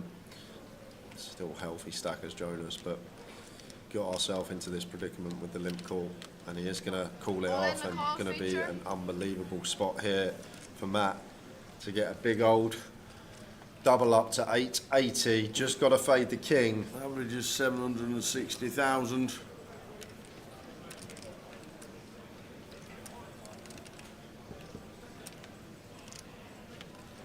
It's a 9. So Jonas drops to 570, Matt up to 880,000. My guess was 68,250. We got Big Sam in the chat. Big as here, Sam Allage. Where did we finish? Not Does very, it matter? 600 and something, I think. 600 and something. Standard? I think so. Yeah. So yeah, just one of those. Do you know what I actually loved this year? I've loved this year's Goliath. Yeah.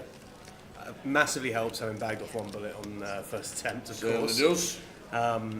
But speaking to a few guys out there, I think this is the best run Goliath we've ever had, and the numbers are just off the scale. I mean, if you'd have said before, I actually think if we'd have said before the comp that we'd have had this amount of runners with the problems we've had through the week with the app, we all know about the issues we had there. Yeah. I think we would have struggled, but the floor staff have been, and like just the whole setup, the infrastructure has been in place, and credits them putting it in place reactively as well after the app went down earlier in the week. Yeah. To get the numbers through that we've had this week has been absolutely incredible. The atmosphere in the room earlier when we set off day 2 was electric when it was really Certainly good. was. Bringing them all in for the final time was so good. Really enjoyed it. Yeah. Really enjoyed being on the mic every single day, bringing everybody through the doors and giving them the experience that they want and deserve, because it's such a massive festival. So well done, one and all. And the dates are set for next year. They're already in my diary. Yeah. 23rd of July until the 2nd of August. Beautiful. On same weeks, basically. Exactly the same dates, obviously with the rotation of the calendar. Well, there you go. If for some reason you didn't fancy this year's Goliath, number one, you got a year to work out what was wrong and get into next year's. It's still bonkers to me, Tao, that someone's going to win over 300k for a 200 quid entry here in Cov, but it's what it's all about. This is the dream, and this is day 2. 418 contestants remaining from the astronomical 12,961 that started. It's going to be some show for the rest of the day, that's for sure. Certainly is. The days next year, Dino, you won't be able to remember because you're already in the bar. You've just said drinks are on you at the bar. I'll see you in half an hour. Dates next year, 23rd of July until the 2nd of August. How about this from Halil, by the way? Versus hijacking the big blind. We have ace jack offsuit, just check our option pre, check the flop, and then just call the turn on ace king 9 deuce. And interesting river card. Our hand is so under rep that I feel like when we check over here, and if Jonas wants to go for value, which yeah, I like this fine from Jonas. I think we have to call. Our hand's so under repped.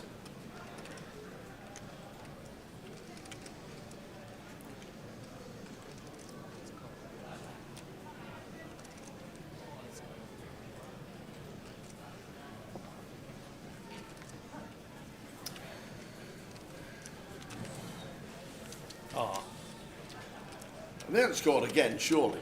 It's not 2-0. Or is slot on top on a delay? I'm not sure. We'll find out in a minute, won't we? This is the first treble of the year. It I is. thought, do you know what? I'll back him. Good lad. He's had a long week. Yeah. I thought you'd have been. I've seen how the lab works. I've seen the extensive research that arrives. That montage, by the way, of you get your Goliath walk in. All right. That is honestly one of the best things that I've seen in a long time. The content the guys have been pumping out this week on the social media has been absolutely elite. So, yeah. Only one, just see he was on a slight delay. Still 1-0. There's time for Colchester to come through. And then somebody comes in the chat and then says, Tranmere have sort of bought massive this year. And they finished 4th bottom in League 2 last year. So I'm thinking, what's massive for a League 2 team? So still 1-0, thank you very much. Slight delay. We have time.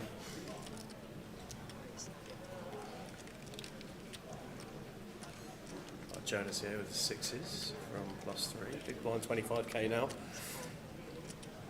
Matt can appeal King Jack of Diamonds in the hijack.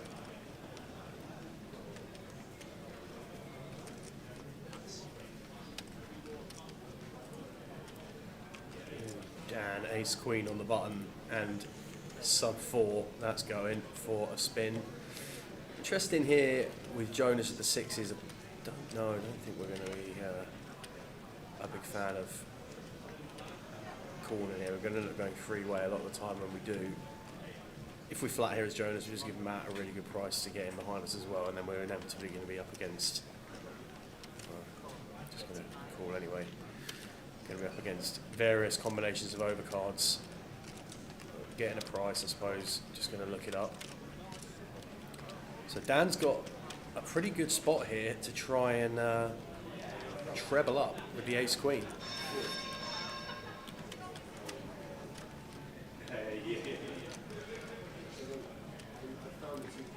So Nixon just positioning chips, and there'll be a side pot as a result of the action so far. 10-7-5, pretty good start for Jonas. Still with the best hand. Got to dodge all overs to a 10 though. 8 of diamonds, that's a spicy one for Matt. Picks up a backdoor flush draw and a gutter ball to a 9.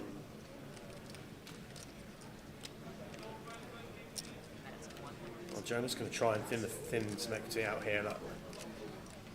I think at this point we just check our hand. Matt now with 4-1. Gonna call. We're not going to do it. Yeah.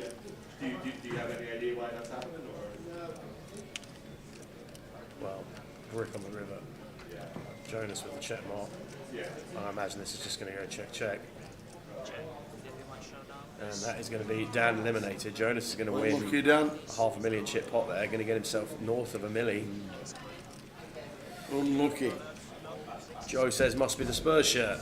There we go. Dunshwandu did not make day 2. And Rotherham United are winning. Oh, it's our centenary this year. Is it? Yeah, 100 years being Rotherham United. It was Thornhill United before Rotherham United. Was it? Yeah. Okay. And it's 100 years since 100-year anniversary this year for Rotherham United, and they're winning 1-0 against Port Vale. Is Kev still in? Do we have Rays against him? I think so. I've not run through all the eliminations. Yeah, fair enough. But there are 412 left. The only way we can find out at the minute is to scroll through everything. Scroll. I don't blame you for not doing that, mate. Don't worry. Yeah, that's impossible for... Shout out to Alan Strank, Guildford boys out there. He's got 1.8 milli. Nice. Cooking up a storm, Mr. Strank.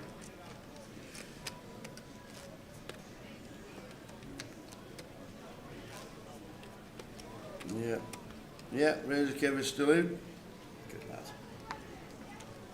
Eight Goliaths, 8 day 2s, 8 cashes for Kev. Is it really? Yeah. Wow. Yeah. I did not know that. It's got to be pretty close to some kind of record that.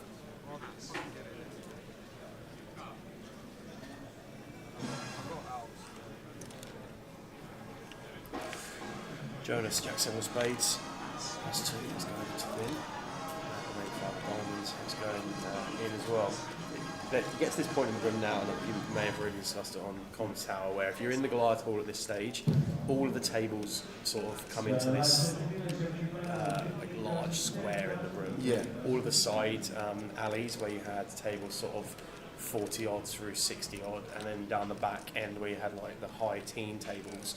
They're all assigned to side events, and at this point, it starts to just get a little bit exciting in the room. Yes. Everything's condensed into one area after being across every single room in this entire arena for the whole week. When you can see all of the remaining tables in one space, there's just that sort of moment where you think, I'm actually in a spot here. For all of these guys now, it's definitely a license to get a bit excited now. It's been a hell of a run. Get inside the top 400 in an event like this is absolutely no walk in the park at all. Actually, banging in the 10s there, getting that one through. Wigan are winning 1-0. Huddersfield are winning 1-0. I know where you finished, it doesn't necessarily mean for next year, but they could be mismanaged again this year, or even just today. Because Wigan are winning, Huddersfield are winning, and Colchester are not. Sam Clayton asked, do you suspect a big queue to register for the Giant? There is already about 350 alternates on the list for the Giant. Is there really? Yes. Yes, then. The answer is yes, Sam. 350 alternates on the list for Cup. Really? Wow. Yeah.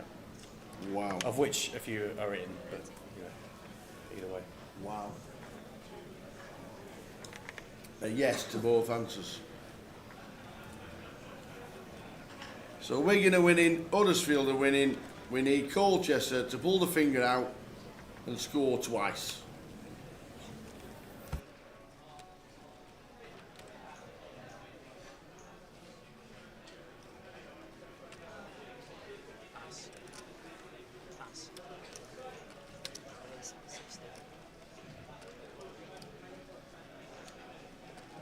Next, the alternates in the cup up to number 160 make their way to the alternate desk. That's alternates in the cup up to number 160. Please make their way to the alternate desk.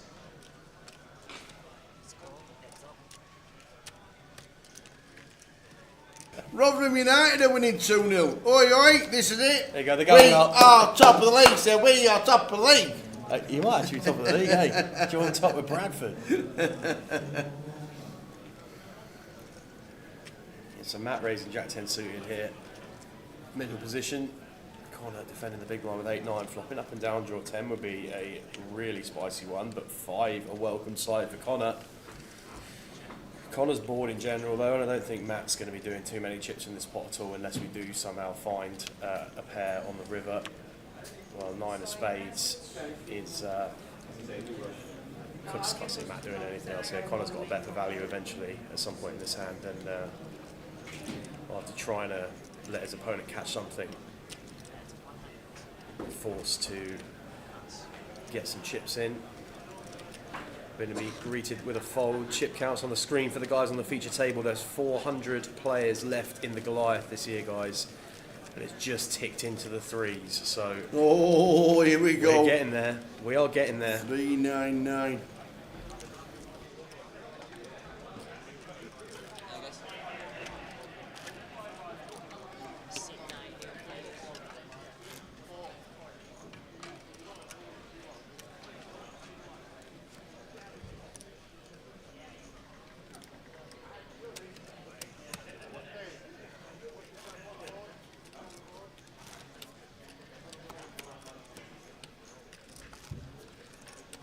Port Vale are obviously a dirty side because they've got a red card against Rotherham as well. God, dirty. God.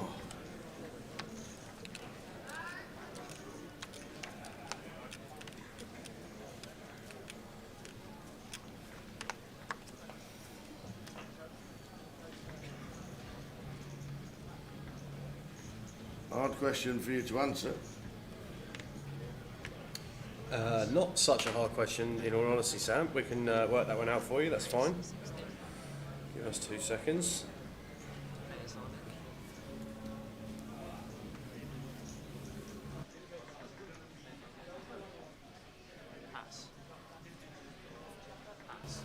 All right, Sam, so the first break in the Giant will be at 8 o'clock. Okay. If you come at 7:30, do I think you'll be waiting for a seat? Yes. Yes, there's already an alternates list. Thank you for your question. Ashley here is all in for 11 over the +1 open from Matt with pocket 8s. Matt with ace king, so we're going to see a classic flip here. Matt calling off ace king of spades for Matt, and Ashley with the pocket 8's going to need to dodge royalty here as Ash to remain in the competition. 394 players remaining. Are we going to lose Ash in 394th?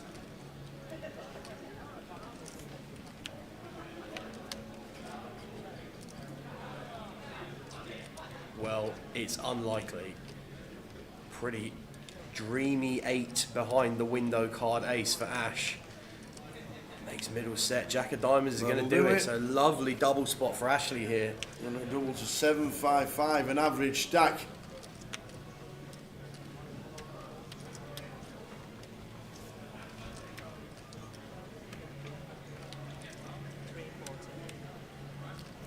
don't know what time Reg closes for the Giant, actually. It might be, I'm not sure. Okay, Sam, if you are already registered for the Giant, you'll be alright getting to the arena at 8:30, but registration actually closes at the end of level 6. All right, so okay. you need to be in the building by probably 7 with the queue for the reg desk at that point to get yourself in before 7:30, so just bear that in mind. You can't get anybody else to buy you into an alternate either. You have to be doing it in person. How are we doing, Gerard? I hope things are well. Well, we've had a good week in Coventry.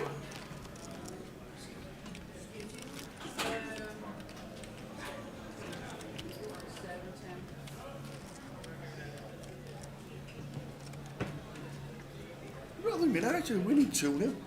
The first half of the first game of the season. This is it, I'm telling you. I can't wait till we're like in some corridor in Manchester later in the year or whatever, and you're telling me we need 15 points from the next 18 to stay in the league. George says, what's the payout for first? Just not that. £316,000. It was on there until we put the treble in, yeah. Payout for first is a copy of the treble, yeah.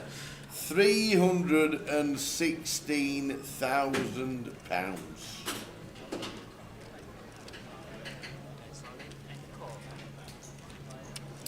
Sam, you just want to get to the casino as early as you can to get in the queue as early as you can. That's all we've been able to say all week, buddy. So yeah, just get in as early as you can. Yeah. You know, if you need to get down here for 6 to get registered by 7:30 because the queue's massive, it's one of those where so be it. You know, it's loads going on in the CBS today. We've got Coventry playing football out as well, so the casino's just going to be absolutely rammed tonight. They're playing St. Pauli right now. Ooh, I thought we were just going to flop it there as Simon with the ace-5. Yeah, we need 3s. Jonas has had a survive. really nice few hands since I've come in here, but going to need to dodge a 3 or a 5 on the river.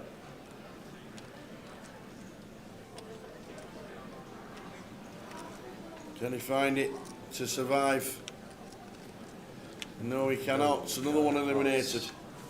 Just like the wee brick eliminated in the first hour today. Yeah. Saw Clarkey stumbling out of the room. And just jumped straight into the Giant, or whatever they're called these days, these side events. Yeah, to those of you on any of the social media platforms watching that have stumbled across the GKPT live stream today, this is the Goliath Festival in Coventry, the main event, a £200 entry, and someone is going to win a whopping £316,000 for their troubles. We've got the player counter in the top right hand corner of your screen, the blue circle.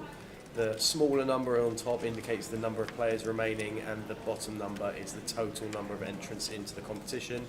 It's a multi-day tournament where players had 5 or 6, maybe even 7 day ones to try and qualify. Whatever chips they ended up at the end of day 1, they put them in a bag, came back and then opened that bag again this morning, and all of the players that qualified from the end of day 1s proceeded to try and battle it out down to, I think it's playing down to the last 4 tables or up to level 36 or 16 16 levels. levels. Yeah, Either so way, a long day. It's a 14-hour day for the team. 2nd of August next year is a Sunday. 23rd of July until the 2nd of August, which is the Sunday. We'll be leaving on the 3rd, if I said the 3rd. I always write my dates in the calendar when I'm working on the days I leave and get there. My treble is doing okay, apart from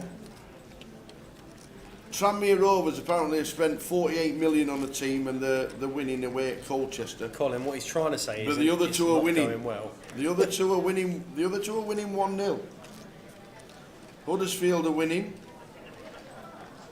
Wigan are winning. We've got Wigan that are winning, but we've got Tranmere Rovers spoiling it in the minute because Colchester are losing.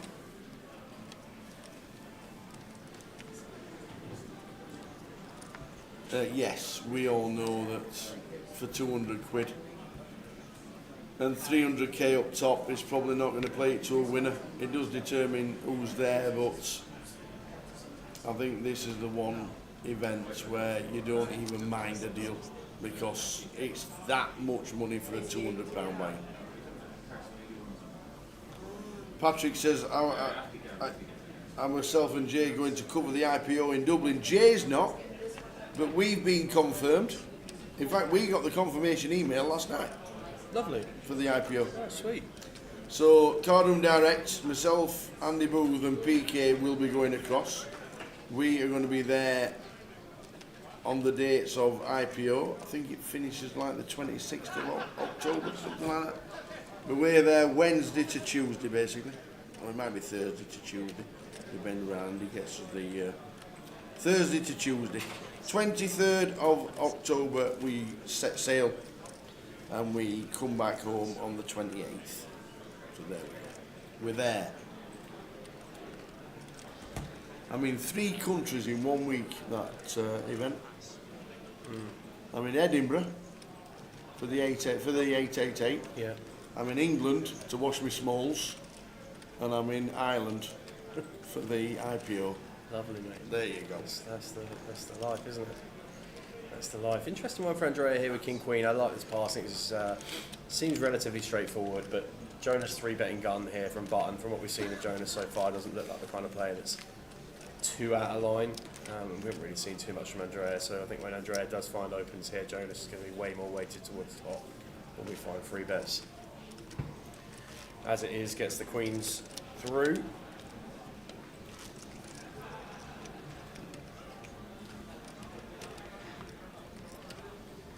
So running towards the end of the session, we get Jay in shortly for the last 26 minutes or so. Yeah, we're back in a bit. And then, you never know, Colchester might just turn it around for everybody to go wild. Wild on the teams, you can have that. Yeah? Yep. Sure. Yep. Legend.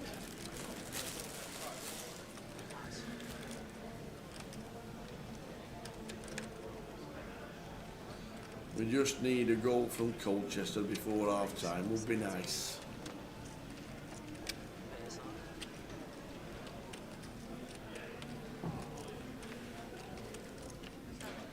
Ooh, 1 here for, this is slam dunk, Button versus small blind for Ashley with the ace queen, Matt with the jacks on the button. Only got 215k back, but 7 bigs gonna be flipping here as Matt. See a jack accounted for here from Connor, that's going to be going into the muck, but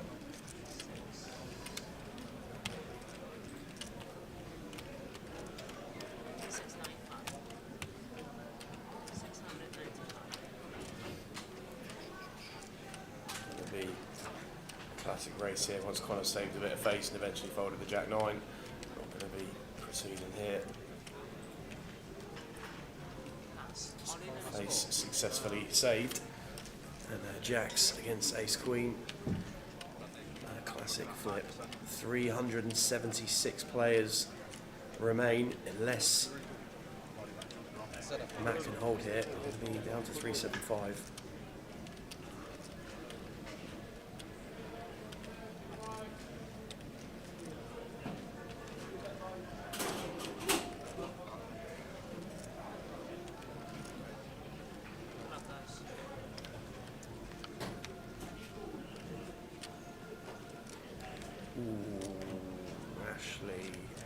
Ashley finding a lady on the flop.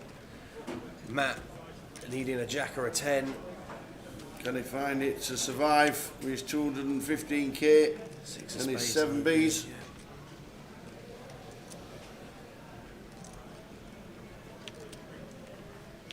Yeah. And he cannot. So Matt eliminated with jacks. Well played, Matt. 381st. 376 in your life, says the left hand side. Well played, sir. Ticket money's slightly going up. Lost 2/3 of the field, mate. Lost 2/3 of the field today. 2/3 of the field. Yeah. And we've played, what, 5 levels? No, 6 levels almost. 5 and a bit levels. Wigan 2-0. Excellent. Get the check mark on the old Wigan Athletic as well. I said it was me nap today, Wigan. Let's see what the catch outs are. I said it was me nap today. Colchester, come on. We need a Colchester goal, just one. Definitely need a Colchester goal. Said Wigan was an unbelievable price. Look at the price of Wigan. Northampton Town favourites for relegation and Wigan 65. I should have had my house on it. I was watching the pundits the other day saying who was favourite to go down. They all had their house on Northampton. I should have had my house on Wigan Athletic. 2-0 up, man. And Colchester just not doing it for us. What about Tranmere? Shut up. Wigan are winning 2-0.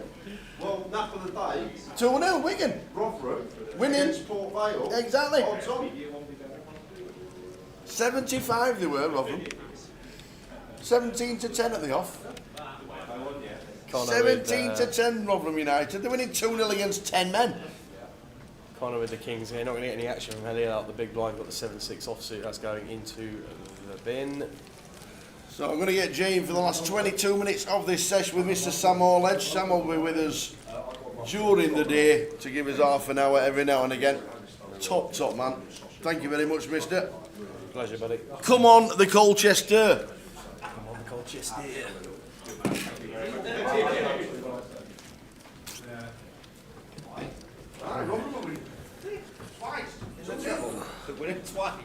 They're winning twice. Right, he's back. We've got Jay back in the booth, guys. Towers just stepped out for a short break. Yeah, give him an hour or 50 minutes with the 30-minute break afterwards. Yeah, gonna be a long day for you guys today. Yeah. Yeah. I'll tell you what. I was just out back having a chat with my mates. The team that Coventry playing, no, they like to show some intimidation. They got a black coach with skull and crossbones all over it. Yeah, literally parked outside the back. Yeah, they got like a black coat. It's got like skull and crossbones over it. I heard about like they got a really high ultra following around wherever they go. Yeah, yeah, right, okay. Gonna get a bit spicy in the serious. Oh man. Queen Jack for Ashley. In the cut off here opens to 70. Chris King 9 off in the big. Do expect to see defend.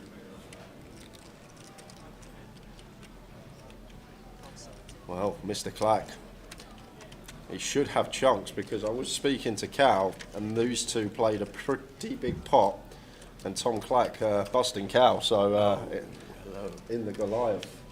Wow. So we'll see what he's got. Nice little one for Ashley again. Just Queen 4 deuce, rainbow. Just going to have lots of bets, especially with our top pair.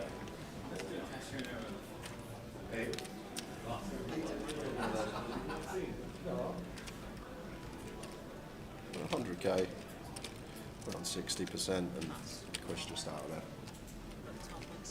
2/3 the field gone there, mate. We are clicking it right down. 369 remain. Did we get Elaine Cosgrove in the chat when I left? Because she was the winner of the giveaway. I've just scrolled up and I don't think so. Can't see. Elaine, if you're watching, there's £110 closer ticket to be claimed. If you miss out on it, it would just be used for another giveaway.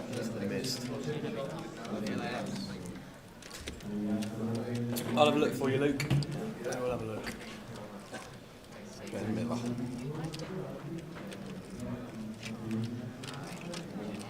I hear Gilly's got over 2 million, who had the lion's share of the prize pool last year after the 9-way chop. Yes, navigate this pretty well, Gilly. How we doing, Tim? We are playing down to 36 or 16 levels, whichever comes first.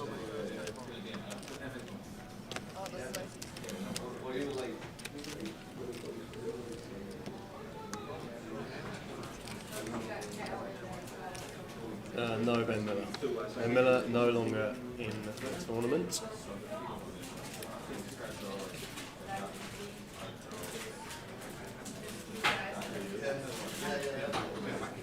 How was your day, Sam?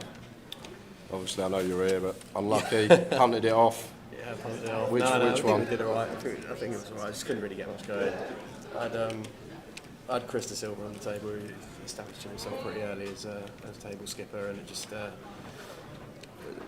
reasonable table. It wasn't too bad. A couple of big stacks on my left made it difficult to get the steals through, but I think we got it in a pretty reasonable spot in the end. Just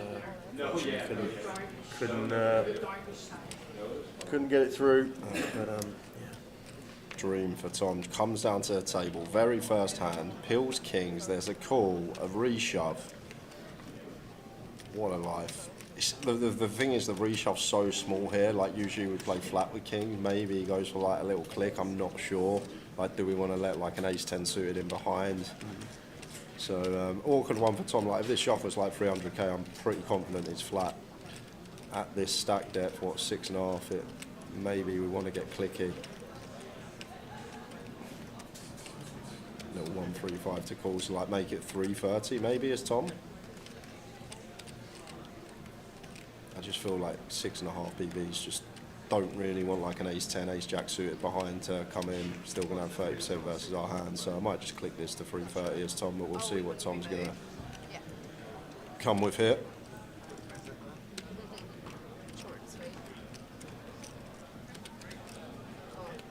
But he is going to go for this approach, trying to get the player in behind.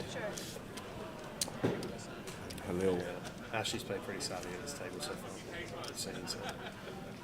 Well, I thought Ash would be out when I come back, so when I left, I remember he was really short. He found a couple of doubles. He had eights against ace king and then ace queen against jacks. Right up. 10-6 deuce rainbow. Gonna need some help here as Halil. Just 3 immediate outs with the aces twice. Jack on the turn, no good there. Gonna need a Barry. Ooh. Wow. Delivered. Ace on the river for Halil.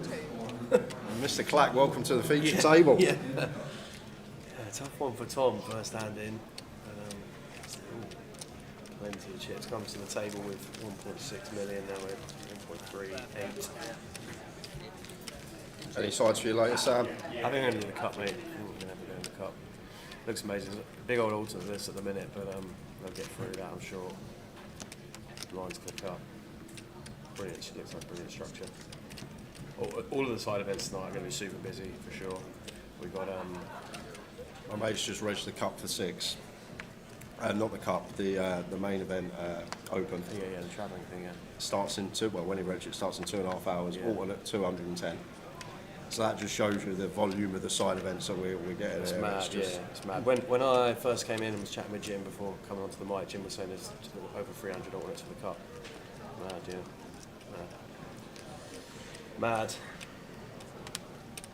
We say it's mad, and then every year we just say it's mad. The next year it just grows and grows and grows.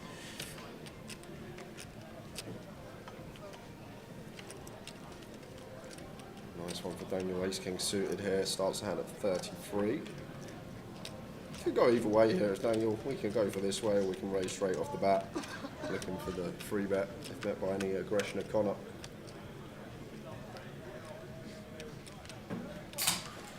Ace King deuce here for Dan. Gonna go 1BB. Jack 5 out of the way.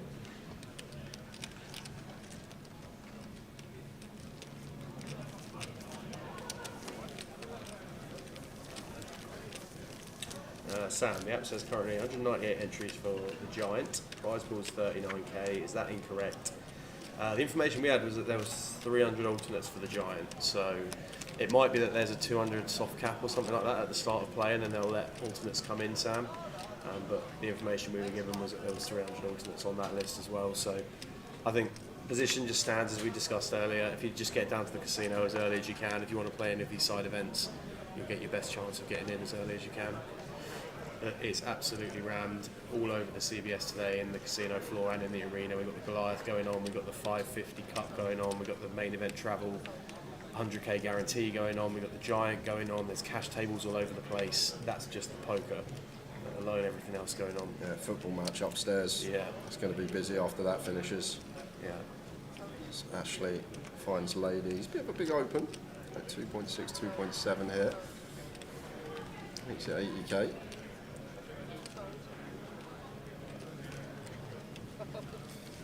Over to Thomas. Not going to defend 10-4. I can show you if you want to see the structures. There's the giant starting at 6 tonight. 20-minute clock. Reg ends level 6. Still plenty of time to get in the cup. If you don't even want to play the main event Treble Open today, there's tomorrow available for the turbo flight. Lots of good events been put on this week, and the thing is, every single event has exceeded expectations. Yeah, literally. I remember Jim saying he put the 500 PLO on, not expecting to get more than 200 odd runners in it. It's mad, like, isn't it? Yeah. and we had to make it a 2-day event because of how many runners it got. We were never expecting that sort of turnout in a £500 PLO.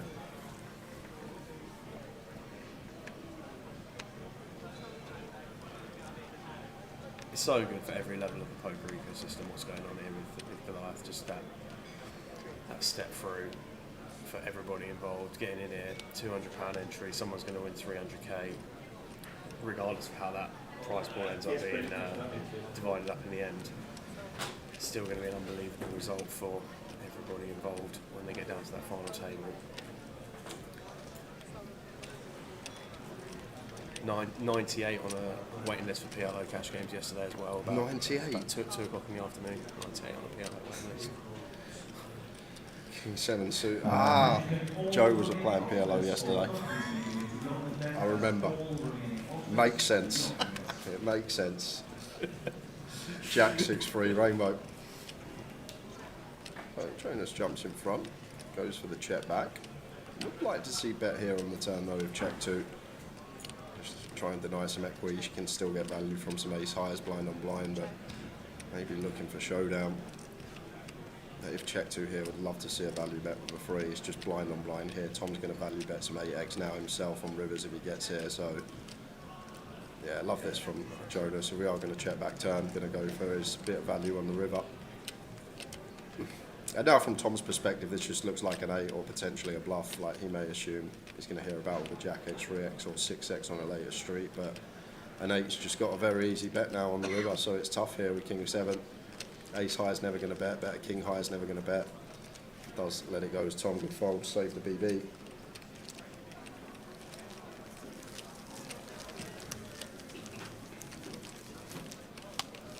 Chip counts and plays at the feature table on your screen.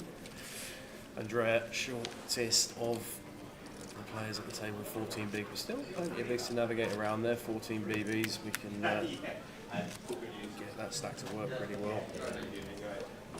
All the way up to Connor with 54 blinds.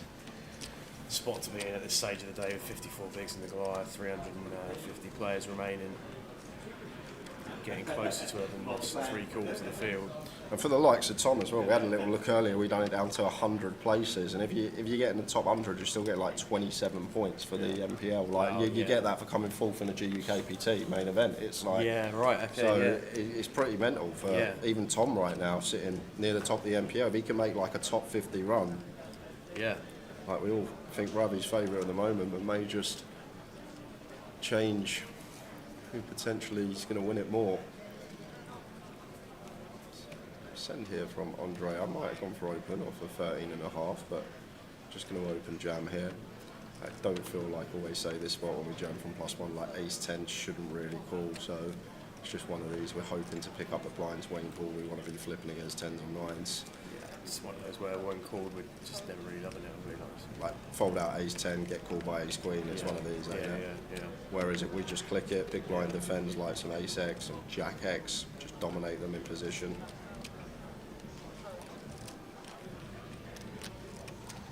Right here, Ryan would have probably flipped in defend with queen 10, get some value from it, but Jam is going to get it through.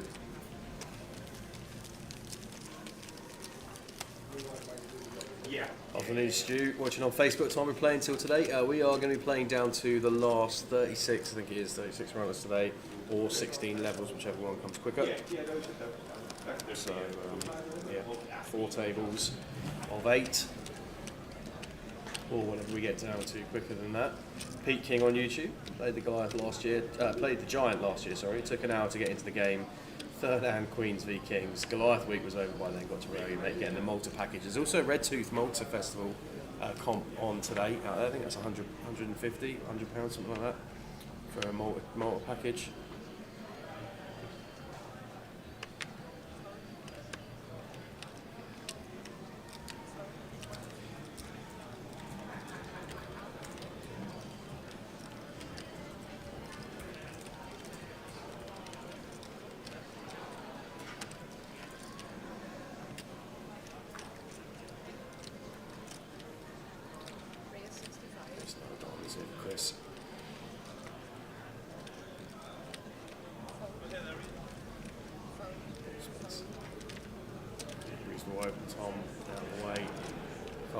towards the button as well, round to the blinds. Ryan with the ladies in the small blind. Fairly deep, these two as well. 41 to start the hand, effective, almost identical stacks of two. And Chris gonna go for the flat here with the ladies. It seems like perfect to just squeeze it up. Yeah. We're going heads up to a flop. It's come Jack, Jack, 3. No suit. Right, I'm going to send this one back over to Chris. I would assume, having just decided to flatten the small line, wouldn't make too much sense for us to be finding donks here as played in board that as Chris we're going to have a fair few continues on.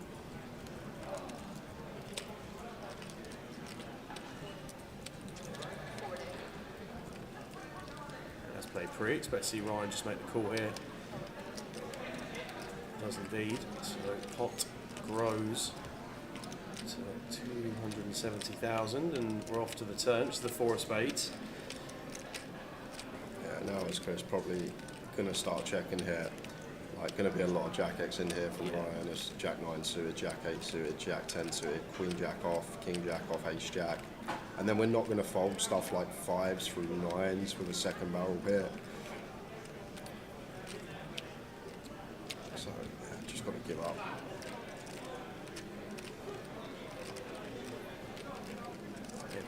One check behind it, it's Chris now. I think Ryan's. Could just turn around. Have a look at the screen. Yeah. The old-fashioned way. Spread the pot, please, dealer.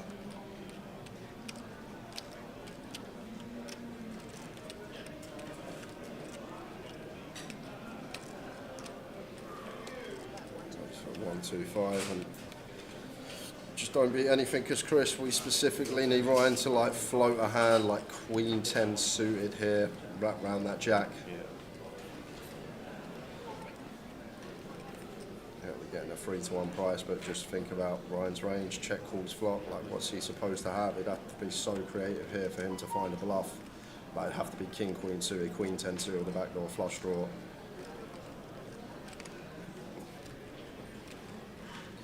Curious, Chris, over here with the Ace 9.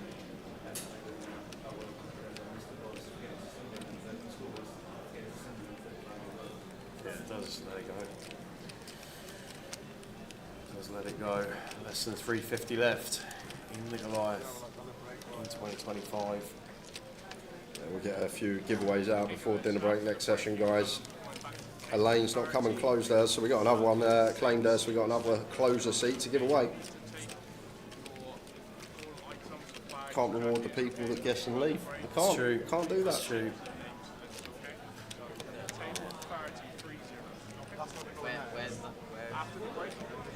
Have you had any double guesses throughout the week? Any bad hammers being issued? It's been pretty good, to be fair. Good. Everyone knows the rules. And Everyone's used to it by now. Get the hammer out.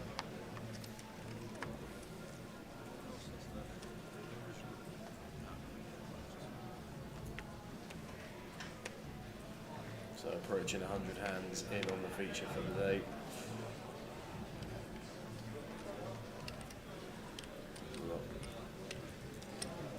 A few minutes left till the end of the level, at the end of the session. On an ace 10 of diamonds here, +3. After Chris's open, just goes for call. Jonas with kings on the the cutoff, sorry. this could be fun.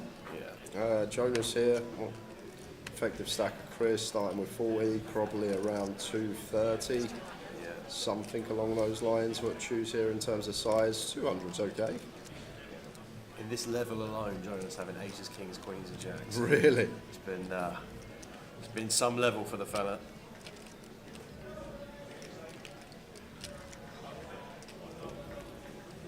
Shit, we're not calling it here with sixes actually. Small.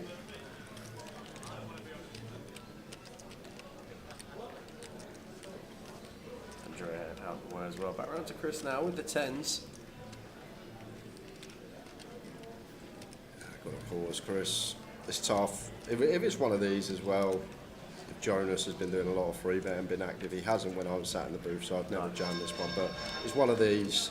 If it is against someone that's been squeezing a lot, doing a lot of free betting, you could potentially go with this one as Chris for what 35 left in his stack. So, but I'd never call, never jam here and only call against Jonas from what I've seen from him already.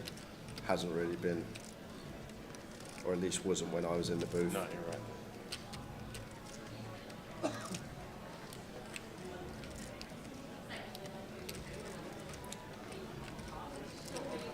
But then he may go the other way, Chris, and think, I haven't seen this guy free bet light all day.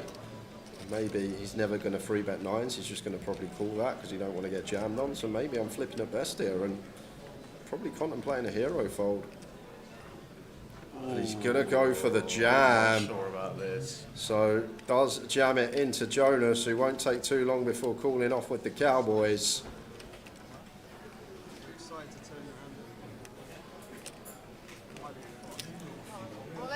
He's got the Ledleys. He has got the Ledleys. The Spurs man with the Ledleys. And a 10 is dead, of course. We saw ace 10 of diamonds go into the muck. So Chris at best here got one live 10. And we're going to need some straight cards, but big spot here for Jonas. Yes, huge. Big pot. Jack 8-4 rainbows, pretty good start.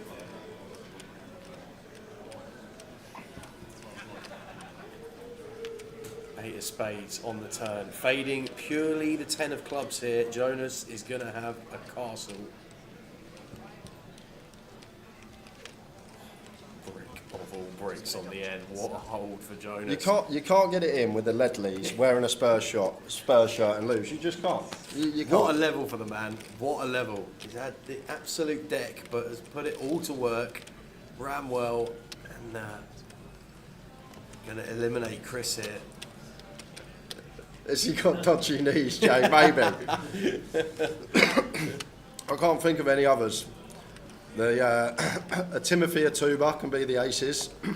Johnny Jackson can be the jacks. Can anyone help me out? Any Spurs fans for the Queens? Any QQ initials for recent Spurs players? Timothy Atuba, what a player he was. Back in 2005 season. Cold one into the top bins against Newcastle, 90th minute, St James's Park. Any cues at all? I actually can't think of any Spurs players with a Q. Yeah.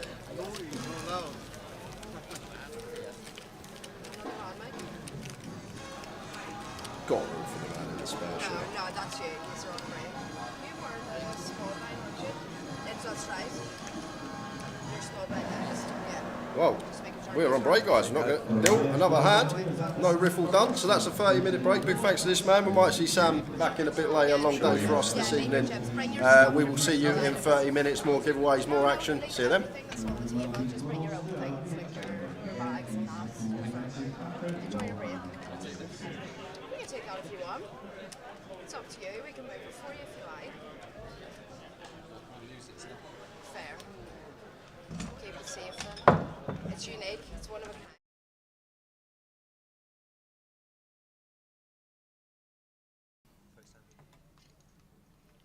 The short stacks have got plenty of time. 14, 15, 17 bigs. Still plenty of time. Cal looks down. Gun opens and looks down at kings. Any action for the man. They're called Calagero. Michael with the nines, probably going to be seeing a flop at least, which he does. Makes the call. Calls passes out with 9 deuce. John gets underway as well. Now Thomas will defend the big. Looks down at 240k. Does he think this is a good time to squeeze?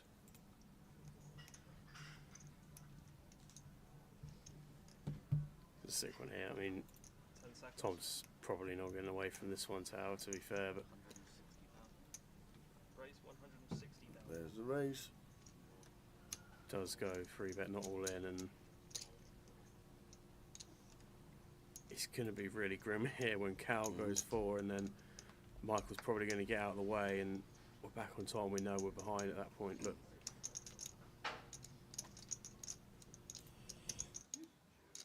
10 seconds. Goals, triangles in. First bit of action. Michael gets out of the way, and Tom obviously can't do anything at that point, but he's got some outs. And he's taking on the man of the moment in the first all-in confrontation of the final table. Does it here happen? at the high roller? So you know what always happens when you're up against kings and you're all in? There's always an ace on the floor. Honestly. It is. It happens more than it should do. Yeah, where's your ace there? Ah. There we go. Thomas Clack needing one of the 3 aces, running queens. 7 on the turn, so just 3 outs now for Tom going into the river, or the bubble will burst here. Oh, Barry! The from heaven. Oh, man. Out of nowhere, Ewan applauds. God. Oh, that is a savage one. That is grim.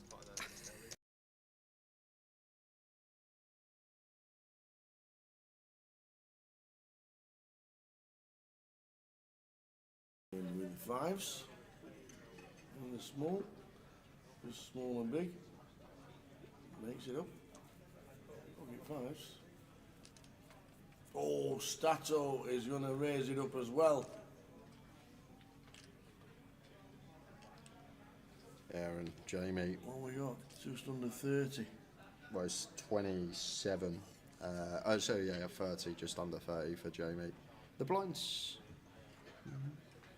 No, we are at 20k, 40k. Yes, 2040.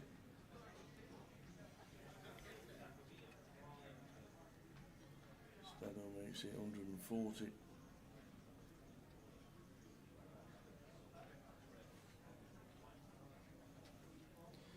Now over to Jamie. Trev has doubled. He's got about 15 now. He's sitting with 25 and looks like he is going to go with it all. Goes for the jam. Gets snapped off by Stato, and Jamie with the 5s has ran right into it here.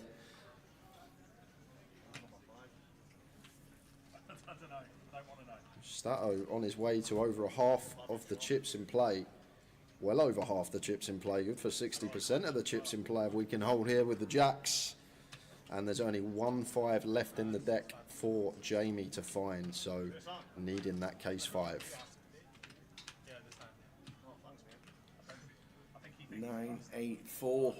We're needing the case, 5 of spades, or running straight cards. Running clubs? No, clubs don't work. 6, 7, or a 5. A 6. So a 5 and a 7 working to get out of this one. Who's number 7? Back him on the river. Whoa! And does with the 7. That is a grim river Wow. to take for Stato. That is a filthy one. Wow, wow, wow. 1 out for Jamie. Stato could have had 60% of the chips in play, but now Jamie is the chip leader and Stato down to 40 bigs. What a cruel run out. You see that flop and you think you're there with the clubs covered as Stato. The run in 6, 7 comes in.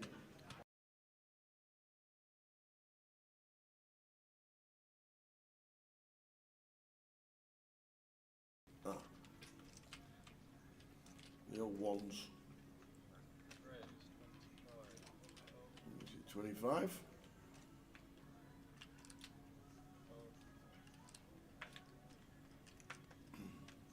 Could easily be a defend for Mitch. Yeah, it could be tower for sure.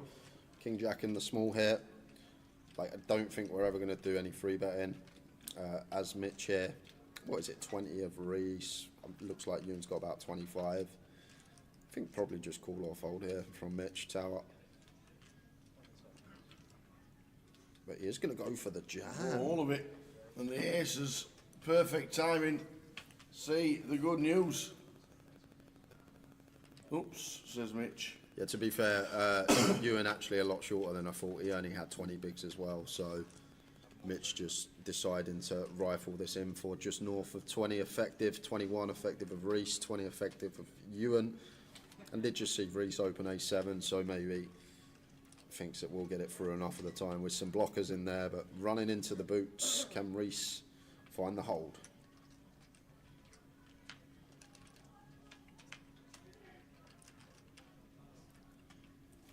Oh, you can't! Wow, Jack 9 is the flop. That's not fair. That is grim. So Mitch potentially taking all of Reese's chips in 2 hands. No spade either. He needs one of the 2 live Barrys. Wow. Barry! One of them. There it is. Oh, Barry on the end for Reese. What a hand. What a run out. Oh, dear me, man.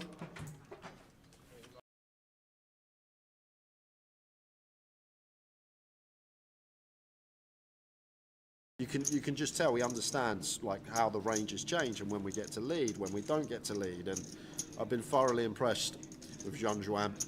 And not only does he have that tower, he has something that not a lot of people have, and that is the capability to run it when you're playing for tens of thousands of pounds. We saw the huge check raise, 140% all in turn yesterday with 2 tables left. So he's got that move in the locker as well, so that is a dangerous opponent. Someone that has a great fundamental baseline but can really put the pressure on as well. We're going to defend the big. Brendan has opened 10 Jack of Diamonds. Brendan has opened 3 bets at 200 with 9-4 against Brendan. All aboard the exploit train, this has to be, and this has to be what we spoke about. So David's obviously picked up on what we've picked up. Feels like Brendan's not playing enough hands, he's potentially playing too tight, and he's not going to have he's not going to defend correctly. I feel like that's how David will feel in this spot. So if David feels like that, maybe he feels like he just gets the free bet deck. I'm not sure about 9-4 tower. To be fair, I'd never take it myself, but it has to come from that baseline. I feel like this is where David is coming from here. He feels like Brendan's not going to be defending correctly. He's going to be overfolding, so he's just decided to roll in the old 9-4 off. On the flop for Brendan, 8, 9, 10 flop, top pair wrapped around it. David scored a piece as well. Yeah, I think David though is just aware now, like once Brendan does defend, going to trade carefully. Jack 10 of diamonds. Top pair up and down.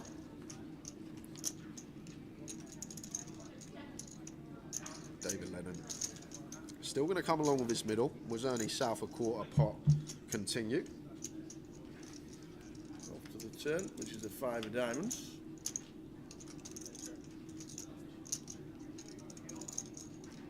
Yeah, and now it's Brendan, maybe where we do check back. Like it's horrific if we get check jammed, and we're not going to against David's particular hand, obviously, but if he ever has some hands that potentially want to go for check jam, it's a free bet pot, like value bet threshold. I don't think we get to go bet with a 10, so great junction to check perhaps here is the turn, but not going to get that option. We are going to go for bet instead, so finds quarter again. 150. Now as David, no real sort of straight draw or anything to go alongside the 9. Is this where we're just going to see him get out of the way? Isn't 9-4 part of the deck? Yes, it is. That's what I'm saying. Maybe David thinks he's gonna free bet deck, but I personally wouldn't free bet deck. That's what I'm saying. Even if I think the person is playing. What's David's plan on the river? Well, call with the 9. Oh, that's grim. Wow. What a river card for David Ledden. That is ridiculous, Tower. And to be fair, now he snags it, he might actually go for the lead, because Brendan shouldn't have any 9x other than, like, no, he can't have 9x. He's called the free bet. So Brendan actually can't have 9x here. So therefore, like even 8-9 suited, 10-9 suited, they're not going to call it at this stage. So therefore, he's probably going to check back a lot of his range on the river as Brendan. So we're going to take this away from him as David Ledden decides to donk jam the 9, just sort of realising this is a river card that's going to be checked back heavily from Brendan. So taking it away from him, and now Brendan in a real grim spot with the Jack 10. And this is really strange, because where is David going to find bluffs from? What hand wants to call twice, check call, and now wants to donk shove the river, like with no backdoor flush draw present? You're really stretching, Tower, because like if David has 3-bet something like ace 10, he never donk jams. If he's somehow got like a Jack 8 suited, sort of the pair up and down, pair gut shot, he never jams river, because we still beat some like King Jack suited, some King Queen suited, some Ace Jack suited, some viable bluffs for Brendan. So where on earth is David meant to get a bluff from? But now let's flip it the other way. Where's his value coming from, Tower? Like, what 9x is going to call twice? Jack 9 suited, Queen 9 suited potentially, but you're not going to assign him 9-4 off, that's for sure. No, not at all. So it's really strange spot for David here, because it's you struggle to assign bluffs, but you also struggle to assign value as well. Like, would David really check call, and overpair, and now want to donk jam river? I don't think so. Would he want to check call, ace 10, donk jam river? I don't think so. So he's basically saying he's got a 9, but the 9x that get here, I guess, are the ones with the straight draws with no backdoor flush draw present. So Jack 9, Queen 9, these type of holdings, I'd never give him 9-4 off. Like, I expect the 9x with no redraw to just fold turn if I'm sat there as Brendan. So it's a really weird spot for him. Yeah. And he's time banked himself into the break. Queen Jack, we have a Jack. That could actually work. Queen Jack may make sense.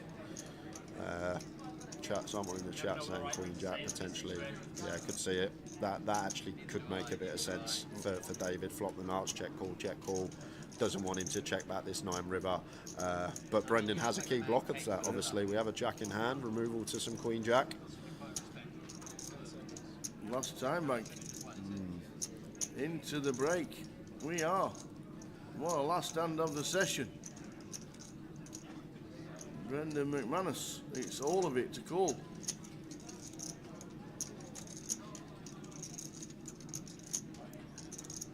don't think he's going to call Tower. I feel like. He's made the call to see the the bad news that he has just been rivered. Brendan McManus.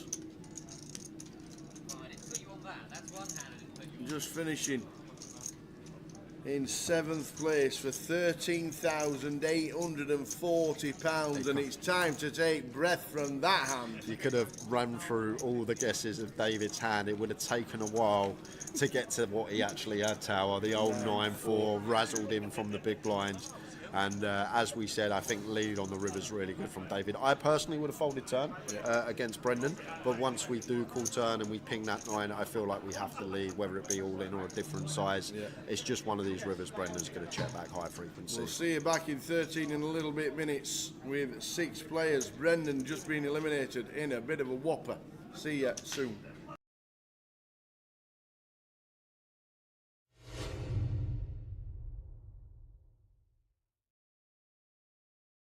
Hold on a second. Hold on a second. Hold on a second here, guys. Because this could be huge from the 2 men who got the stacks and all the chips at the moment. This is set up central 5-handed, and with these 2 opponents, Tower, 2 firecrackers, it probably gets in. Like, if this is a setup with, let's say, Jagger and Midi with all the chips, I doubt it would get in at the FT, but with these 2, here we go.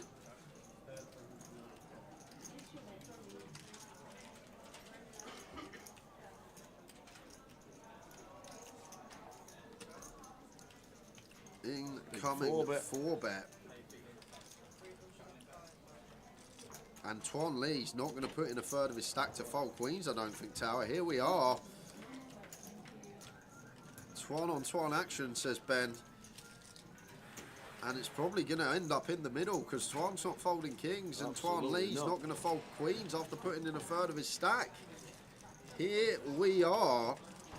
And this is a huge point in the tournament. This is going to be for well over half the chips in play. Assuming Twan goes with 5-bet jam, I don't see any merit in flatting now we get here, Tower.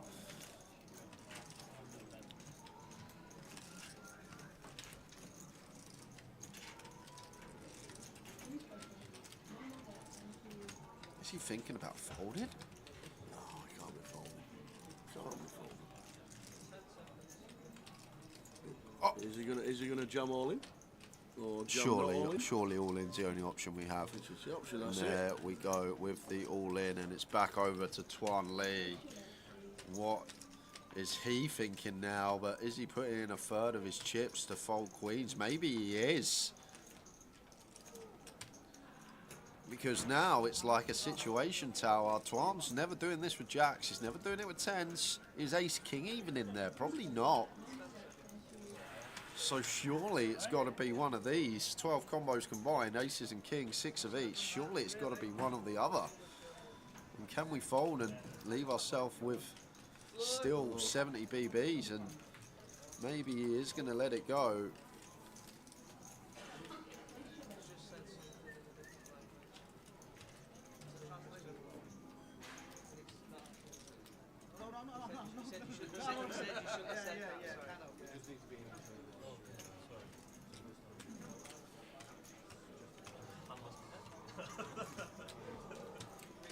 So Twan at the bottom of the TV has said something in native language, in a different language, that Twan Lee then says you shouldn't have said that. So floor was called. I don't think there's any action or any penalty, or if there is, it'll be after the hand. But he's made the call with the queens. And the table love to see this, Tower. Second and first Wow. in chips colliding. Everyone at the table's loving this. You're not wrong. And if You are not wrong. Twan Lee gonna need a queen, and if he doesn't find it, Twan Win is gonna be runaway chip leader. Oh, it's on the flop. A flopped set, but brings in tens and a king. What a sick flop. What a flop. Biggest pot of the tournament. We got our opponent dead to 2 outs, and now we're needing to hit. Doesn't find it. So Twan Lee up to 2 million. Twan Win down to 372. But what a huge turning point that is in the final table. Huge.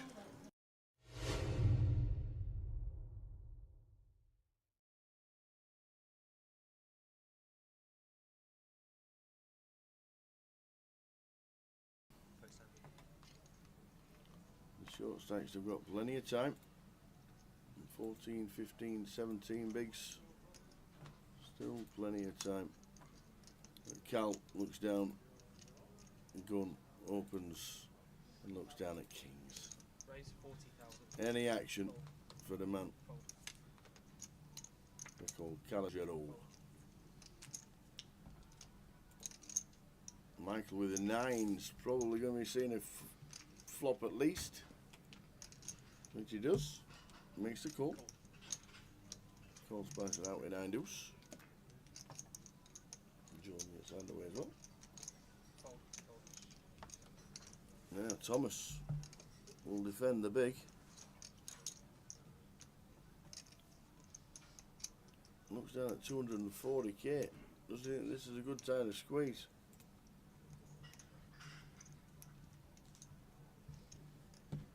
It's a sick one here. I mean, Tom's probably not getting away from this one, Tower, to be fair, but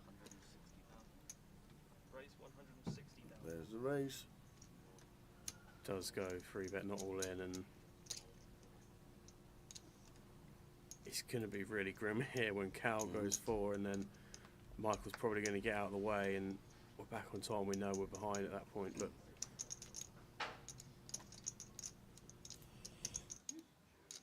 10 seconds.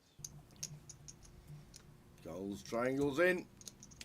First Let's bit of go for action. it. Michael gets out of the way, and Tom obviously can't do anything at that point, but he's got some outs.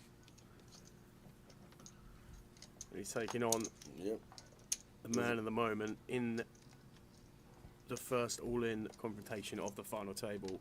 Does it here happen? at the high roller? So you know what always happens when you're up against kings and you're all in? There's always an ace on the floor. honestly, It happens more than it should do. yeah. Where's your ace there? Ah, There we go. it's almost like needing one of the 3 aces, running queens. 7 on the turn, so just 3 outs now for Tom going into the river, or the bubble will burst here. Oh, Barry! The from heaven. Oh, man. Out of nowhere, Ewan applauds. God. Oh, that is a savage one. That is grim.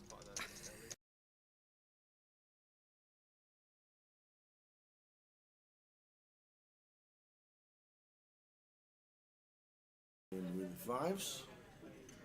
And the small. Just small and big. Makes it up.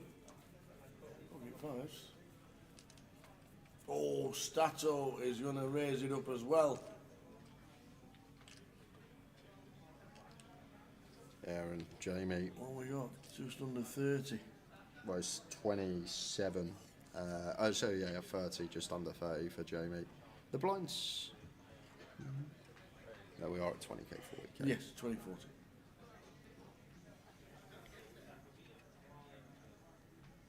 Stato makes it 140.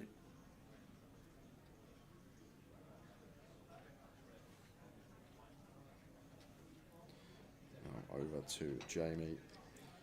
Trev has doubled. He's got about 15 now. He's sitting with 25 and looks like he is going to go with it all. Goes for the jam. Gets snapped off by Stato, and Jamie with the 5s has ran right into it here.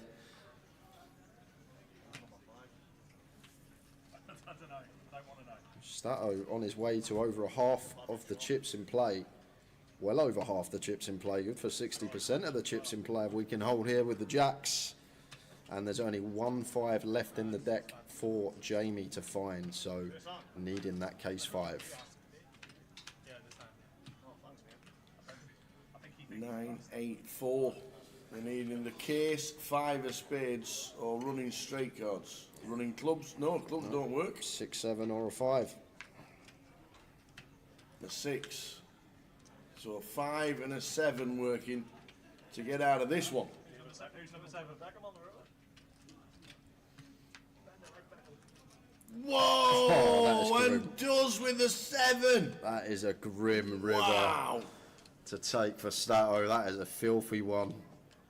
Wow, wow, wow. 1 out for Jamie. Stato could have had 60% of the chips in play, but now Jamie is the chip leader and Stato down to 40 bigs. What a cruel run out. You see that flop and you think you're there with the clubs covered as Stato. The run in 6, 7 comes in.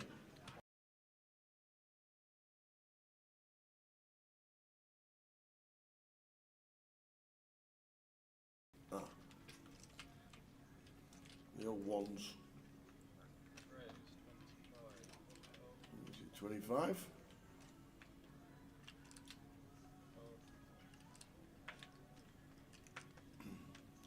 Could easily be a defend from Mitch. Yeah, it could be tower for sure. King Jack in the small here. Like, I don't think we're ever going to do any free betting. As Mitch here, what is it, 20 of Reese. Looks like Ewan's got about 25. I think probably just call or fold here from Mitch, tower. But he is going to go for the jam. Oh, all of it. And the aces, perfect timing. See the good news.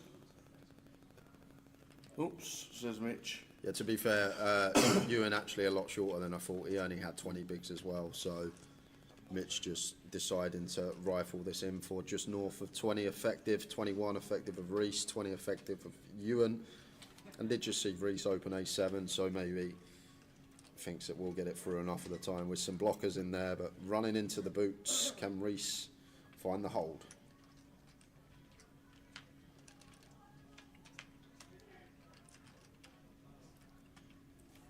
Oh, you can't. Wow, Jack 9 is the flop. That's not fair. That is grim. So Mitch potentially taking all of Reese's chips in 2 hands.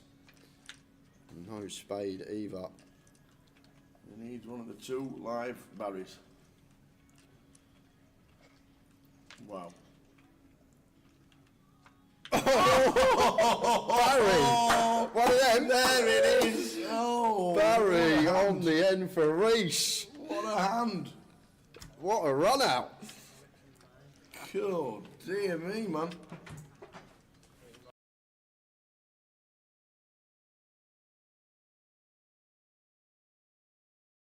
You can just tell he understands like how the ranges change and when we get to lead, when we don't get to lead, and I've been thoroughly impressed with Jean-Juan. And not only does he have that tower, he has something that not a lot of people have, and that is the capability to run it when you're playing for tens of thousands of.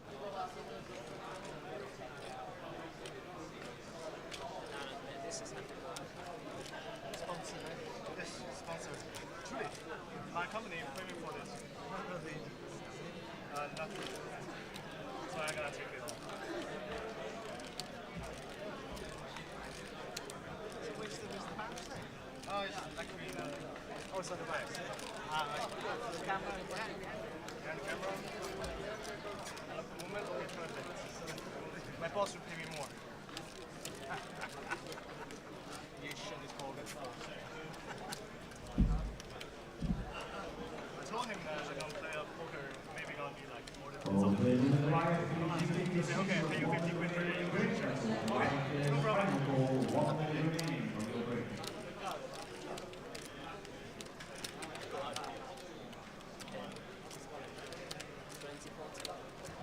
Well, we're back. Final 340 in Goliath.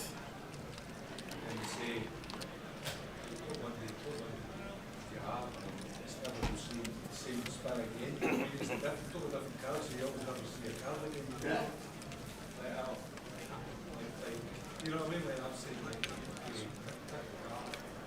it's just the next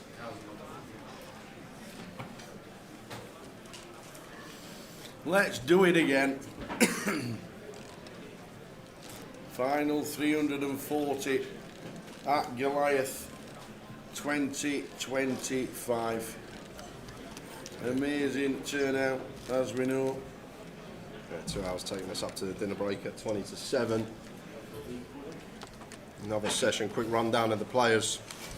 So 1 we got Marius Puey, 2 is Clinton, 3 Thomas Crawford, 4 Louis Deering, 5 James Wintop, 6 Ali Ramazani, 7 Dongzhou Hao, 8 is Bogdan Mataya, and then 9 is Ian Hapgood.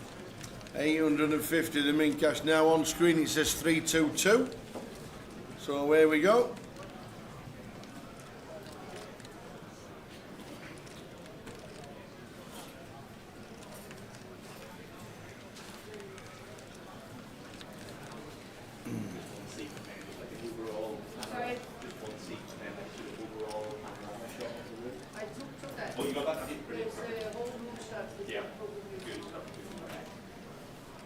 So 322 starting this session. Giveaway coming at 5 o'clock. Oh, is it my question? It is your question. Oh my word, I better have a look. It's not going to be on Colchester, let me tell you. Nothing to do with Colchester at all. Nothing. Nothing to do with Colchester. I'm not even going to mention Colchester for the rest of the year. You want to go zoo tomorrow? Yeah. Chest. Do you want to go to a zoo in Essex by any chance, Town, next week? I can't think of anything else in Colchester other than Have the they zoo. got a zoo? They got Colchester Zoo. You know, it's massive. Well, there's obviously less monkeys in the zoo than there is on the football team, and it's obviously run by a clown. Yeah, dear. 2 out of 3 again. How many times does it happen? 100%. Jeez.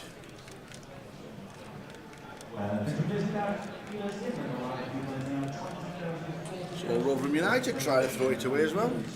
2-0 up against 10 men. their score, make it 2-1 rather than have a man sent off as well to make it level. How do you get a man sent off when you know you're playing against 10 men? Manager must go at half time and go, right, whatever you do, do not level the playing field. Correct. Yep. Got a man sent off and now it's 2-1. Unbelievable. So things starting to shallow. They are. We have got Marius in seat 1 with 2.65 million, so he's still sitting healthy north of 60 bigs, but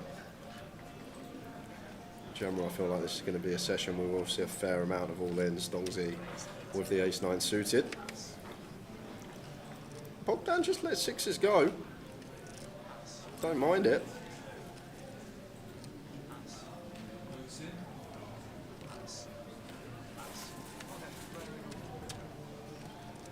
10-7 off, not defending. Interesting.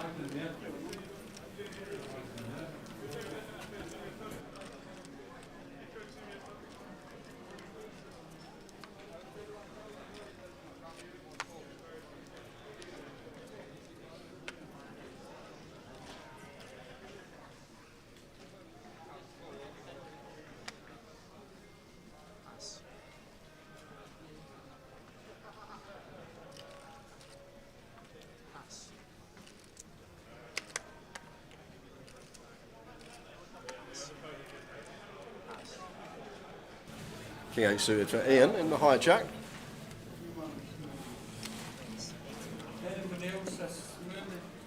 I really like this from Ian. These are really nice ones from late position, even off a shallow stack depths to attempt to steal. And Marius 9-7 suited. Got some ideas here. I like the fold. Can't really do much against Ian's stack depth, and Clinton going to have a nice clean jam for his last 9 BBs. Oh, and it's ace-king suited for Lewis behind as well, so he's going to get to reshove, and then Ian won't be calling off.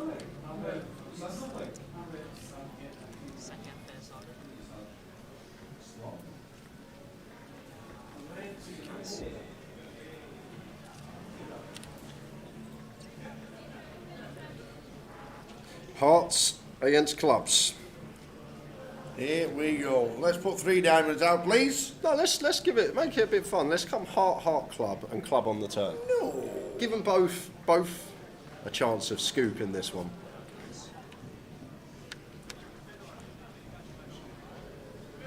Well, it's the same scenario. It is actually, yeah.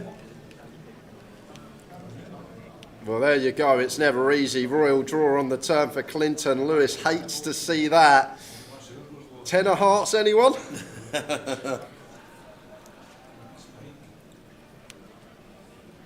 Oh. 6 cards straight for both.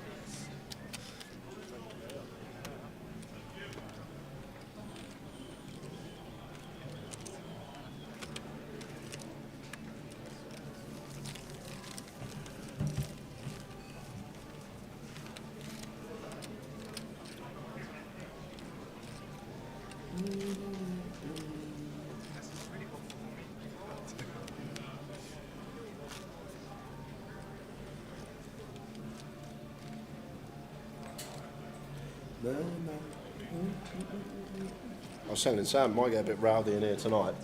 Tonight? Yeah. What's happening tonight? Well, when I was out the back, I saw there's a black coach that's got skull and crossbones all over it. That's St. Paul. Yeah, that's what I said. It's a bit of intimidation tactic from the German side. St. Pauli. Colchester have scored!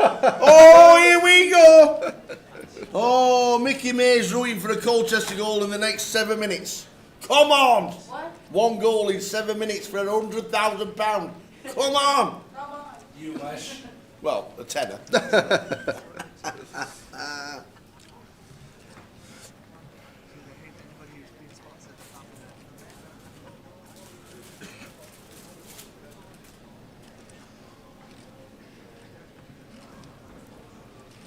Clinton in the cut-off makes it 110. as Clinton here, like, can just go for 2 BBs with the queens. Like, the idea is we want value. Like Lewis with 5s here. If we open cut off a normal size, Lewis probably jams 5s for 15, and then Clinton gets a double up. But choosing this bigger opening size, just potentially not getting him that double. Keep it at 2 BBs, keep worse holdings in, don't lose those select combos that will defend against 2 bigs but not against near 3. I feel like the 5s definitely had an opportunity to jam versus a 2 bigs open for 15 BBs effective against cutoff, but when it's a 2.75x, just deters us from taking the jam. Anfield dude said offside. Oh no. Oh, here we go. Oh, no way. No way. You're not doing that. It's definitely a troll. Oh, man. So Hans, Jay didn't get a chance to bump into your commentary, but you are incredible at commentating, especially the technical side of things. Here.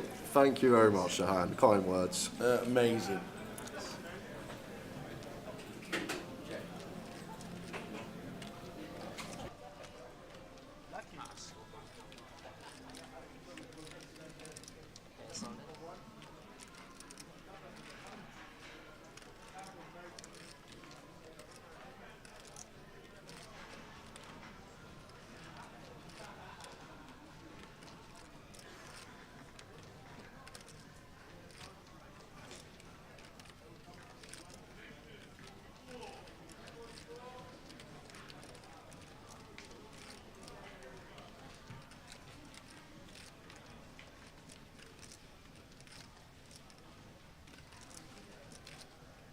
Everton's Ian Roberts. Thank you very much. Everton's best.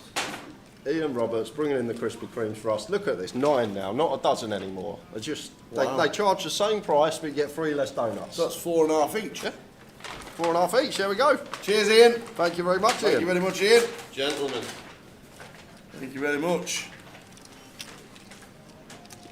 We need a Colchester goal in 3 minutes. Come on, the Colchester. Come on.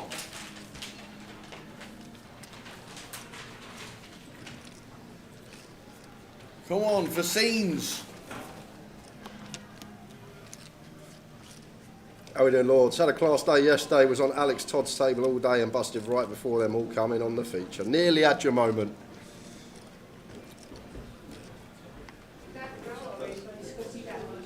I'm dreading it, Kev, when I get back home. I've done a lot of weight in the last few months, and then I've come here in Coventry and it's literally probably piled all back on this event. Come on, Colchester. One apiece, Colchester. They've equalised. We've got 3 minutes. Come on.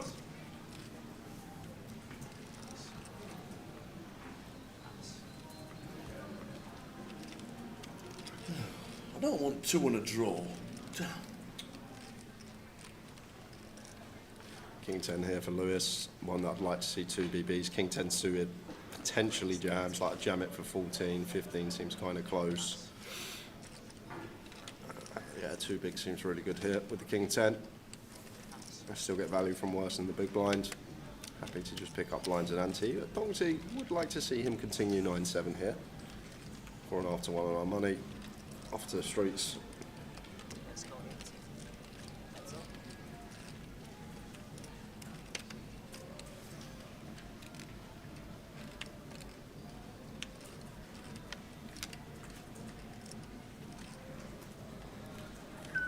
Flop 9-5 deuce. Top pair for Donge. Yeah, maybe one of these boards we might have some bigger sizes on just to set up turn jams here as Lewis. Like we've got the King of Hearts, 10 of Spades, like a lot of worse combo. But maybe check or big bet here. Like important when you're at these sort of stack depths to start the hand, sub 20, to sometimes play 2 streets with your stack.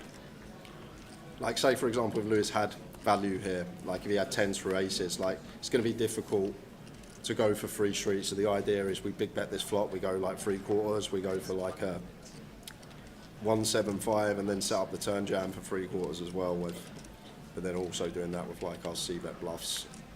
It does go small. And the 9 choosing to raise, happy to raise call off at that stack depth.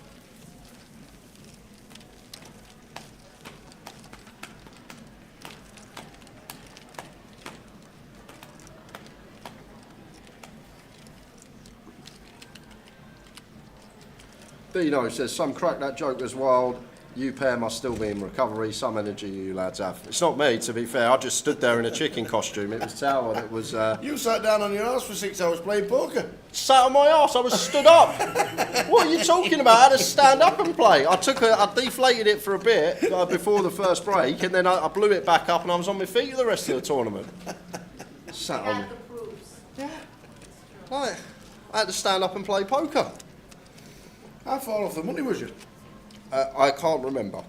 I honestly don't know. It was one of them nights. I don't know. I have this thing.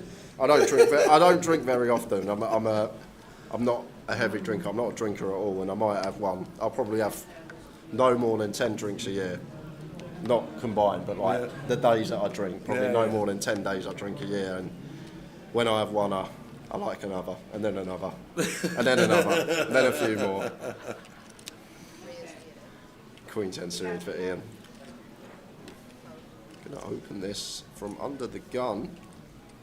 Love the fact that he has opened and not gone for jam, but maybe there's some folding going on when we are this shallow with all the table to get through. Like Queen Jack suited probably would open. Queen 10 suited, just that pip below. Seems close, but always a fan of aggression.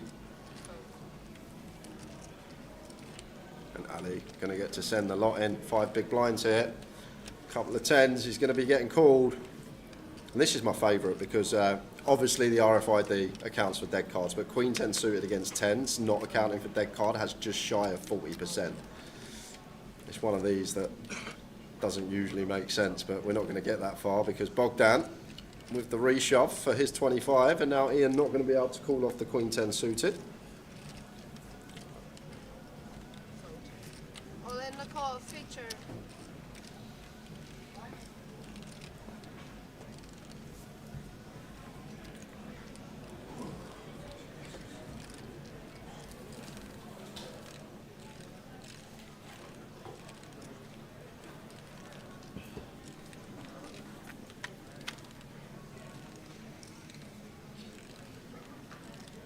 Good start for the 10s.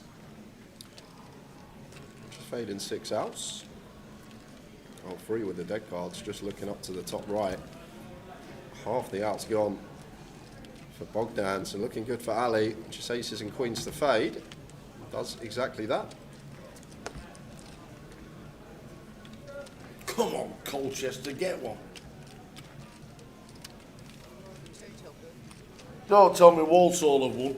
You said you're brushing your teeth, and I remember in your thoughts it said Walsall have been rubbish. They might go in the treble this weekend. So you didn't put them in. No. Did they actually win? Colchester finished 1-1. Oh, 2 out of 3 again.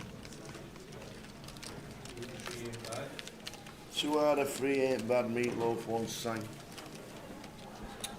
We got others. I said the nap of the day was Wigan Athletic. Oh, sorry team. I did say they were the absolute nap Wigan Athletic, and they were 1-3-1. Huddersfield 1-2-0, and bloody Colchester. Oh dear.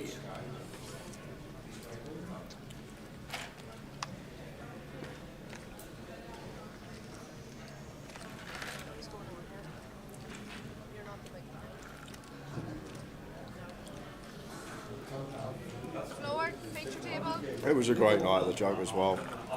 It was superb. It was. And raised over £10,000 for charity as well. Well done, one and all. £10,000 for charity. Fantastic effort by everybody.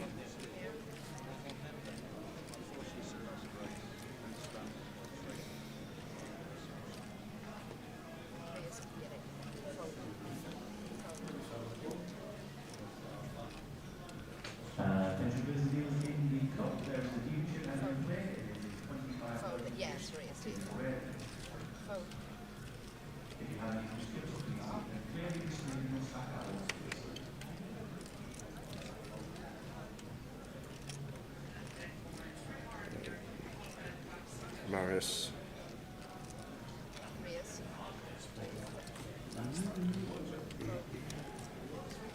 So what's happened here, guys, I think Marius thought he was in the blinds and put 80k in, and it's gone as a raise. He wanted to put his big blind and ante in, but it's gone as a raise now. And I think Dongzi just trying to abuse this, and now he's going to have to call off 8-7 off. So Dongzi obviously recognised that Marius wasn't meant to open under the gun. He thought he was posting his big blind, so he's trying to exploit that fact, but this has happened now, and now we're getting 4-1 pre-flop, and we have to call. All in a call feature. And Ian in nice shape.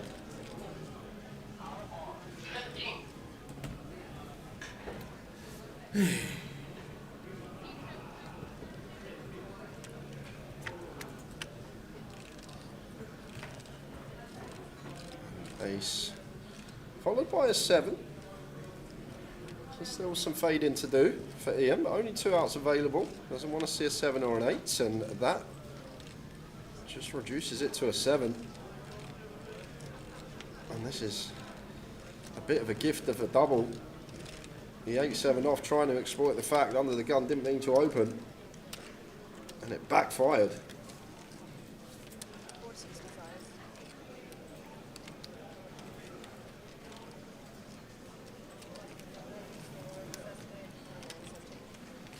So in 3 minutes' time, we have another giveaway. We've got another closer ticket to give away, and we've got an extra one because the last winner guessed and went.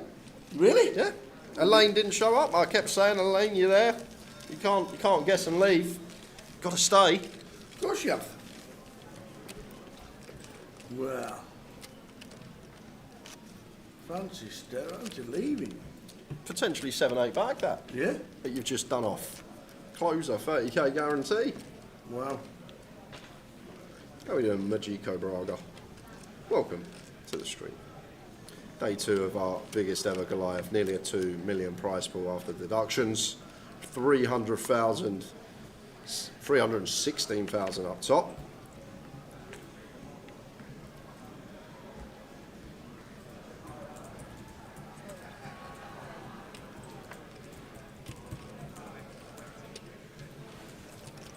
Oh, baby, baby, I'm a do. There's some good tunes in there all today, I must admit.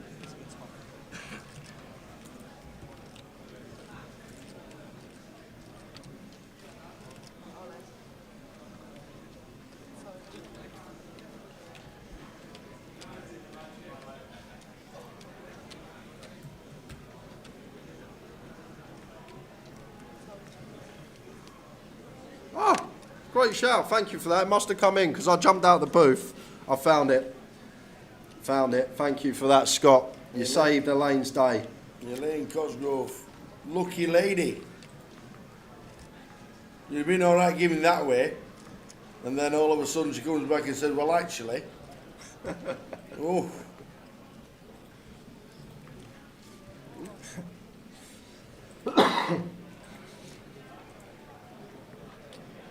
So 8 for Lewis.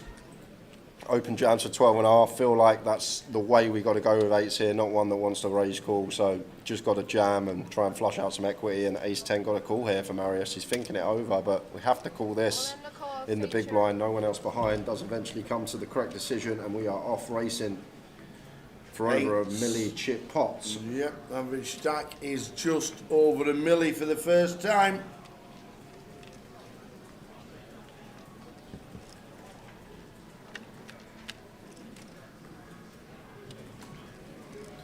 Seven, 10 deuce, so the 8's going to struggle to win this one. We might be losing Lewis here.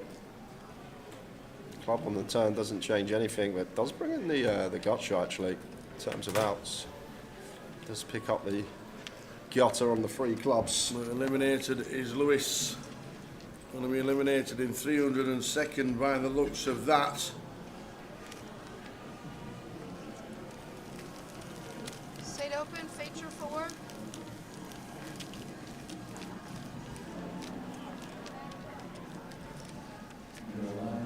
Lewis Deering, 299th actually. 300th Jamie Robinson, Sonny Kemp 301. Ryan Wakefield 302. Well, I've just opened the spreadsheet. Yes. For the first time today, guys. Yes. And if you've won a ticket, yes, they should be credited. The only one that's Whoa, not. Get you. Someone has given me the wrong username. That was R12345667. So if you won a ticket and gave me the username R12345667 and you're watching, it don't exist. Does not exist.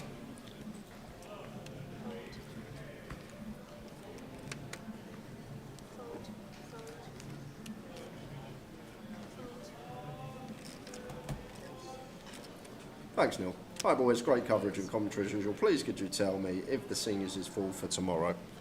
I don't think so. I don't think there's a cap on the seniors at the minute. I know it starts at 11. 15,000 starting stack on a 20-minute clock, I do believe. Let's have the butchers. At the moment, obviously the app's starting to run slow when I want to use it for the first time ever. 168 entries in the seniors at the minute. 168. You can buy in on the app.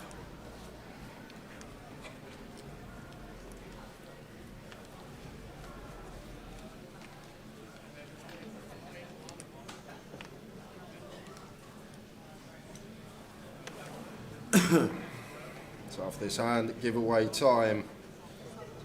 £110 closer seat up for grabs. Well, at the moment, 168 seniors in. Wow, that's busy. Yeah, that is busy. Bet bingo all must be quiet today.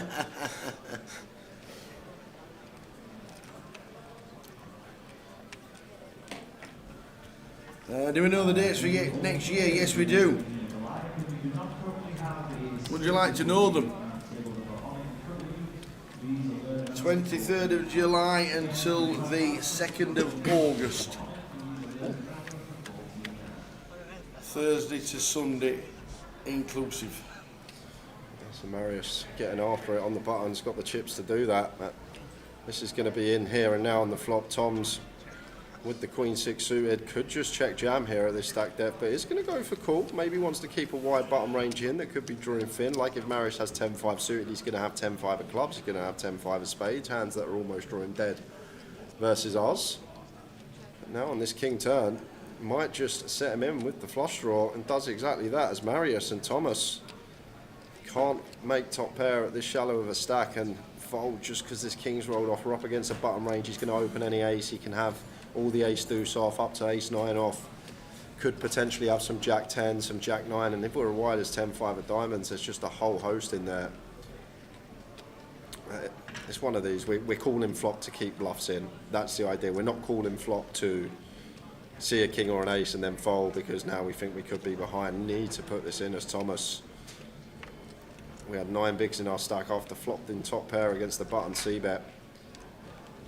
Could have just checked shove flop, but if he was going for call, the logic behind call is to keep bluffs in of our opponent. They're drawing very thin in terms of equity, so we just can't fold when the king rolls off. Yes, there's king jack, king 10, suited king x, but there's also hell of a lot of other stuff. If 10-5 is in there, like 9-10, jack 9, jack 10 all offsuit, ace jack, ace 10, ace x of spades, jack x of spades. If you've got 10-5 of diamonds, 10 x of spades, jack x of diamonds. Like there's just an absolute ridiculous amount that we are in front of. Like you weigh up all those hands I've just said, and then you weigh up the aces, kings, ace king, king jack, suited kings combo. It's just gonna absolutely trounce them, all these bluffs. Like, as I say, if we're worried about an overcard coming off as Thomas, we're better to just check jam flop. But if we're trying to trap and keep hands with diminished equity in, then we can't just be folding because the overcard rolls off. It's very important. The more this goes on, I'm worried he is going to let this go, and somehow Marius is going to get a queen to fold. He's probably thinking he's folding an 8 there, maybe a 3. Doubt he ever thought Queen X was going into the mark. It's just one of those, you're playing for 300k, you can see the number, it's 300 left, maybe you start to dream and potentially you tighten up, not realising you're doing it, but it's tough when you're sat there, I understand that. Sometimes you just really need to delve into the hand, dissect it, think about your opponent, what they do with this, this and this, and then make your decision accordingly.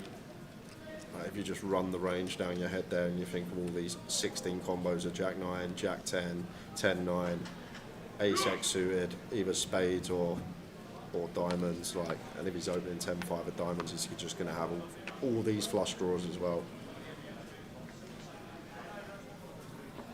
That is tough when sat there, I understand that. Just sometimes really got to delve into the hand and think about things. Yes, I'm not saying that he can't ever have a king there. He can have king jack, ace king, king 10, suited king X, but that's just a small part of the range that's going to open on the button with that chip stack.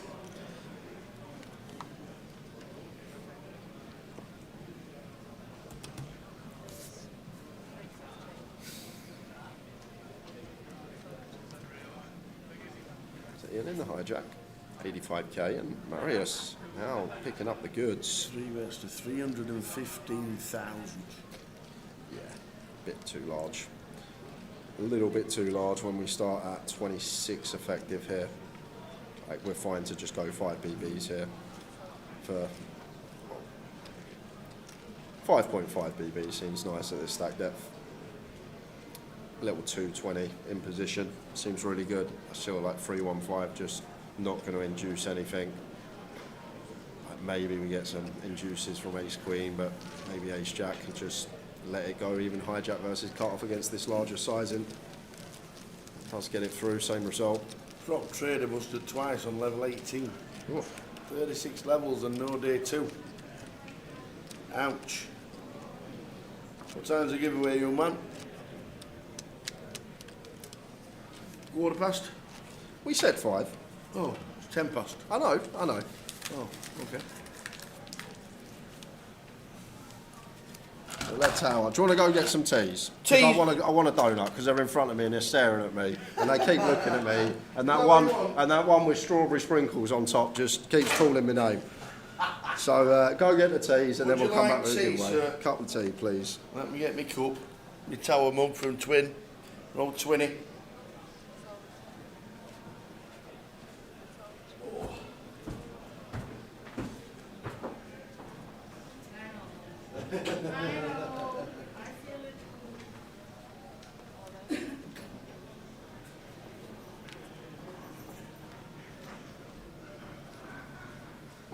Ace jack suited for Thomas.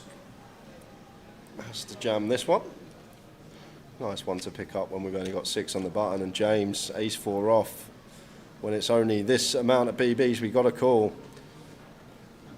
He's going to ask for a count, 6.5 BBs on the button, and like there's going to be even some stuff we dominate with an ace 4, like usually not, but there'd be some king 4 suited, potentially some 4-5 suited in there, queen 4 suited at 6 BBs, and then he's going to have a lot of king queen, king jack, jack 10, this type of stuff. That's a good call from James. We got to call off here.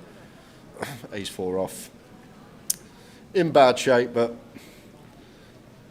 this is a game of infinite, as I always say. We're not looking to make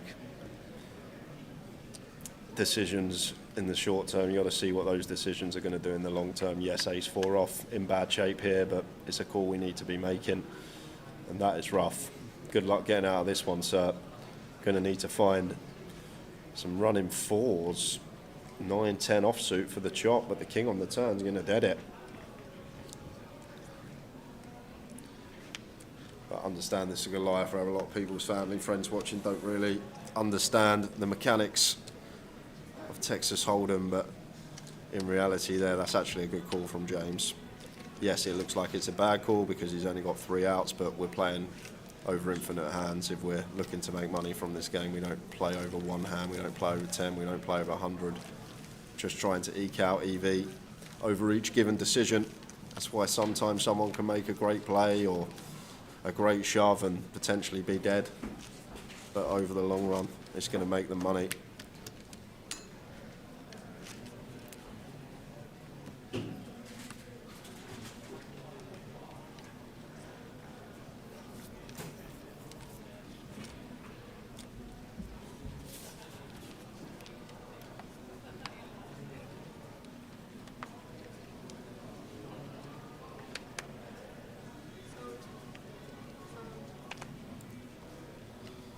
Marius having a field day at this table. He's up to nearly 90 BBs.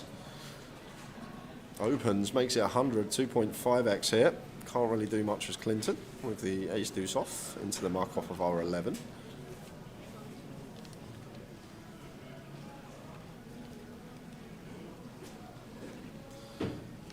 Constantine can't do anything either here. 22 BBs, ace 5 off. If we think Marius is getting well out of line, like not the worst one to potentially go for like a little 240 here, but I wouldn't be taking it. Got the ace blocker, but just let Marius's 2.5x get through us over to Ali in the big.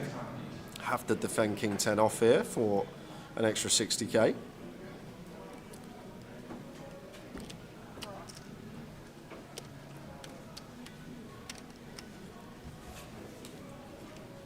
Thank you. It's all right. Anytime. Well, not Monday or Tuesday. Just going to be Marius's pot. My one big blind here at this stack depth we could go on the paired board. Going to check back, wanting to realise with the 2 overs and spade draw, maybe not wanting to get check jammed on. That makes sense. They're going to be more 8x, 5x from the big that want to check jam.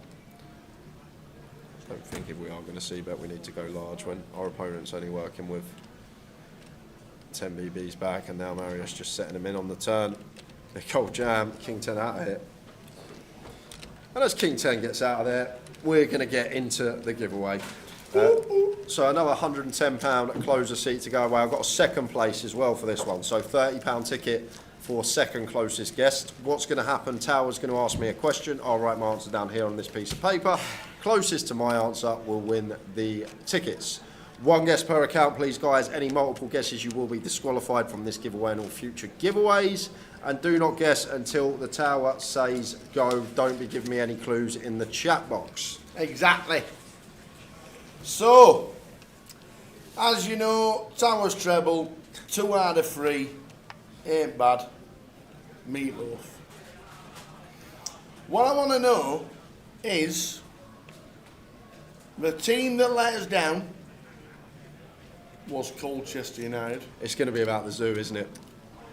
The team that cost us money was Tranmere Rovers. What I'd like to know is the population of Tranmere, please. These questions are so silly. It's a population. I don't know. The population of Tranmere, please. Population of Tranmere. They lost to Colchester. They drew. There we go. Are you ready? Yeah, I'm ready. You are ready. So, what is the population of Tranmere? Away you go. I am clueless. If you think it's the same size as Colchester, Colchester's got 212,000 people in it. Okay?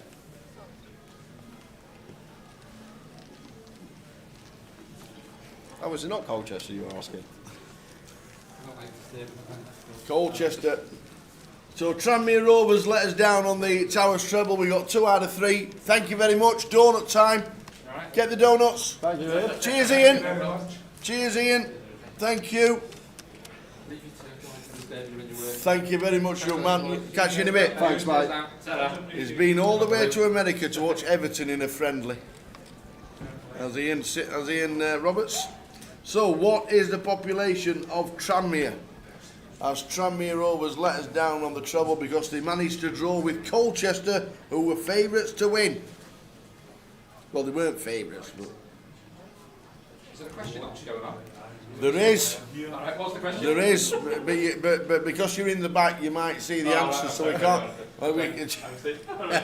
Ian Roberts is barred from this giveaway, guys. He is... I don't even know what the question is. Not eligible. I don't even know what the question is. We'll get you on the next one. Okay.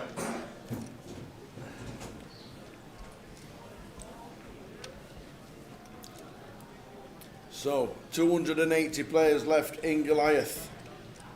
We got 2 out of 3 on Towers treble. 2 3-0 wins and a draw. What did that get you? Nothing. Zip. Colchester on the hit list So, already. so it's the same as having 3 9-0 losses, is what you're saying, basically. Yeah, but that never happens. I'm always very close. We were close. With no cigar. Good afternoon, watching on Facebook, Twitter, and on Twitch and on YouTube, where guesses are coming in. What is the population of Tranmere? And I let him know the population of Colchester, which was 212,000. Wigan was 3-1, was it? Oh, I finished 3-1, did it? Wigan 3-1, Huddersfield 3-0, Colchester 1-1. Ugh.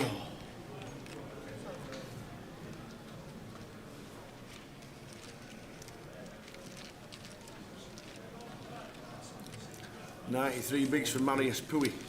This is like, population's my worst question. I'm terrible. No, weeks on the charts is your worst question. No, but I know, like, you can't be on the these charts for like polarised. 30 years, so I can't go Well, with this loads is of weeks. polarised. It's not, because, like, you can have the It town with, like... can't be a million. Yeah. Because it's not a city.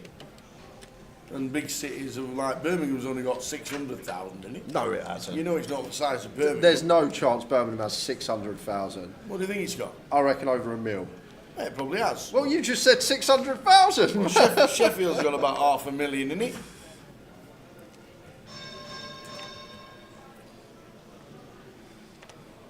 $1.15 million, and that was in 2022. Well, there you so that go. was 3 years, so it's probably about 1.5 mil in Birmingham now. So you know it's not that big. Yeah, I know that.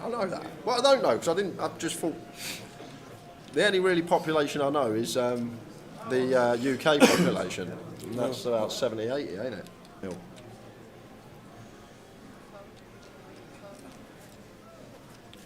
Is this a trick question? No. As there is no place called Tranmere, it is the borough of Prenton. What?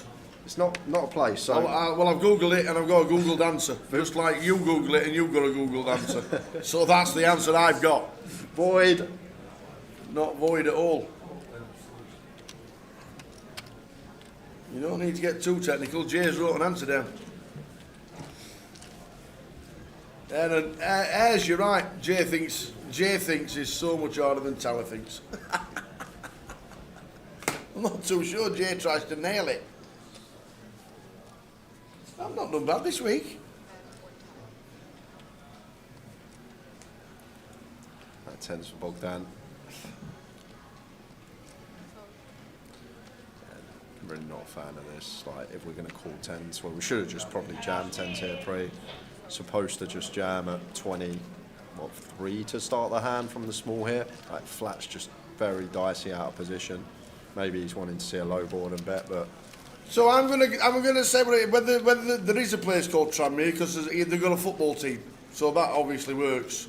So it says the population of Tranmere, Merseyside. So are you listening to the correct answer? I'm listening. I gave you the hint of Colchester being 212,000. Yep. So I gave you that. Yep. So the population of Tranmere, Merseyside, was recorded as 15,879 in 2022. 15,879. But that doesn't matter. How many people do you think Jay thinks is in Tranmere? That's on its way.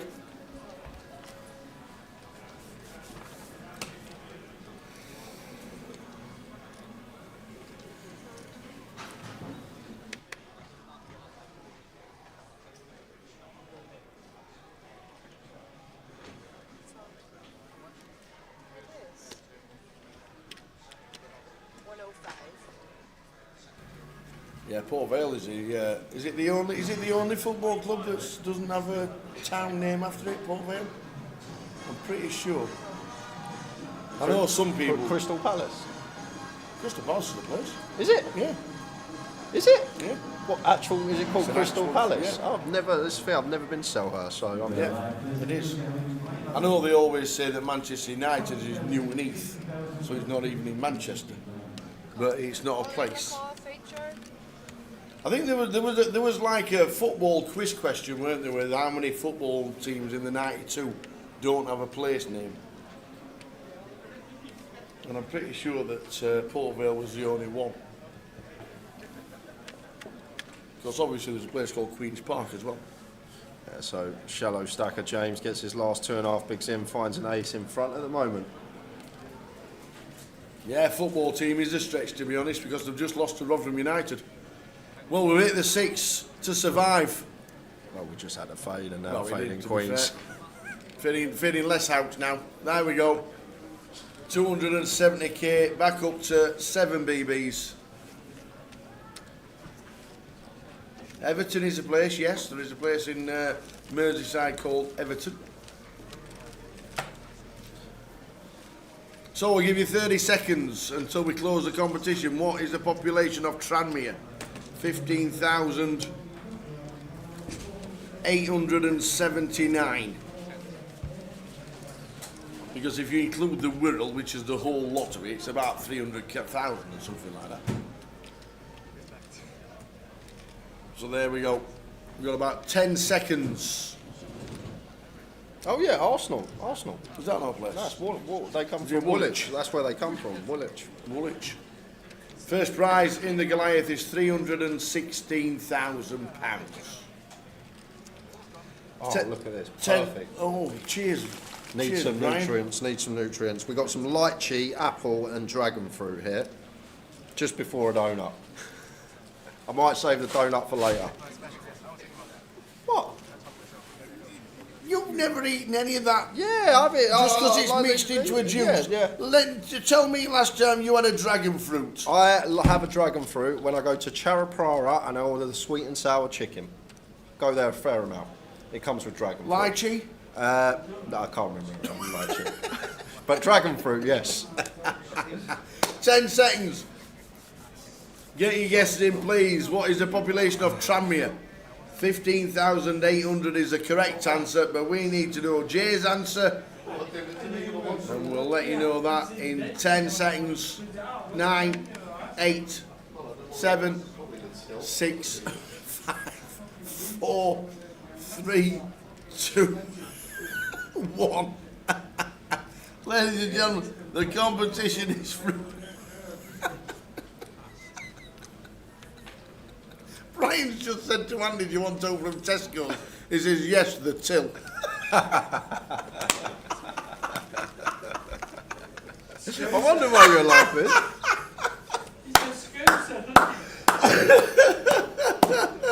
That's the answer of the week. So, competition is closed. Oh, 15,849 people live in Tranmere, but that's not what we need to know. We need to know Jay's answer. Jay, over to you. These are my worst questions. I don't know anything about how big this place is, how big this place is. So I just fought for the first number that come to my head. I'm sorry. It come to my head. I don't know why. I don't know how big Tranmere is. I just went with it's a football team. I thought it'd have to have at least a decent population, 220k. 220,000, he thinks, how big is Tranmere?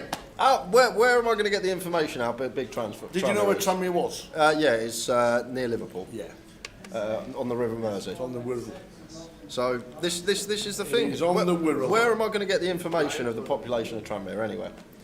You actually missed a great one today with the boss. The boss was showing me a video. All right. You never told me. Yeah. We got a new Prime Minister. It's not Rishi anymore. And he was showing me a video, and I was like, he was showing me a video. I was like, who's that? And he was like, you got to be kidding me. And I was like, no, I'm not kidding you. He goes, this is I can't remember. Keir Starmer. That's it. He goes, that's him. And he goes, he's the Prime Minister. I go, no. Since July. I go, no, he's not. Tower told me. A year ago. Exactly 1 year ago. It was probably at Goliath when you told me it was Rishi, because I just thought, but I found out today that we have a different Prime Minister that's not Rishi anymore. This is the type of, like, I'm clueless. Like, I've got no information. 12 months they've been in charge. Well, 12 months they've apparently been in charge. Oh, brilliant. Right, I will reveal the winners very shortly. Zeonic says over 700 people watching on YouTube, and get the likes clicked up, please. It's free to hit the button. Make poker better for everyone. Thanks a lot, Zeonic on YouTube, trying to get us with a tick. Thank you very much.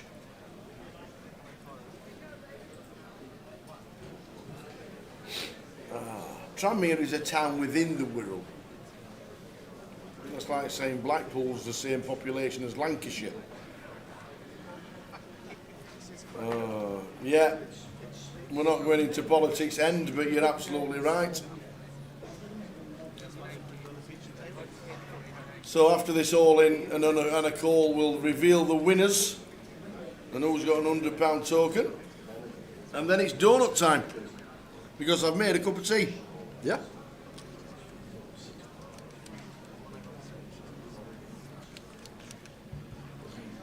Marius, feeling like he might have a spin with her.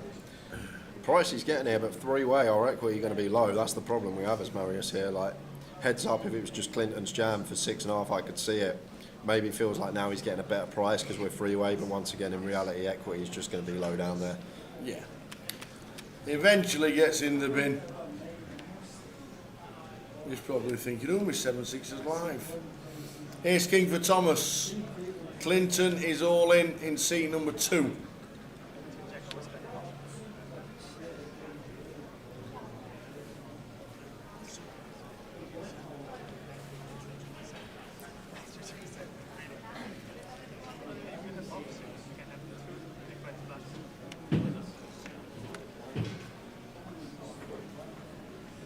Wow.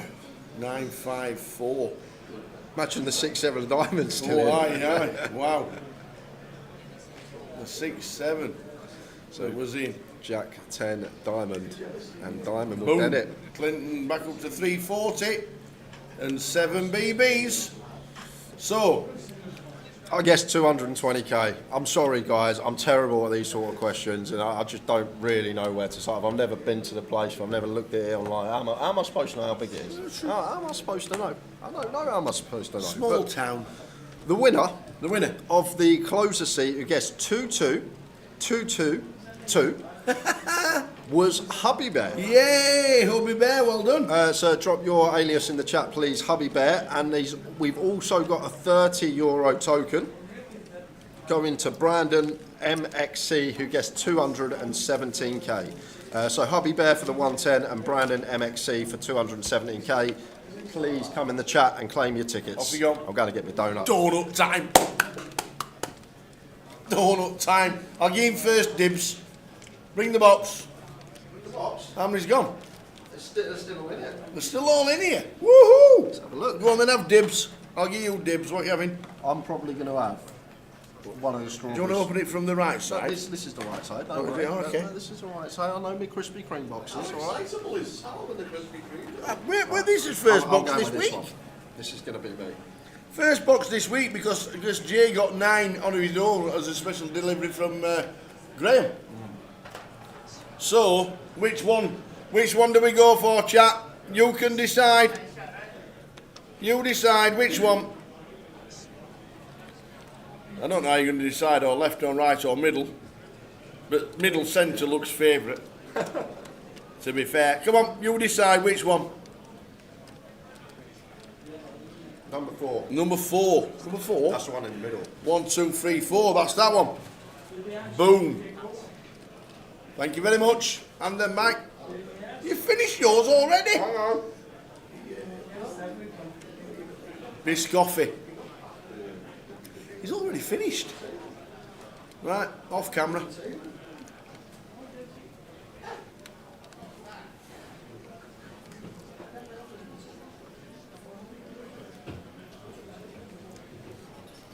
Very good. All right.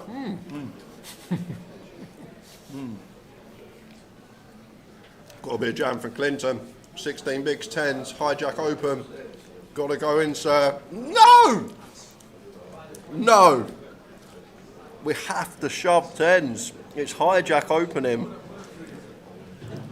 I guess maybe he thinks Ian's opened a bit larger here, but even still, he might have opened larger because of the limp in front, but 10s for 16 against the hijack open is fist pump in theory, and even in this tournament it seems pretty fist pump. Clinton not wanting to take the spot, and it might have just been because of the larger opening size. 4.5 BBs makes sense. Thinks it's going to be a tighter range. Thank you, Hubby Bear. Thank you, Brandon. In the middle, one to the left, down one, right two. Cheers, Stacey.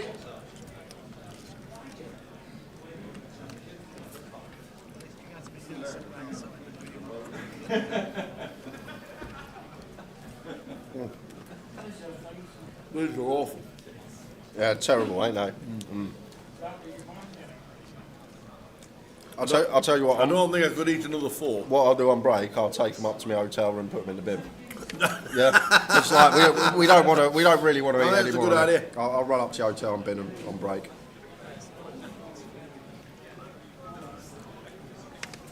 But I really don't think I could eat another 4 of these.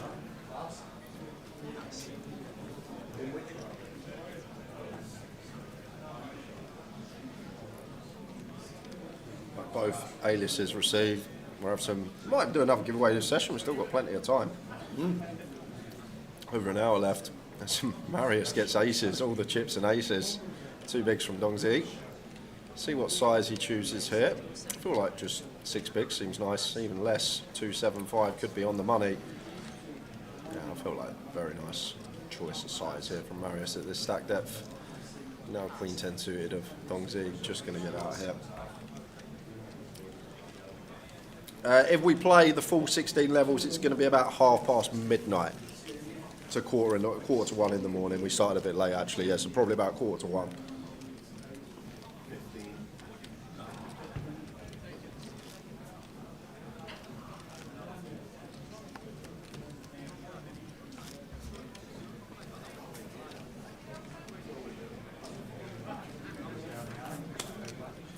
I guess you have to contact support then, Brandon. You're on the list, so Tom might message me saying exactly what you've just said, and if that, I'll say he's trying to get it unblocked. I'll see if he can do anything for you. But is that the 1, 2, 3, 4, 5, 6? No, that's just the man that just won the 30. Ah.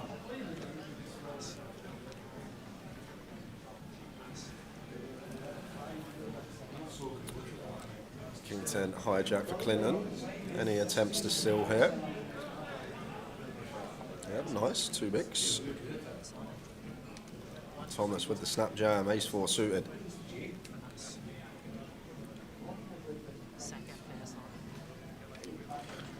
Guys, how does someone have 6 big blinds when they only have enough chips for 3 more orbits with the ante? Always wondered this. So the big blinds are just times by the big blind.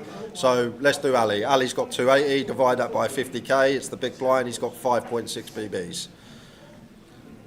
Clinton, he's got 730k in his stack, divide that by 50, he's got 14.8 BBs. It's simple as that. You just divide the stack by what the big blind is, and that lets you know how many big blinds. You're thinking about M. So what M is how many orbits you have before you are forced all in. So if you have 3 orbits after posting the blinds without playing a hand, and on the 3rd orbit when you hit the big blind you're going to be forced all in, that would be 3M. Yeah, I think you're thinking about that. You don't brew a big blind ante in every hand.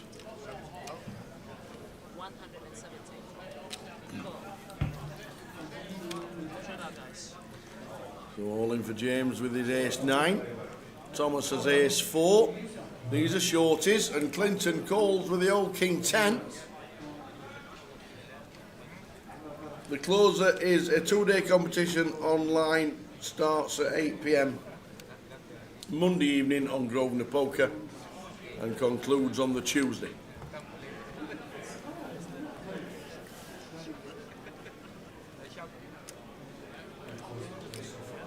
The ante is on the big blind, yes.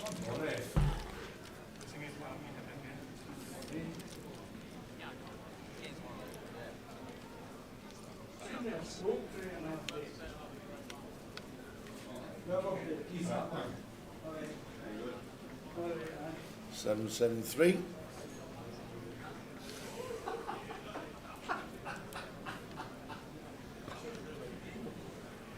Four on the turn for Thomas. Is he going to survive? Yes, he is. Up to 400k. James down to 3 big blinds. And Clinton just drops a couple. Yes, we are playing big blind ante. Antes in the big blinds. The final day is tomorrow, Simkis. It is indeed.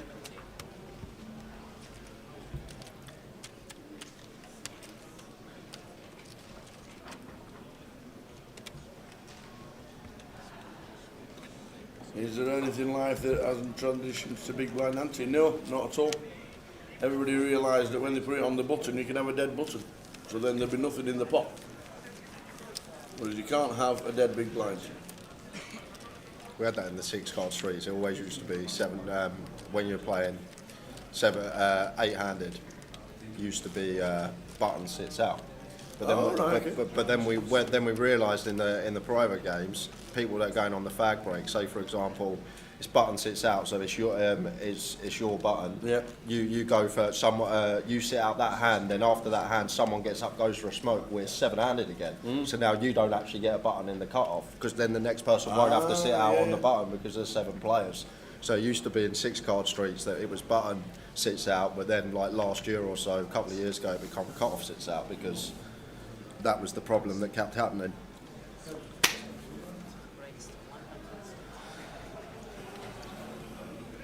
That's the great thing about this game. I feel like when there is something that you see can be improved in a certain way, it does get taken into account.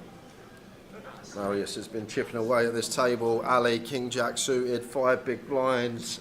Problem is no fold equity here. Like any nuances of call with no fold equity, that's the question. I guess we sometimes bring the big blind in the split equity 3 ways, so maybe we do just jam. Don't really want the BB in there, we want to be heads up. Marius having to call. You said all in, and Marius is going to be calling. King Jack for tournament life.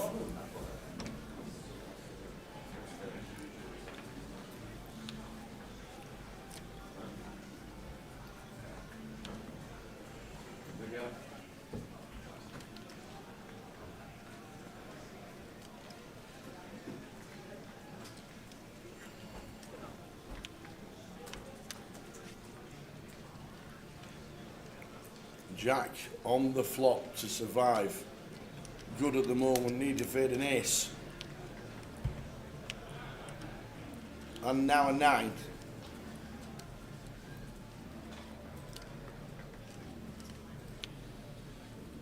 And does.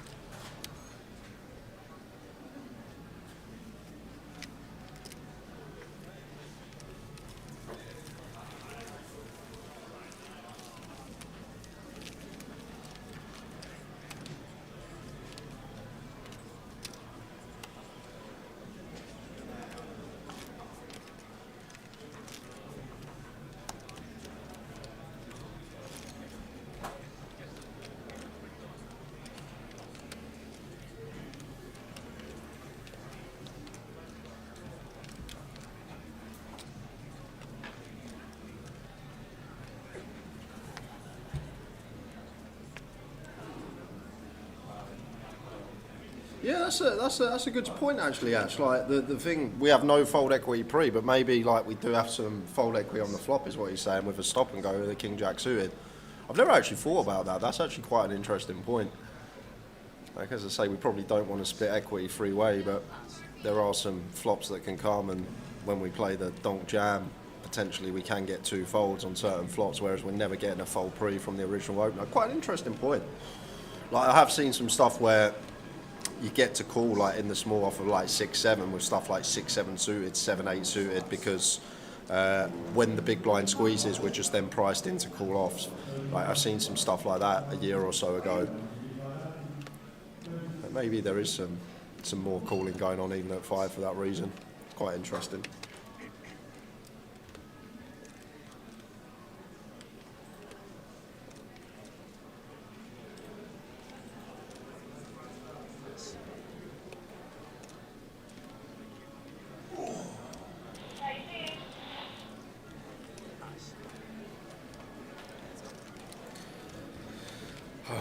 David Knoll says, if only you'd picked Rotherham instead of Colchester, the kids would have got some new school uniforms. Exactly.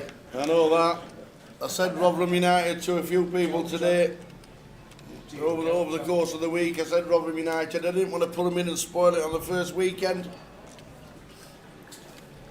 Unbelievable. So unlucky today. Alex Todd still in.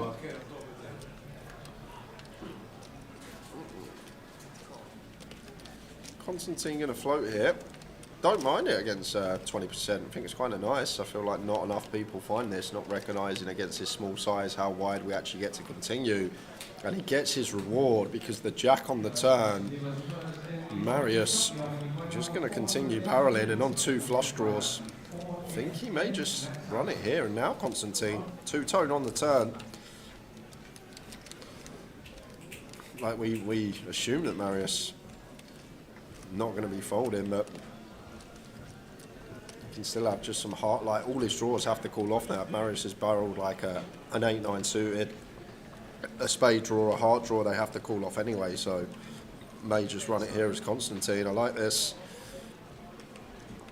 560 all in. Marius getting the 4-1 price.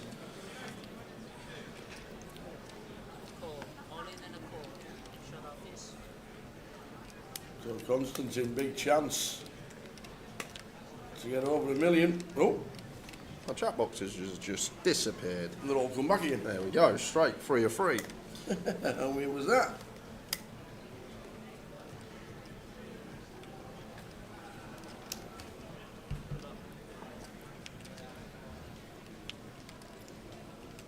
Well, chop it up. Constantine was set for his double up, but the boat on the river for both. Unbelievable. 7's full of jacks. You look like you're going to get to 1.6 milli and 30 bigs, but no.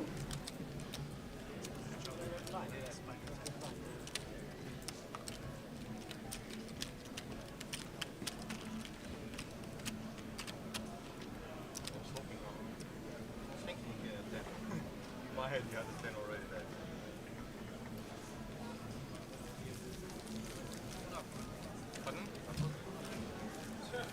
Is Jason Smith still in? Yes, he is. He's on table 23. Dave will get us a chip count. Who's that? Jason Smith, table 23, please. Okay, is seat number right now? 23-7.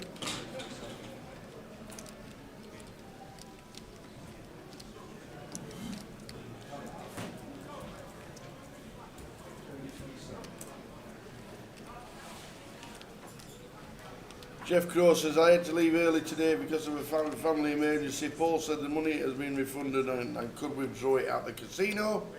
But I live 3.5 hours away. Will the money go on to my Grosvenor account? That's from Mr. Jeff Crow. It'll go onto your live account, Jeff. So when you click onto the Poker Live app, you will have credit in the top right-hand corner.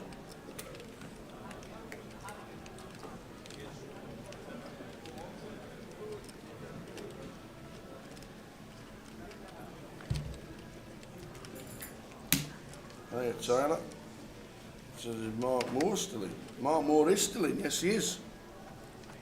And we'll try and get you some trick counts. Send a message to Dave.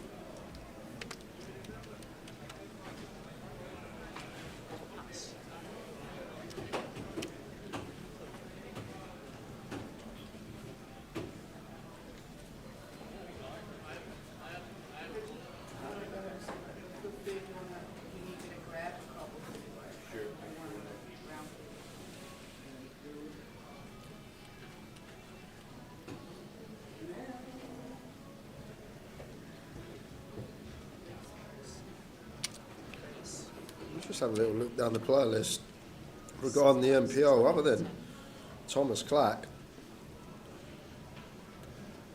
Can't really see anyone else that's up there. Stefan Lazar, I think, is in the top 30, but other than that, I think they're the only two. 1.4 my win. Oh. Did you not get your message? No. I sent you a message. Don't tell me it's on silent.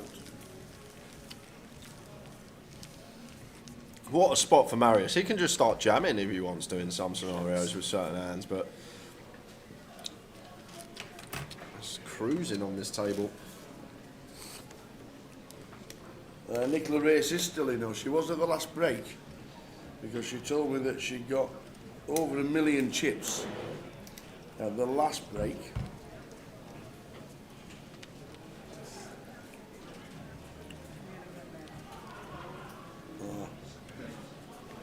Yep, she's still in. Ace Queen for Clinton. Would love to see open here. I feel like one that a lot of people jam, but open's the best way to proceed. Love this from him. I feel like not a lot of people find this. Credit where it's due. Would prefer 2 bigs, but really good to see they're not all in. And this is why we do it. We jam here, ace 10's out of hand. Constantine does not call ace 10. But this is the idea. We want to get value from worse. Like, and we can comfortably call shove over a free bet with this hand as well. So I think this is very nice from Clinton. Didn't take the 10s earlier, but finding this 2 BBs at 13. Something I don't think a lot of the field are going to find, and they will just open jam and miss the value from ace 10. So the other key.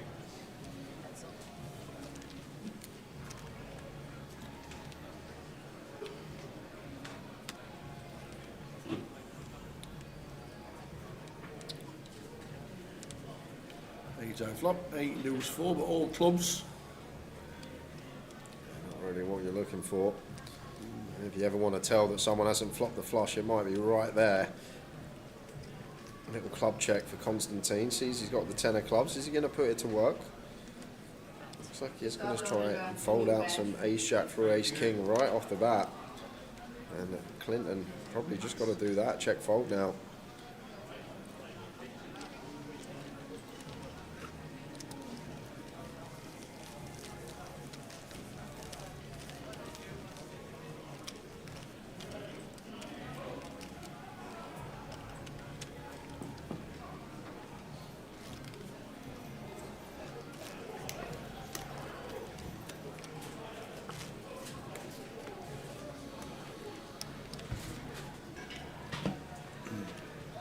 Gilly's still. Last year's final table is where he took most money. Came second overall.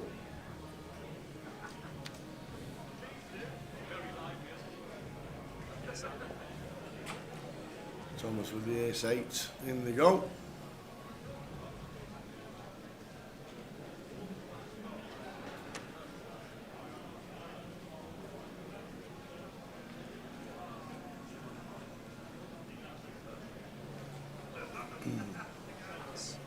Nice one, Kev. Enjoy the slow cooked chicken madras. Slow cooked means you got a takeaway from a little bit further away today. It took longer to come. That's what that means. Yeah, you see it for Thomas. 8 big blinds, nothing we can do but jam from gun. No room to open. And Marius with 7s, got a call. Going to be all the worst pairs in there. Going to be some ace X as well. The ace 7 for ace deuce suited. We dominate the 6s through deuces. Looking at ISO.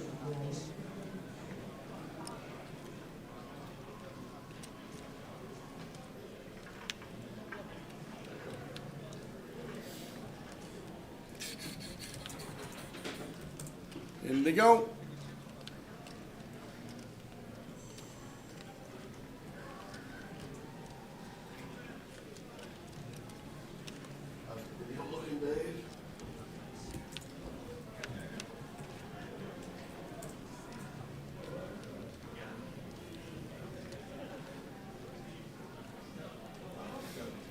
Eight on the flop to get himself a double unless we see a 6 or a 7.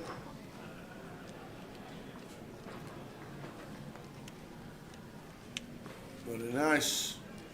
Up to 20 bigs. The main event Treble open 2 times a guarantee with another day, one today and tomorrow as well. Very surprised there's a turbo in the morning. Well, there's a turbo later on this evening. They've got 2 turbos. Well, there's a turbo tomorrow morning and day 2 doesn't start at 4 o'clock. All shuts at 12. Yeah, they move them over, don't they? Oh, did they move into the main hall? They done last year, didn't they? Ah. Because I remember we had the staff party You'll last play year. till and- 5 in the morning tomorrow with that one, the amount of runners. Good luck if you're in that one. Oh, I missed it. Sorry, Dave, I missed it.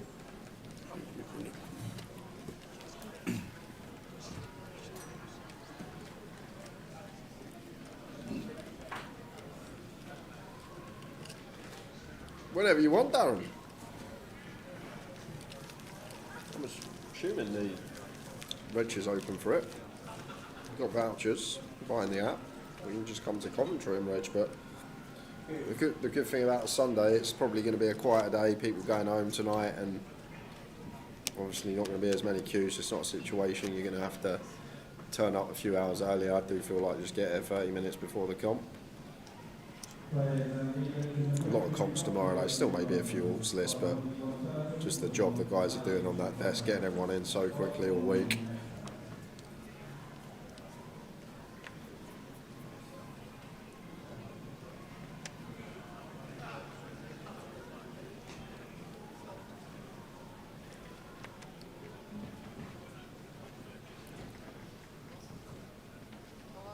Well, James only got a couple of hands before it's essentially forced all in.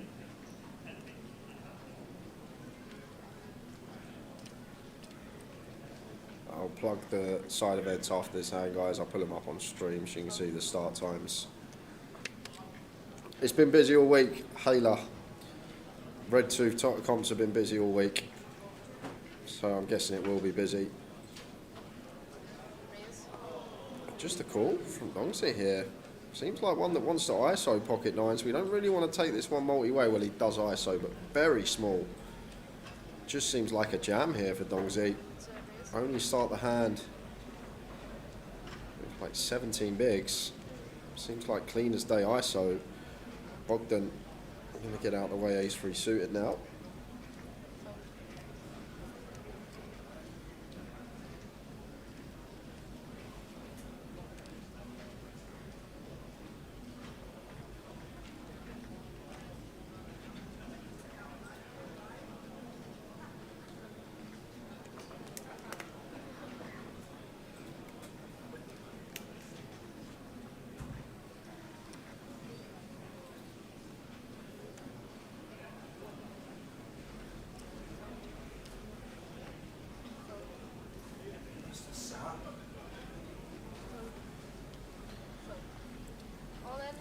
Eventually, all going out of the way, everyone quickly falls behind, and Dongzet in decent shape to knock out James here.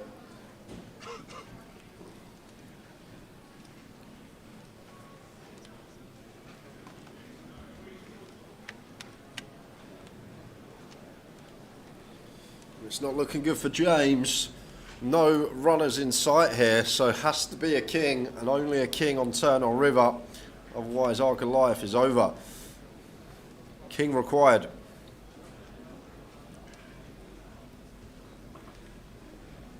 Oh, and he does find the cowboy. Stay alive for James. King on the river. Only a small hit for Dongzi, but that gives him a bit of hope. 8 big blinds now. We've got some fold equity in there. We can get a jam through.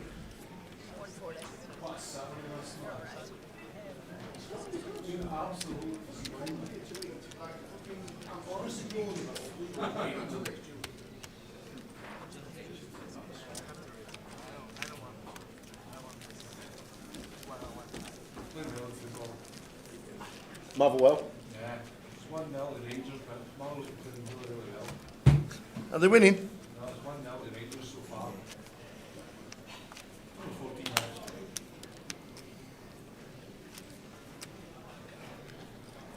Right, says what we're having for dinner. Donuts. I've already had mine. I've already had mine.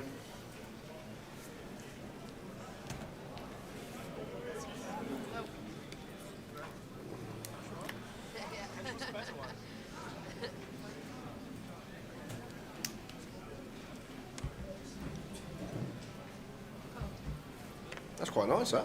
Isn't it? It's nice, isn't it? Lychee, apple and dragon fruit. They never had sugar. Never had sugar. Like it. Do you know what's in it? 4 pressed apples, 1.5 mashed bananas, apple water, 4 pressed lychees, 1/4 of a crushed dragon fruit, a squeezed lime, a splash of squeezed lemon, and a dash of beetroot and carrot extract. Nice. Bit of beetroot in it. I like beetroot in a smoothie. Very nice. Very good for you. Yeah. Yeah. Bloody delicious it was.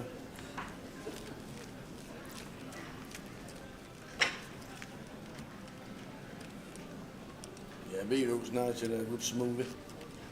Tell you what is good in a smoothie. Peanut butter and banana. With some almond milk. It's good, like, for protein, though, isn't it? Yeah, with the Peanut butter, banana, protein milk, bit of chia seeds. Lovely. How do you get milk from a nut? I might be being really stupid here, but how do you make almond milk? It's a flavouring. It's a flavouring. It's not actually almonds, no. Okay. It's a flavouring. Imagine saying to someone, give me 200 quid and I'll turn it into 316,000. Unbelievable, Dave, you're not wrong. I think it's the one more. Actually, it's not Unbelievable. And yes, when it comes to the money end of it, you might get a chop on the feature. But you can't blame them for that kind of money. I didn't blame them at all last year. Certainly ain't going to blame them at all this year. It's just an unbelievable event. another one. Should be a third one.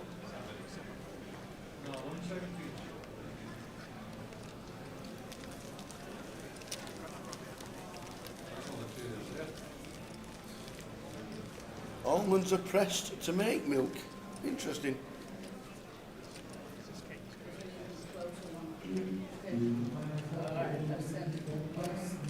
Honestly, I don't know what the plan is this year. Whether they have to play on for a certain amount of money, or they can just chop it. This event, we being a totally different, unique event, I wouldn't mind what they did.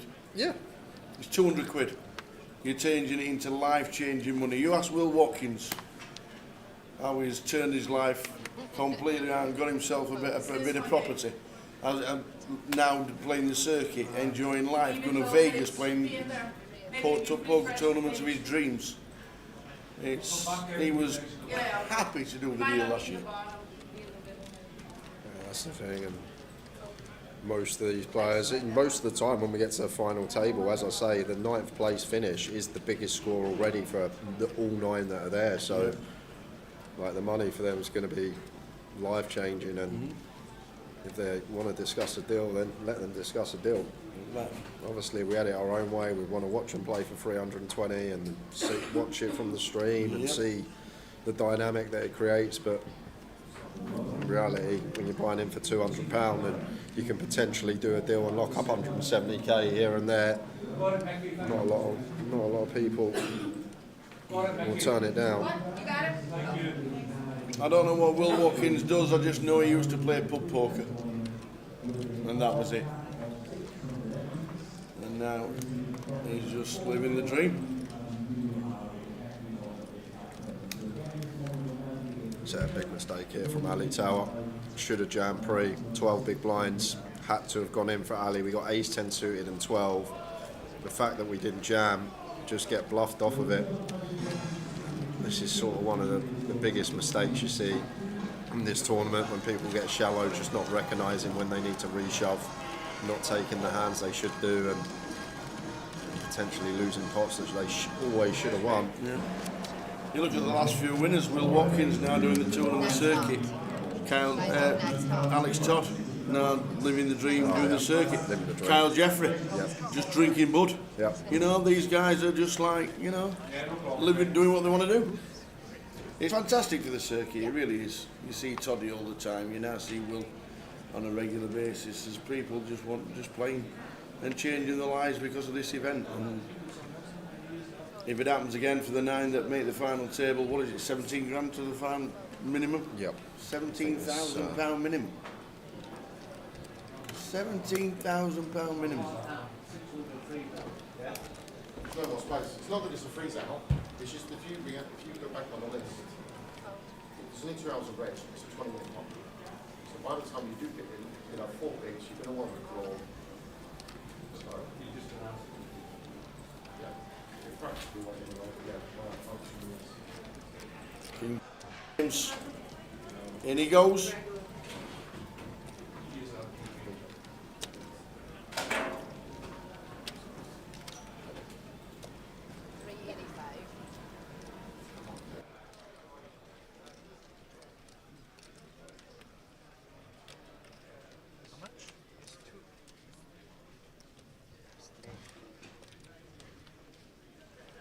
Sorry, 285. Sorry, 285.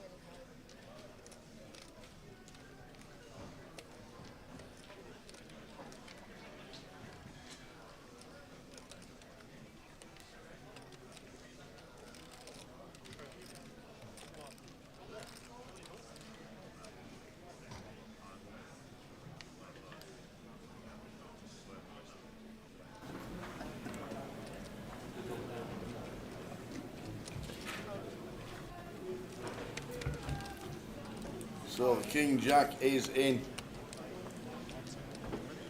Dong says yes, come on. Here we go, ace 9. All in the call, feature. Do we survive with King Jack of clubs? Big blind wakes up with ace 9 of diamonds. Just one of them. 35% of the time we stay in. That's a great start. King on the flop.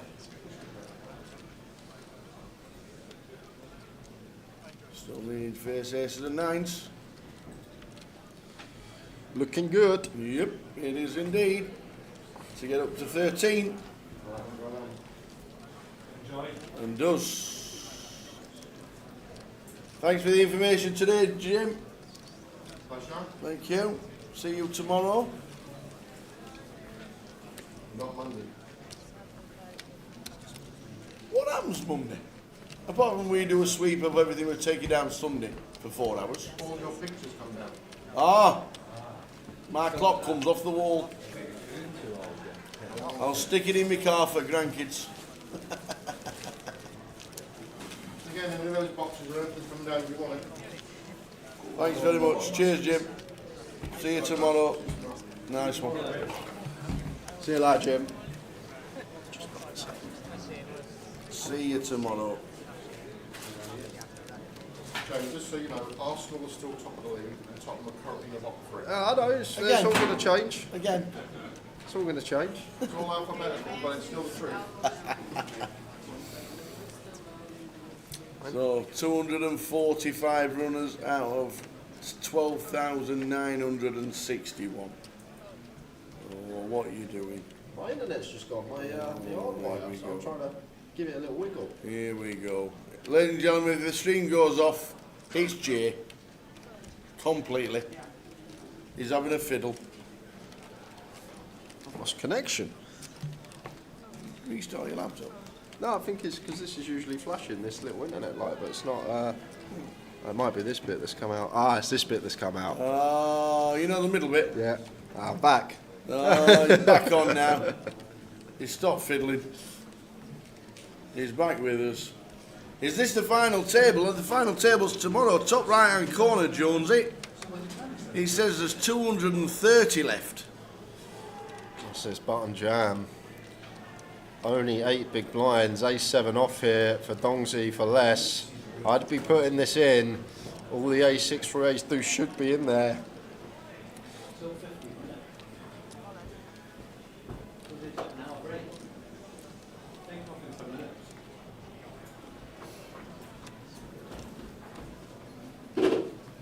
All in the call, feature.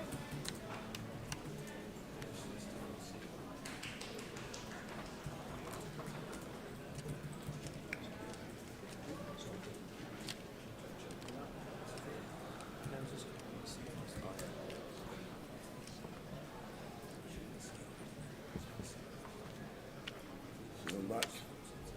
230 players. Ace 7 is in for the Dongs. It's against the Ali's Ace Jack, and the stacks are very, very similar. These will be counted, but Ace 7 for Dongs at the minute.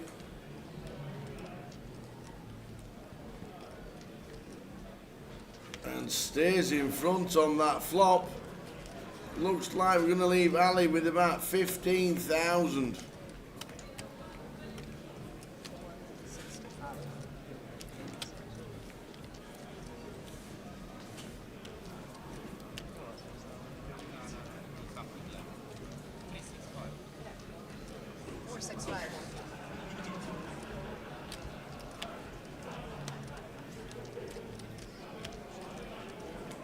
Less than a starting stack.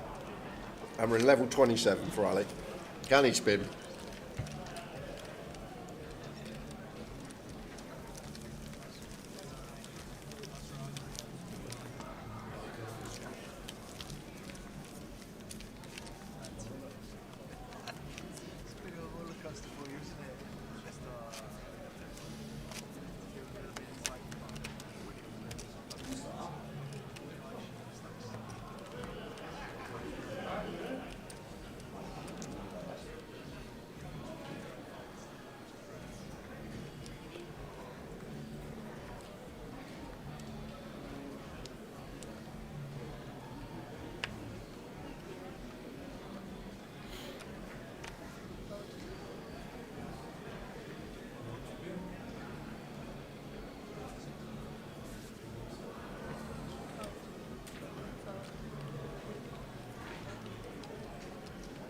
Big fours for Constantine. Awkward one in the low jack here. I think fold's the best way to go. It's going to open, like, once again, I always speak about ICM at final tables, but when you're down to this percentage of the field, it's still there hanging over your head, and these pocket pairs, not good hands with ICM present. What, we lost 2% of the field now. That is deep. Does choose to open the fours, and Ian king 9 off. Should defend in the big blind.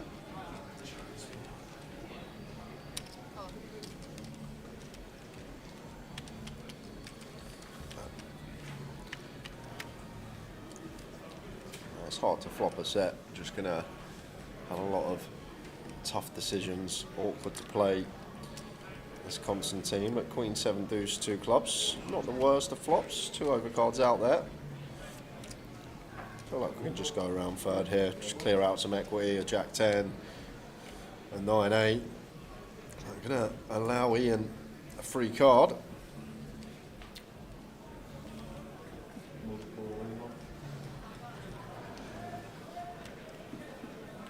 Any ideas here from Ian? I actually really like this tower, but we need to follow through. It's very important in these spots, because there will be a situation where Constantine checked back a lot of ace highs, but going to be like ace jack, ace 10, ace 9.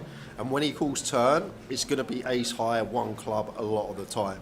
So we're not going to get the turn barrel through too often, but we'll get the double barrel through a lot.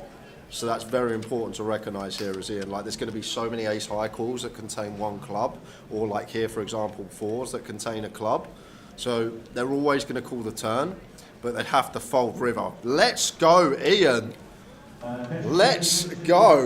And he finds it. I weren't expecting it to come, but he does. Snap jam as well. Jam on the river. I've got a 7. I mean, and this is just great from him. Like, once Constantine checks back at this stack depth, he's just never got an overpair or a queen. He can have 8s through jacks at best.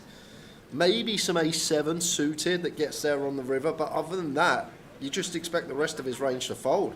He may get here with an ace 7 suited, couple of combos, but other than that, the rest of his range has to fold. He's check back flop. He's just going to bet a queen to set up a turn jam or better. So Ian recognising that this is probably going to be jacks at the very best, and jack's just not going to be able to call. And we can have flushes from the big blind. We can have a queen of our own. We could potentially have river trips.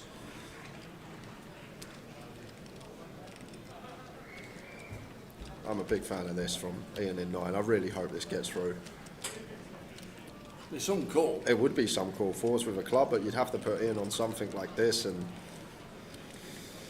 like a king high club, an ace high, ace of clubs. Something like 6-8 suited maybe for the up and down on the turn, but there is the fold, and well played, Ian, sir. That is a terrific double barrel. That's top notch now. That's elite stuff from Ian there. Very good. Ian, that good. Up to 20 BBs, 220 left. Top left hand corner of the screen. We'll catch up top right. Not updating it all the time. Obviously there's that many people changing all the time. But 220 left. Half an hour to go of the session.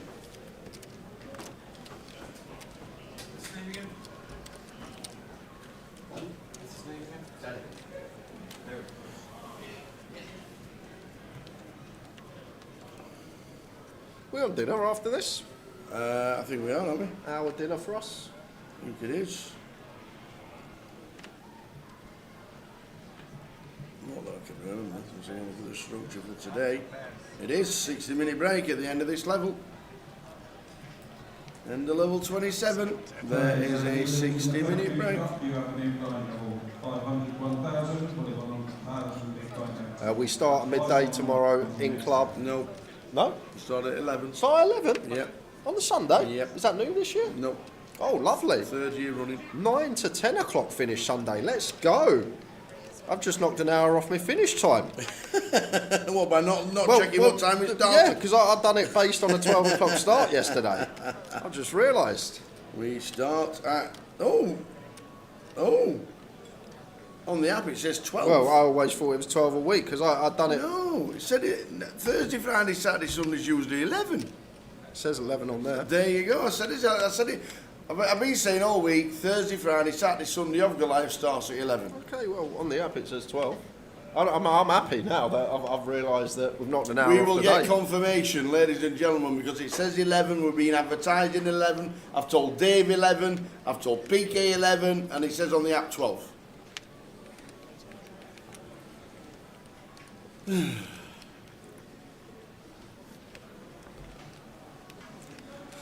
So we're going to find out now before the dinner break, because everybody's going to leave soon, aren't they? Yeah.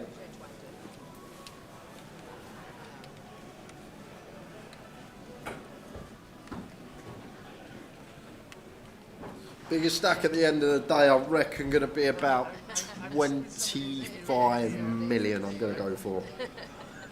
I'm going to go for the 25 million, the 100 starting stacks.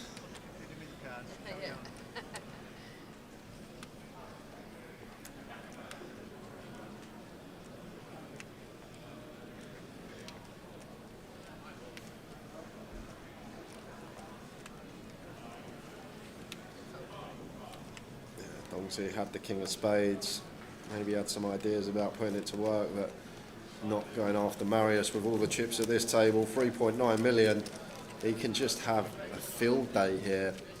He doesn't even need to open, he can just apply maximum pressure in some spots and just play some jams if he wants to.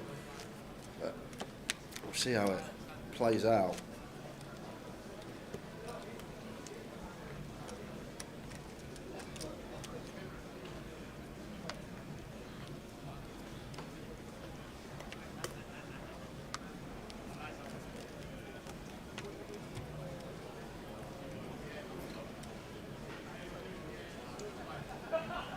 That's exactly what I mean. Long week, Mickey Graham.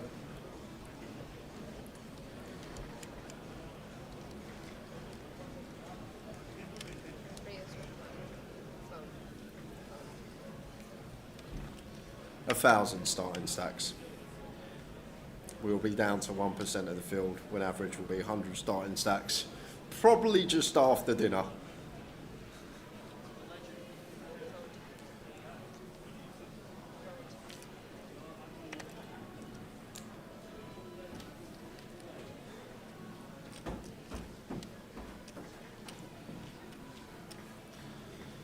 I have news. Oh, news. I have news.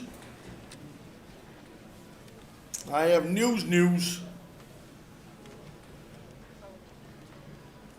The news is...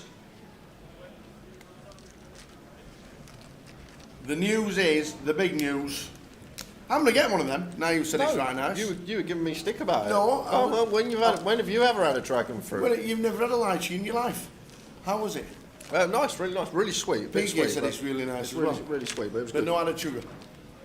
If you turn up tomorrow at 12 o'clock, your chips are being played and you'd be losing antes and blinds. It definitely starts at 11 tomorrow. The app's been changed. They don't know what happened, but it's definitely 11 a.m. start tomorrow. So we're on stream at 20 past 11. Okay. Yeah, that's good. I'm happy with that. I might be able to go home tomorrow night. Woo! Got golf tomorrow. Tomorrow? Monday. Well, you're not going tomorrow? No, not going tomorrow. I'm looking forward to it. So the final day of Goliath does start at 11 a.m. in club. The senior starts at 11 and we'll be on stream at 20 past 11. Looking forward to tomorrow. Going to be the biggest Sunday. We'll try and get the mushrooms on the stream. Obviously, we've still got 22 tables to choose from. They'll be picking a table at the break. Brett Aldred. Where's the cue ball going?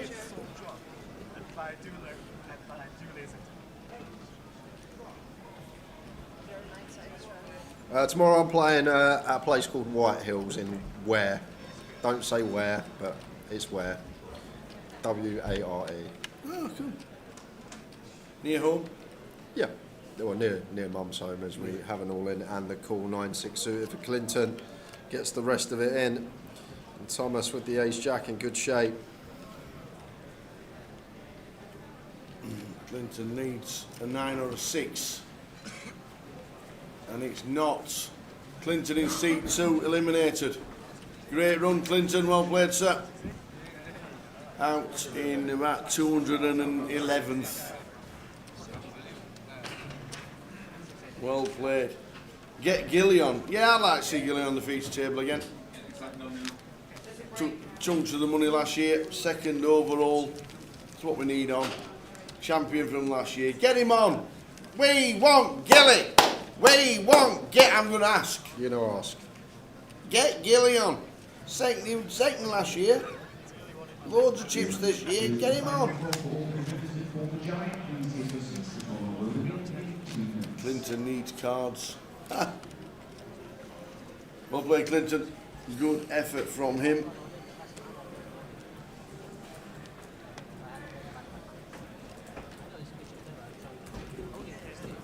$11 tomorrow. For the final 36, or if we play 16 levels today, however many are left. Yes, you will, Ben. You'll get it refunded back to your Grosvenor account if you were bought in and you didn't turn up.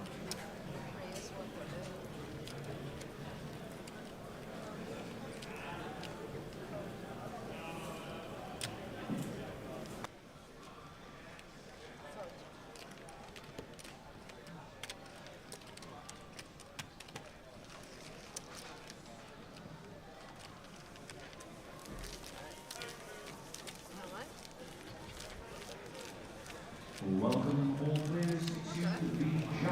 This is a one-player tournament on a 20-minute clock throughout. 577 players in that Broken Hills Cup. That's going to be 577. That's going to be bigger than some GUKPTs, bigger than most GUKPTs with a £500 buy-in. Yeah, 50,000 starting stake. Might finish Tuesday. It might finish Tuesday. Get extensions out. We'll do the cup. Final time of the cup on Monday. Everybody who's bust out today has jumped into that. Everybody. Your tournament has been brought to seat number 2. Dealers, please place your way into seat 2. Did Will Chilivier make it? Was he playing? Head of Poker News at the World Series? No, he did not. Jason Shellham said to me Wednesday, I'll bring you a box Sunday lunch this week. Oh, he's literally got a tomorrow, or he's going to get barred from Grosvenor casinos. Well, maybe he's waiting for Sunday. We're not going to have a Sunday lunch on a Thursday, are we? I'd love one. And a Wednesday. I do love a Sunday lunch. Yeah, he's got one day to redeem himself. So Ali's been patient and somehow gets his less than half a big in with ace queen under the gun. The payouts on the app, Scott, there's that many payouts over the course of 1,058 players got paid today. So if you want to check the app, the Poker Live app, all players eliminated in order are on the app. We'll obviously read them out from when we're down to double figures. Would have jammed here as James Tower. Like Constantine off his stack, he just jams any hand that can call off our jam anyway, so we just then get it heads up against Ali. Increase our equity within the pot, but he's going to check the Jack 10, but I feel like Constantine's just never going to have any traps, and any hand that can call off would have jammed in the first place. But getting to realise, whiff for everyone.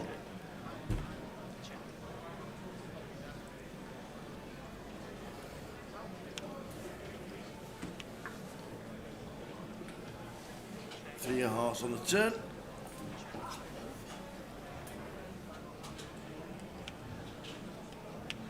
Free on the river. So Ali, it started, Tower. The spin has started. He's not going to get, he should get back here 135k. Have I done that right? Yeah, 135. And he stands up. But he's going to have to sit back down.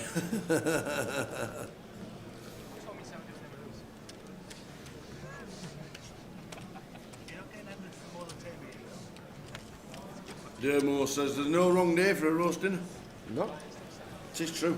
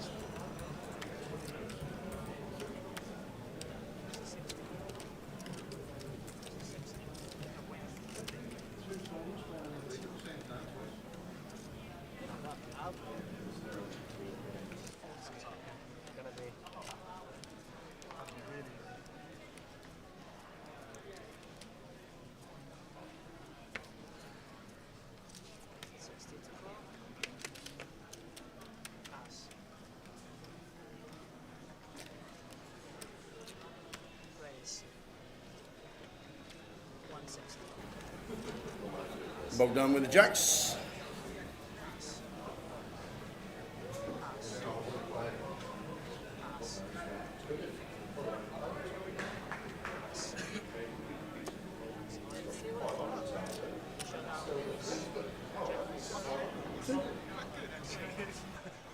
Considering two slides.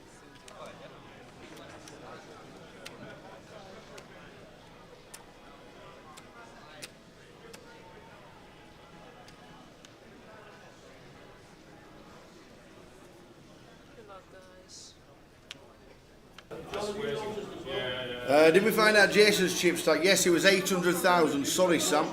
It was 800k when you asked. Apologies, we did get the Dave on the floor. It was 800,000. And we also got asked for another one, which was 1.4 million. There were the two. We'll try and get quite a few after the break. We'll get Dave on the case. We'll send him with a list of about half a dozen players. There's threes on the river for Ali. Sit back down, son. A three, a two outer on the river. What we'll do in the first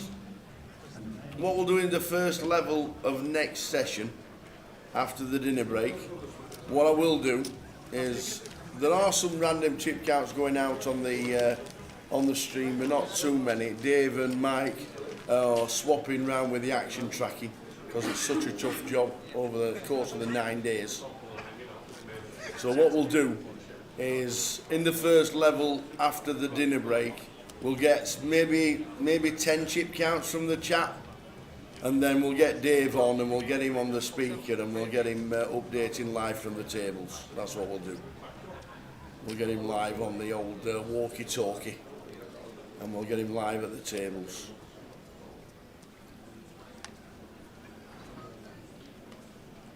fact, what we could do, if we get somebody into the comms with Jay, we could do a Facebook Live. If we got a bit of cover with old Jay, we could do a Facebook Live from the start of next session. Obviously not on the feature table because that's on a 20-minute delay. But try and get as many people on the Facebook. See what the boss says. See if it's a thing we could actually do, and just get the outer tables involved. We'll just get the outer tables involved, and if we can get a Facebook Live at the start of the next session, we'll run round. If not, start of next session, what we'll do is we'll get Dave on the floor. I'll have a walkie-talkie, and we'll go to players on with the table and what seed draw they're in, and we'll get a live update through the walkie-talkie. Dave, 34-6. Okay. Roger, Roger. That's what we'll do. I don't know if Conor O'Driscoll's playing. It was early in the week. It was early in the week, and he played last weekend. I don't know. I don't think. Has Jim been in? Yes, he has, mate. He's been and gone. He has been and gone. Done his job. Been into the comms box. Told us what he needed to tell us, and has gone, and he's back tomorrow.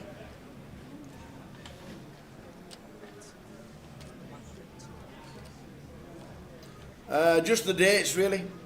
Just the dates for next year, 23rd of August, 23rd of July, until the 2nd of August, which is the Sunday. Sunday, the 2nd of August, is the last day of Goliath.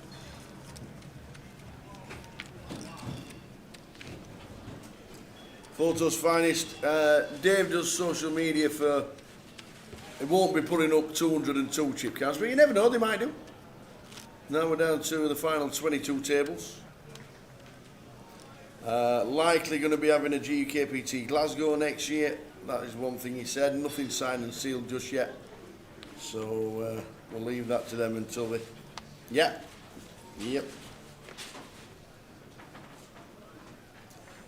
Another stream. Yeah, set up 2 streams so we can just show the outer tables. I'll ask Andy, see if he's got... No!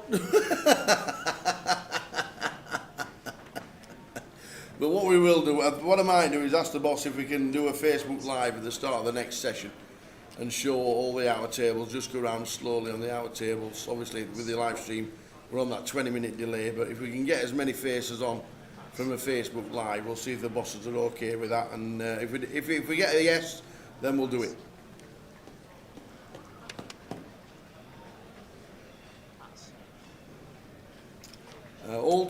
I think all chip leaders will be posted at the break. Hopefully we'll get an updated version. Can you update your stack on the app personally? No. You think of like track my stack? Yeah. No. That's a shame. I know some people put it in falsely anyway, but yeah. No. There was somebody on Track My Stack in the World Series in the first level. It said he got 400k, like just because he wanted his name in lights. Yeah. Is there a £500 game scheduled today? Yes, there is. A Pokenews Cup, and he's got 572 runners at the moment. He has 500. I'm lying. He's got 577. 577.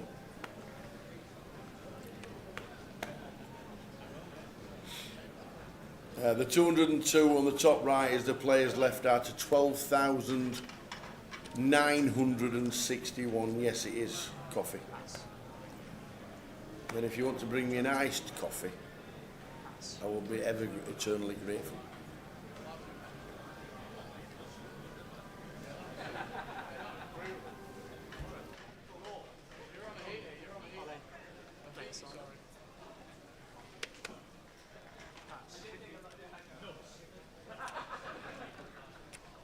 The next break is 60 minutes, yes it is.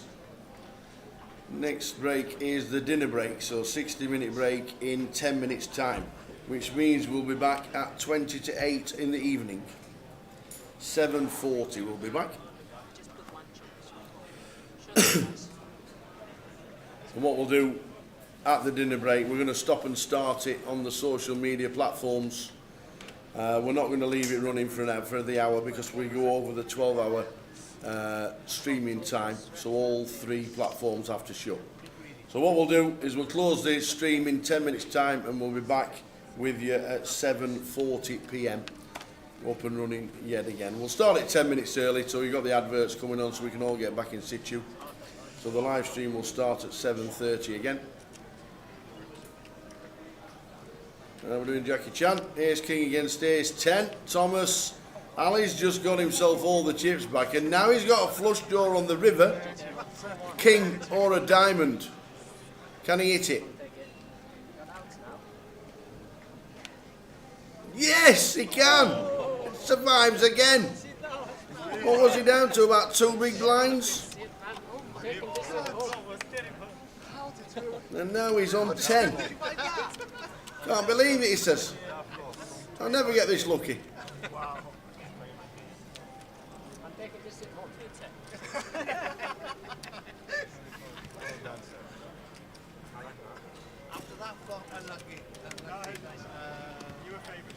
So the final 8 minutes of the session, we're going to stop all platforms at the break. We'll return at 7:30. Stick the structure back on and we'll be back live at 7:40. Oh yeah, no. It's really good. It's like all the future tables today was pre-selected. That's why I'm here. Action dealers. I'm gonna let you go. Like you alone. Hostage. We're gonna be here all night. Doesn't matter, you can't make it. Sorry, so no phone on the table. Is Surinder Sunar still in? I've not seen Surinder. Surinder Sunar was in the main event. He usually wears a beanie now, so you never even know who it is nowadays. Surinder Sunar was still in with about 300 left. Let's have a look, see if his name's on the list. Surinder Sunar. What a legend in the game.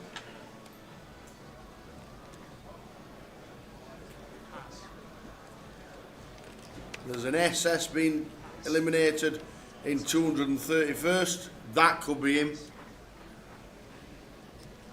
Wouldn't surprise me if it wasn't.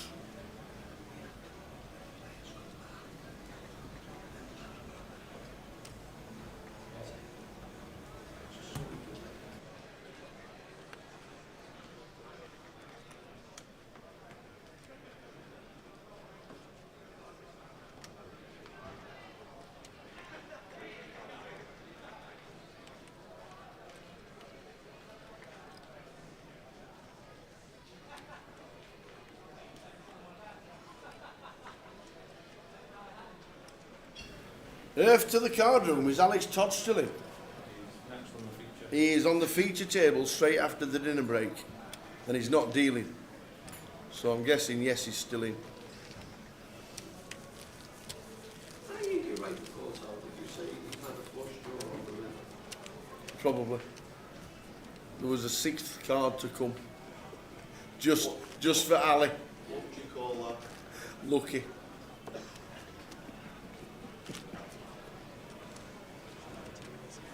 And why Earth to the card room? Why have you got no name on YouTube?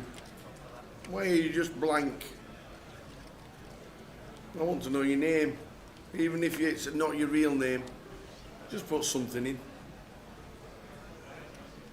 We'll try and get a lot of chip counts. What we will do is give you a lot of action from the outer tables in the next session.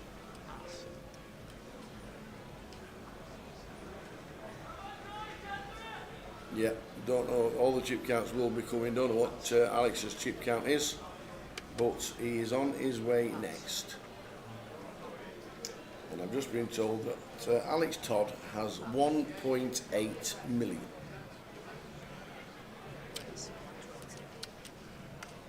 Which is good for 30 bigs.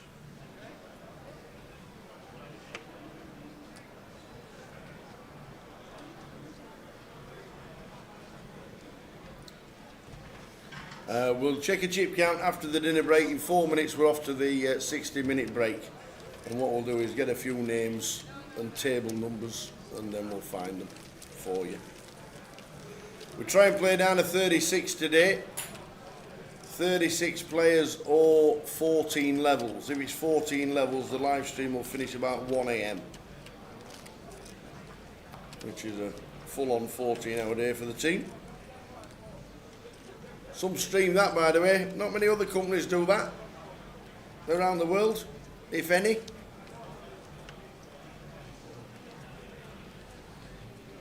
$14 hours of streaming.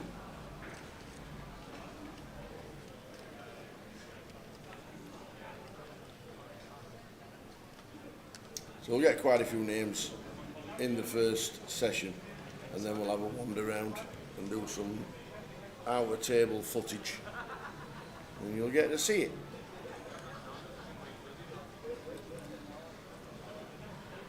Fives for James, C number 5. Obviously going to flop a 5, isn't he?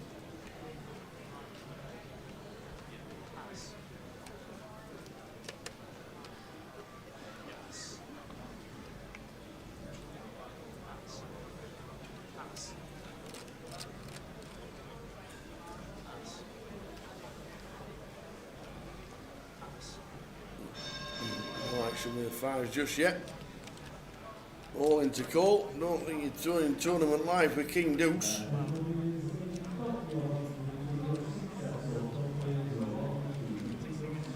Six bigs. King Deuce. Are you ever in front? No. Would we need to hit to survive? Yes. Shall we fold? Of course we should.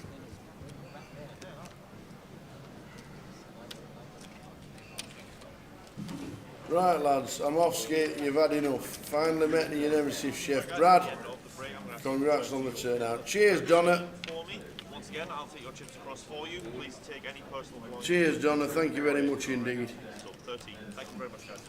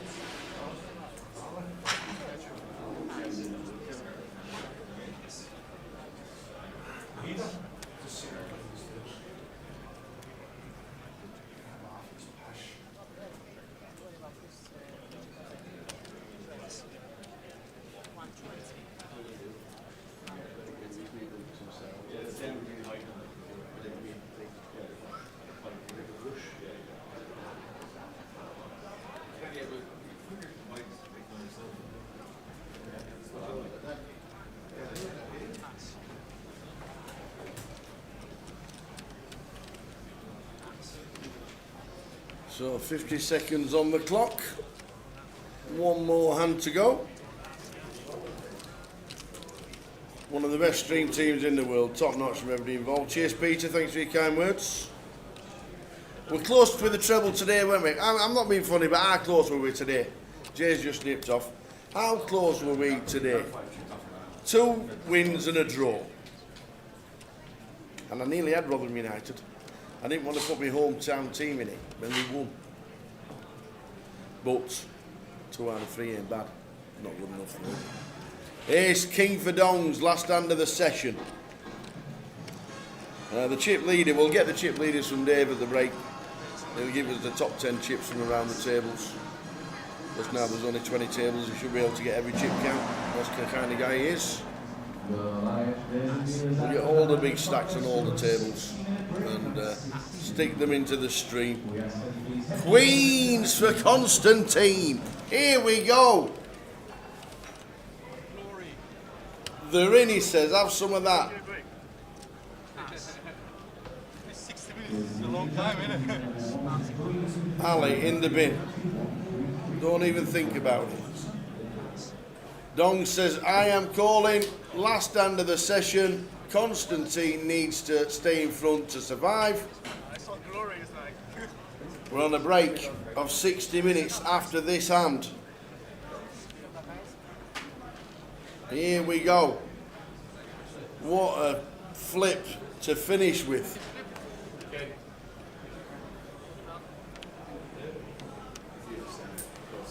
What a flip. It's a king on the flop. We're going to lose Constantine. Oh, he's down to 2 outs. Oh, bingo, the turn. Thanks for coming.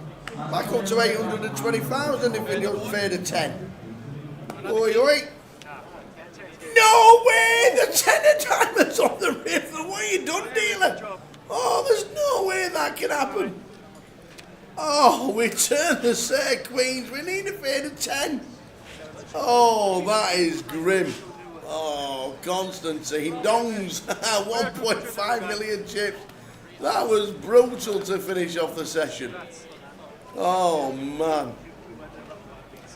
Well, we're down to 193, as it says top right. We'll see you in 60 minutes after the dinner break. Don't forget, we're turning off all streams because we're going well over the 12 hours of streaming today. We're on 14 hours of streaming today. So we're turning off all platforms. We'll stick them back on round about 7:30 and then a 10-minute advert, and we'll come back streaming at 7:40 p.m. That was a brutal ending to the session. See you soon. Check raise, 140% all-in turn yesterday with 2 tables left. So he's got that move in the locker as well. So that is a dangerous opponent. Someone that has a great fundamental baseline, but can really put the pressure on as well.